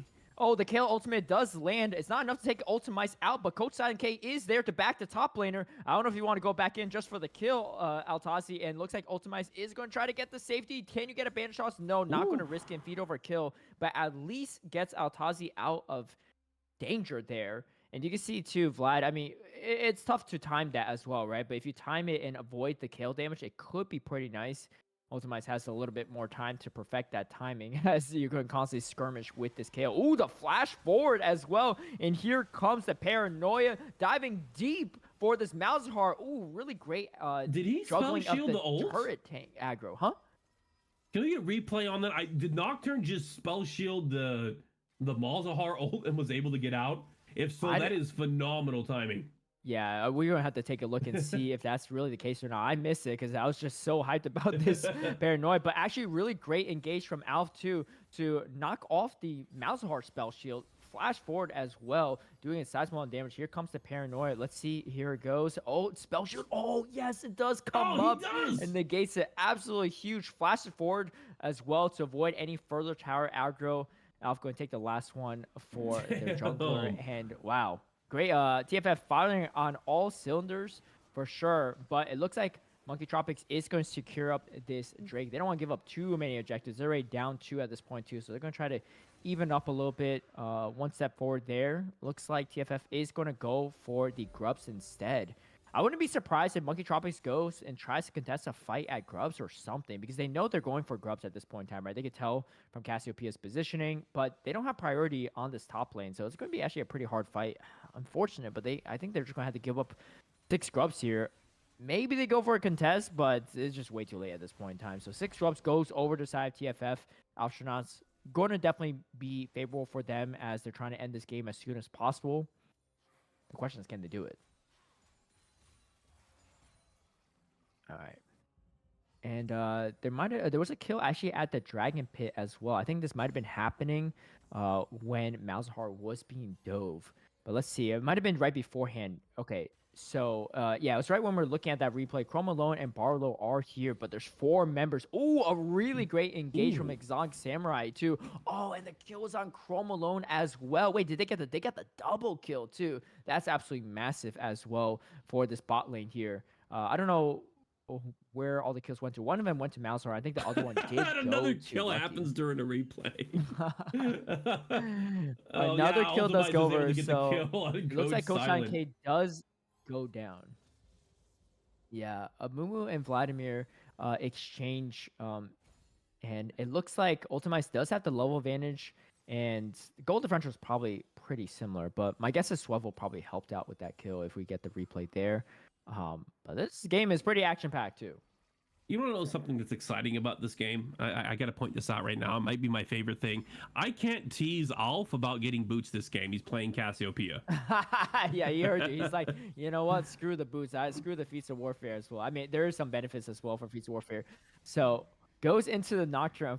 Very unfortunate for Coach Silent K too. Right when Nocturne was going to be backing there, and I don't think Altazi's ultimate was even up at this point in time, so couldn't save the jungler even if he wanted to.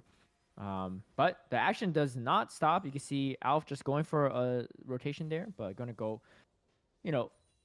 slither back to that mid lane. But this bottom lane has really flipped a bit. Zeri was definitely quite behind. Chromalon was up 3-0, but dying back-to-back times was not on the cards for Chrome alone. But really great engages from both Coach Silent K and Islamic Samurai was quite nice here. As we go for another fight, Coach Silent K just walking into these bushes. You are not Poppy, and here comes the box. Coach Silent K is going to be going down. Swevel is going to pick up the kill.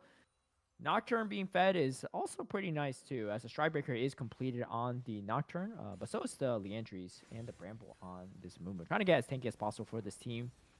And here we see, oh my gosh, this KO actually doing quite a bit of damage already, but Vlad could heal that up pretty quickly.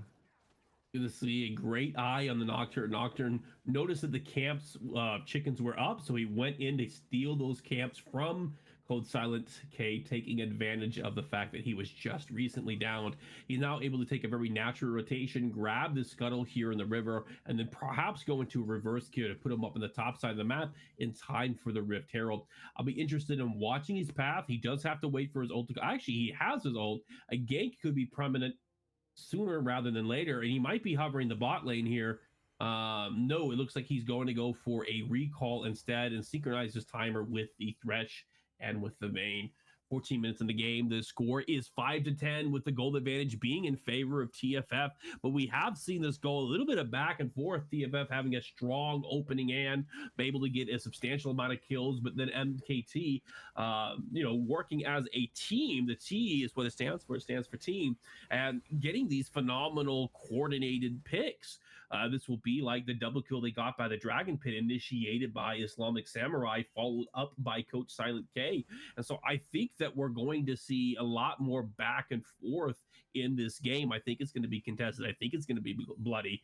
And I'm quite excited to see exactly how it's going to fall. I think the players to look at are primarily going to be Lucky, Coach Silent K, and then probably Swivel and Alf. Yeah, I mean, I think Islamic Samurai is going to be great as, we see a huge stun and Magnustorm. Here comes a Curse of Sad Mummy, but here comes a Paranoia as well. Nocturne actually flashing out for a second there. Swivel is going to go back in. Coach Silent K is going to die yet again. Lucky is ulted up, but the problem is you are still fighting pretty much 1v4 at this point, because Big News cannot get into this bottom tri-bush there.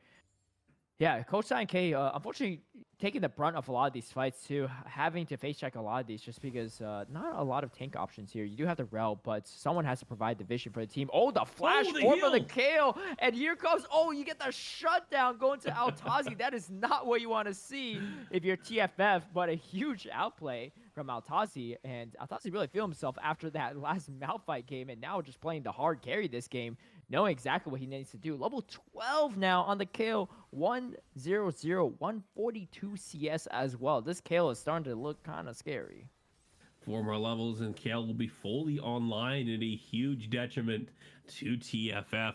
That last fight was an emotional roller coaster. Looks like Kale is about to get the kill on the Vladimir. Vladimir is able to pop the heal back. Looks about to reverse on the Kale, but Kale pops their ult, becomes invulnerable, and is able to chase them down and secure the kill.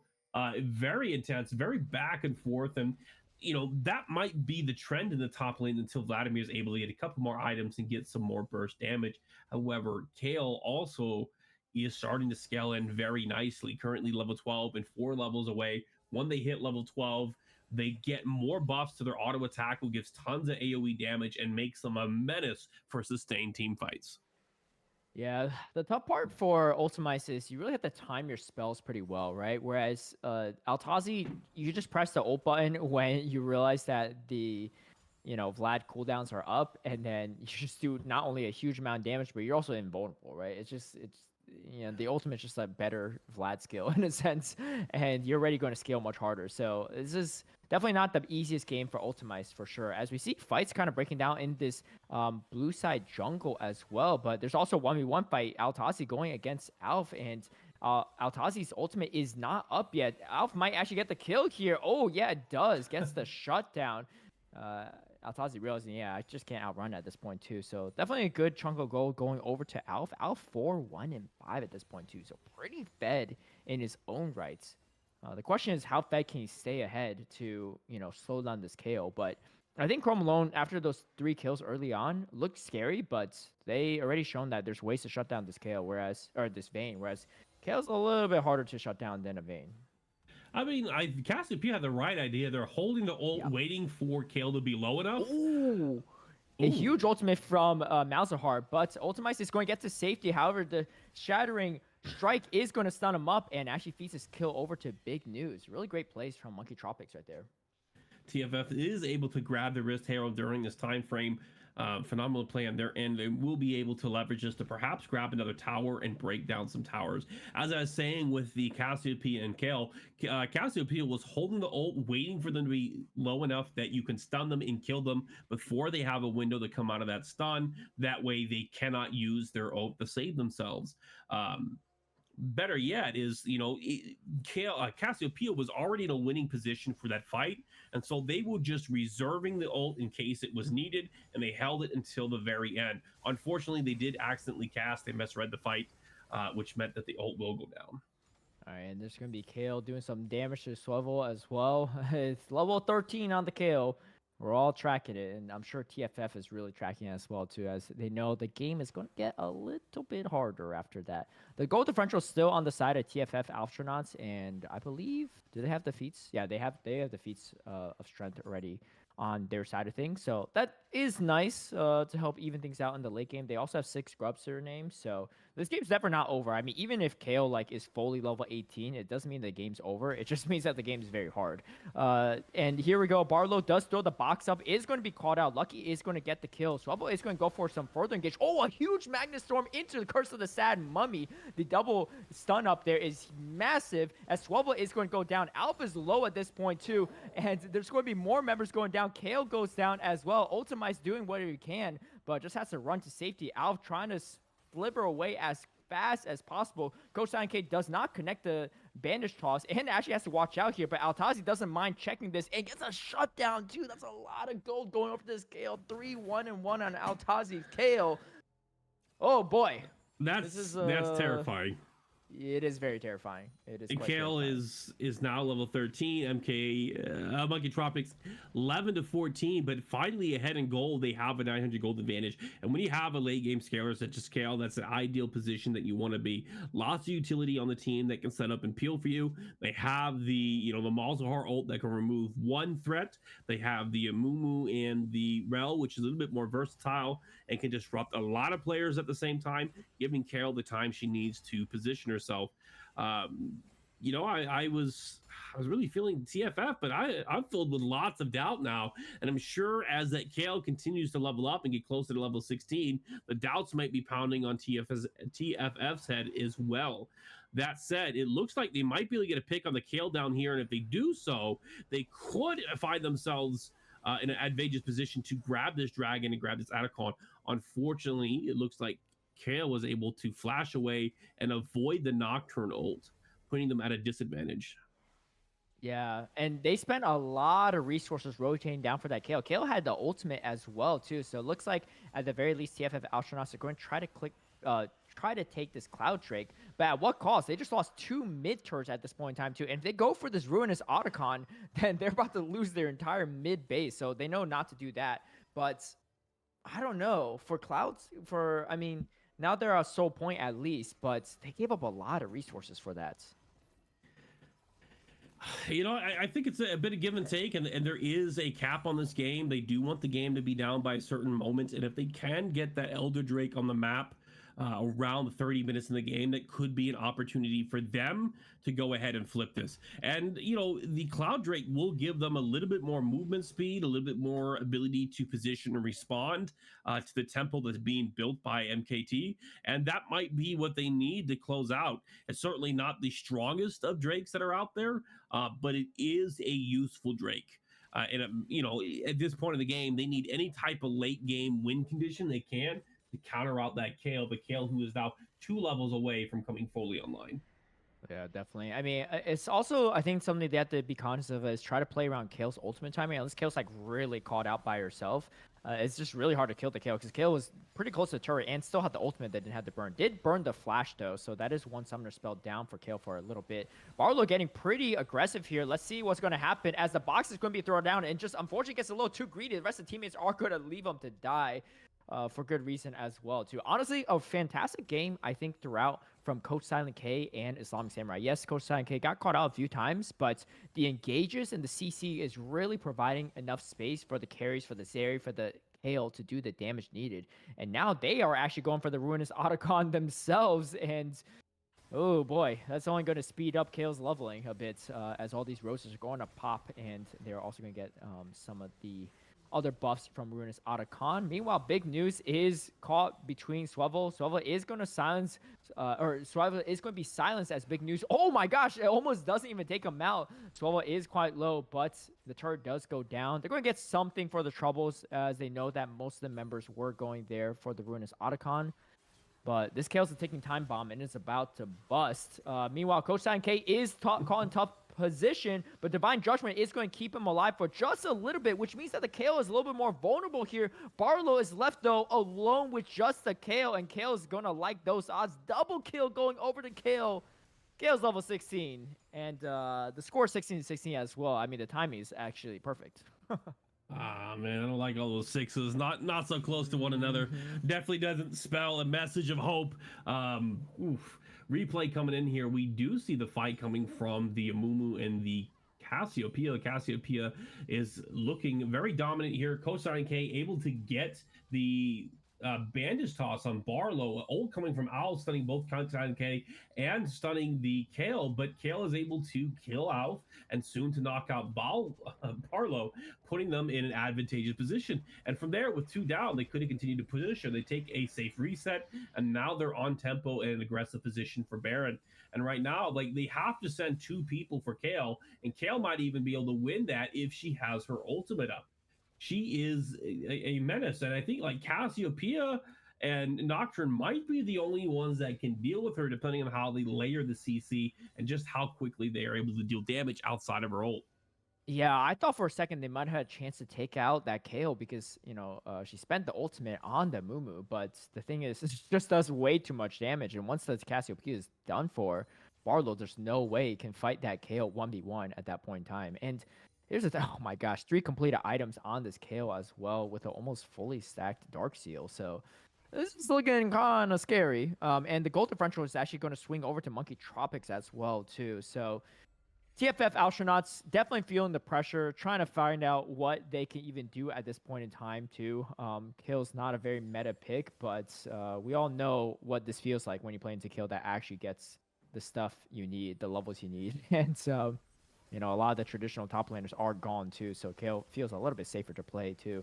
As you can see, they are going to try to shred this Baron. Vlad is actually held on this bottom side as well, too, so not going to be able to join this fight. Let's see what happens. Paranoia does come in. It's going to be targeting on the Zeri, but Zeri is going to dash to safety. The box does come through, and here comes the Divine Judgment, but it is used on the Mumu, so they actually do shut down Altazi. However, Altazi is able to take out Swivel at this point in time, but a lot of their damage is gone. It's just a Mumu and Rel at this point, too. A huge fight.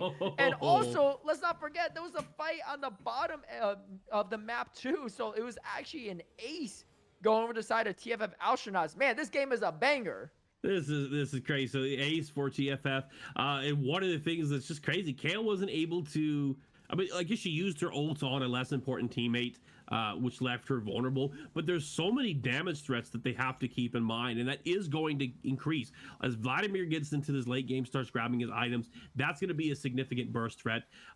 Nocturne is, even though it's not taking an assassin build, still has a high amount of damage he can deal out. Then you've got Vayne, who's coming online, who's got a lot of flat damage from the Triforce and a lot of percent damage from the increased auto attack speed they get from Gwensu's. And then finally you have the Cassiopeia, who is, kind of a foil to a lot of what Monkey Tropics wants to do.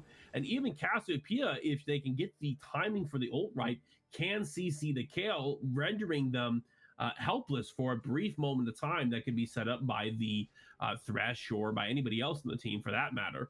And so, Kale is strong, but she's not unstoppable. And we saw just there the full effect of this fed 6-3 Vayne, the full effect of the strong Cassiopeia and a well-timed ult from Swivel.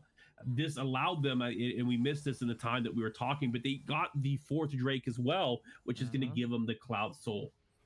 Yeah, definitely. These are looking pretty good. Paranoid comes through yet again on the Kale. Kale does take down Swivel, but Ultimize takes the kill back. So this Kale looking a little bit killable right now, which is always something you want to see here. Meanwhile, there's going to be a fight on the top side. Alf does go down, but I think trading a Kale for a Cassiopeia is not a bad trade. However, the Kale did take down Swivel, so Nocturne is down for about 27 seconds, 25 seconds.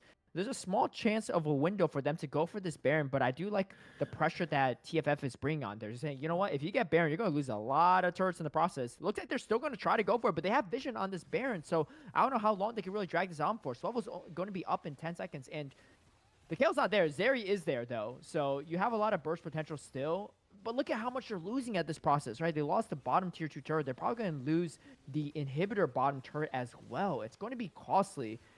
But they got to do what they can, and they have 6 scrubs on the side of TFF, so they're going to shred through these buildings. You know, it's I think it was worth. They didn't lose the inhib. They did lose 2 towers. Kale was going to spawn in time to protect the inhib, and while she wasn't up for the Baron push, you now have got 4 members on your team who will have empowered minions, so you can get the counter push here. It's one of those things you have to trade tick for tack, and sometimes you know you have to cut off an arm so the main body can survive. And I think that, you know, in exchange of blows, Monkey Tropic comes out ahead. These strategic trades are really what you're gonna have to make. You can't come out. You can't avoid suffering. You can't avoid a loss somewhere. And so picking what you lose is what will put you ahead.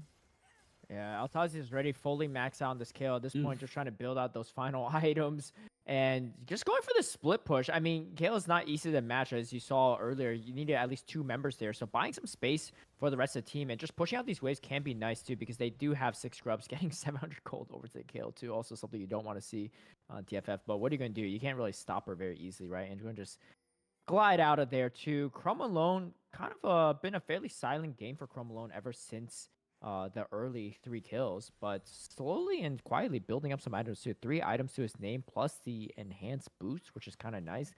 I mean, we talk about Kale, but late game Vayne is also pretty scary. Obviously, you want to avoid the Kale, but outside of that, you could pretty much 1v1 everyone else on the side of Monkey Tropics. That Vayne is going to be a slippery son of a gun. They do have the Ghost. They do have Triforce, which gives movement speed on hit. They do have Wit's End, which I think also gives movement speed on hit. And then they've got the boots of swiftness that had been empowered by the feats of warfare.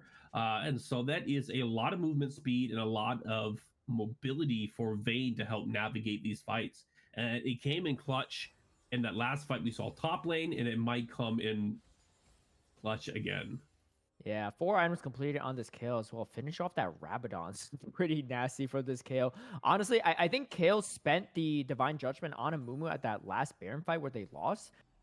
If Altazi just puts on himself, he's going to be able to do a lot of damage. I'm not saying they win the fight, but you definitely take down some extra members of TFF, in my opinion. But it could have been a misclick, or could have just been trying to keep the move alive, thinking that there's no way that he dies in that situation, given what happened prior. But since then, has died quite a few times, so might choose to use that Divine Judgment on himself. Let's see what happens here. Big news might be called out here from Ultimice. Ultimice just going to poke a little bit, nothing too crazy.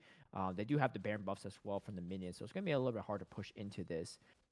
Gold differential is still pretty much under 1k at this point too, so it's really anyone's game. Elder could be what really spells the result of this game, though. As you can see, all champs are starting to max out their level soon, which means their respawn timers are going to be even longer. You know, it's an interesting push and pull coming here from TFF. They used the Ultimize, had Ultimize push that bot lane up, and we saw a team-wide response from Monkey Tropics get set to collapse on him. He starts to bail out, and then Vayne and the others start to push the waves forward as they're responding to Ultimize. And this strategy worked well enough. Like, Baron's off the table, and all they really got for it was the 1 tower from the Kale split push. We're now like 19 to 22, 5 towers on both teams, and a gold differential of about 6 minutes, which is minuscule. Sorry, 600 gold, which is minuscule at 33 minutes into the game. Yeah, especially when you have a kill this fed at this point. Who cares about the gold differential? The hook is going to land onto Coach Silent K. Goes to the bandage shots, does get swiveled. The spell shield does come up, though. Oh, and huge. A Magnastorm comes through. Only catches Alf, but trying to go for the rest of the engage. A Paranoia comes through. Kale goes down instantly. That's absolutely massive. Lucky goes down as well. Alf is doing so much work. A double kill going over to Ultimice as well. So much damage is completely gone from the side of Monkey Tropics. And somehow they're losing the fight on a fully leveled Kale at this point in time. Can they end the fight is the real question. As we take a quick look at the replay, I don't think that's going to be what happens here, but we take a look and see how this all started too. The Paranoia was absolutely massive. Swallow does get caught from this bandage toss, but gets away from it pretty easily, and I think just turns on the entire team here. Paranoia's, I believe, lucky here. How does... Oh my gosh. Okay, Kale pops Altazi the does... ult, gets Oh, knocked the away. condemn is massive to push away that damage, and then in comes the Paranoia, and the damage from Ultimize is actually quite unsuspecting, and just going for these carries is such a well-played fight from TFF Alfstronauts. That team fight there might have to be in like a highlight reel for some like play of the season. It was a phenomenal team fight. I liked how they used the denial of the visibility from Nocturne ult to really punish them. Like Kale got knocked away, didn't know where she was relative to her opponents anymore.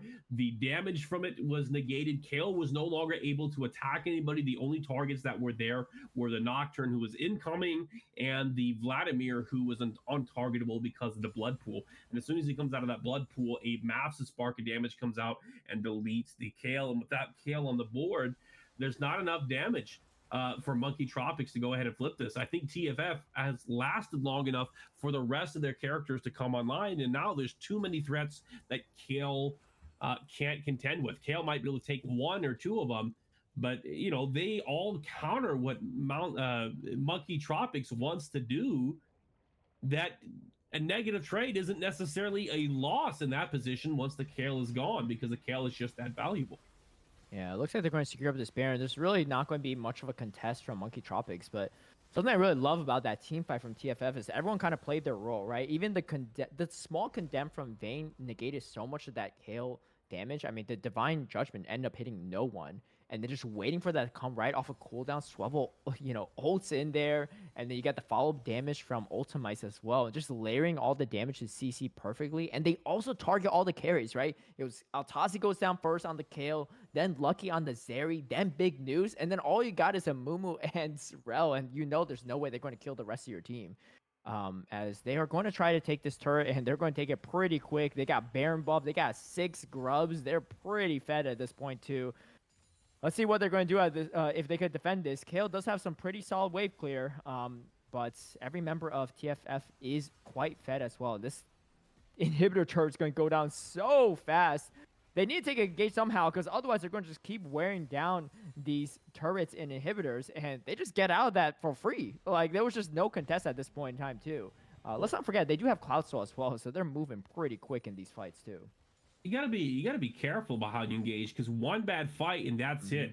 And so they have to look, who can they get, what targets can they grab, and is that going to be enough to sit up the fight? I was actually sitting at the edge of my seat there as TFS was really clumped up together, and if a Mumu had his flash, he did not. A flash bandage Taj ult wasn't out of the question. And I think the targets you have to look for are going to be the Cassiopeia and the Vayne. Vladimir is a significant threat now, but with that blood pool, it's a 50-50 chance that he reacts in time, and your ability is missed altogether. And so you just got to remove one of those bigger threats. Now, Vayne might not make themselves available.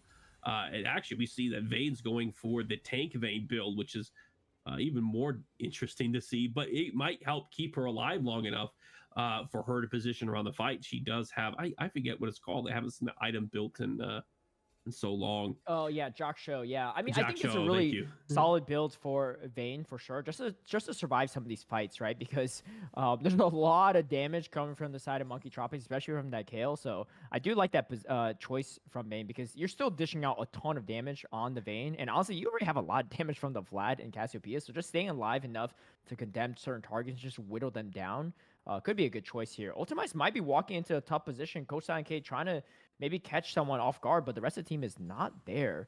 As things are looking completely flipped at this point in time, too. TFF Alstronauts almost had about 8K gold lead, and things are looking tough until that first Baron fight, and it's kind of snowballed for them since.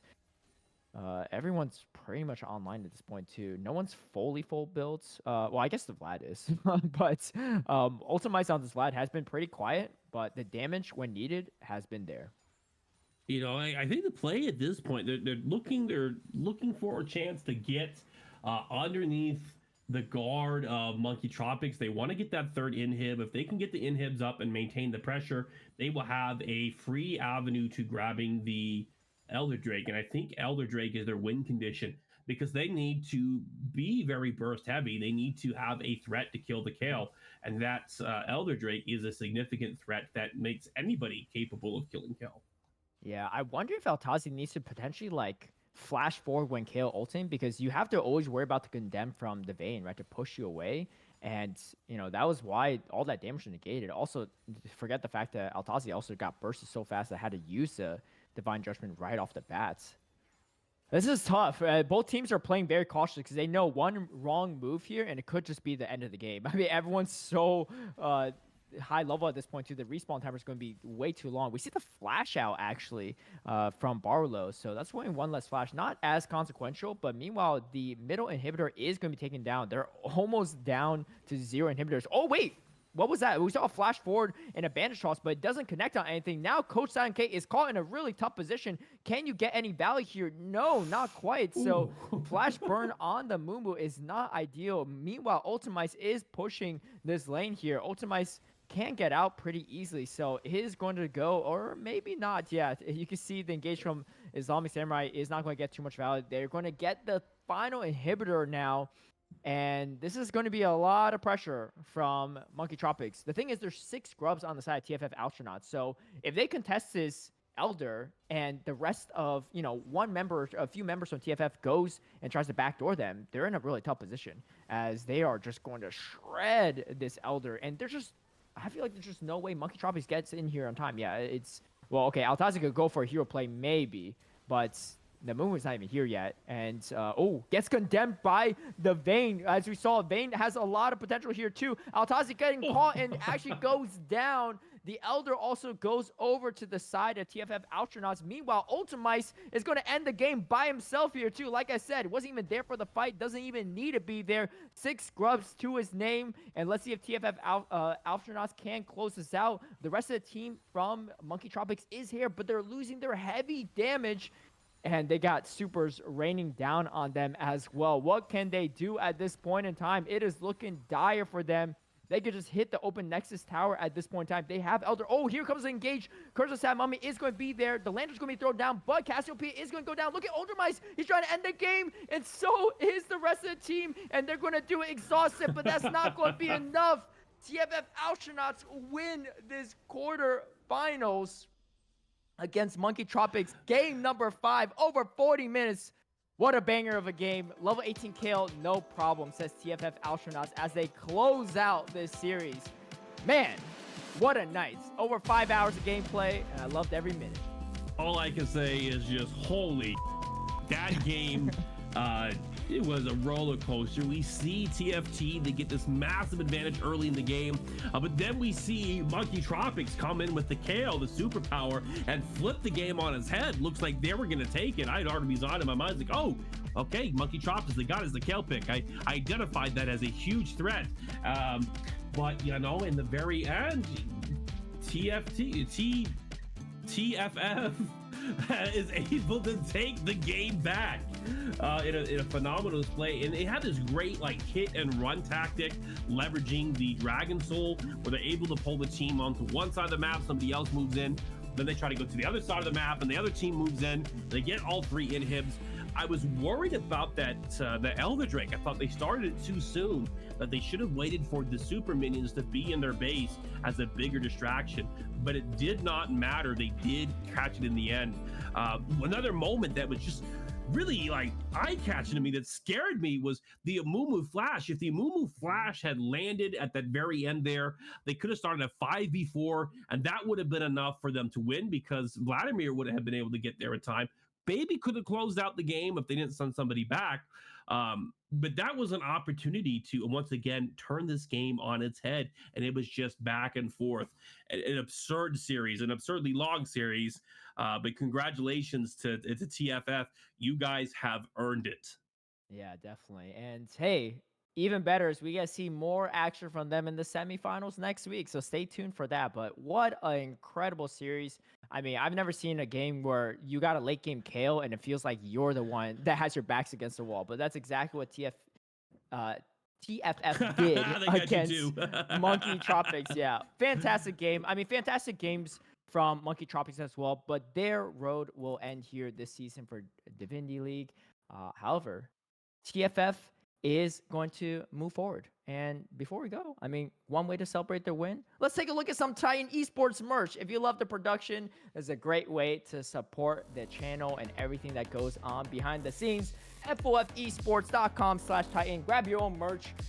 Man, I'm gonna need a bathing suit from Titan Esports soon because I'm sweating after this series. But what a great one all the way around.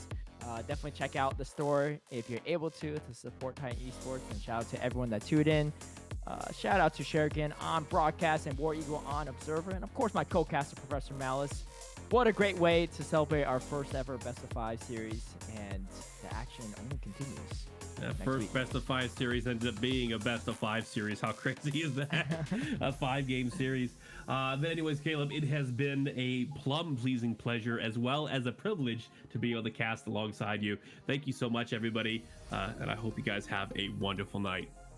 All right, we're going to close out here. Wish you all the best.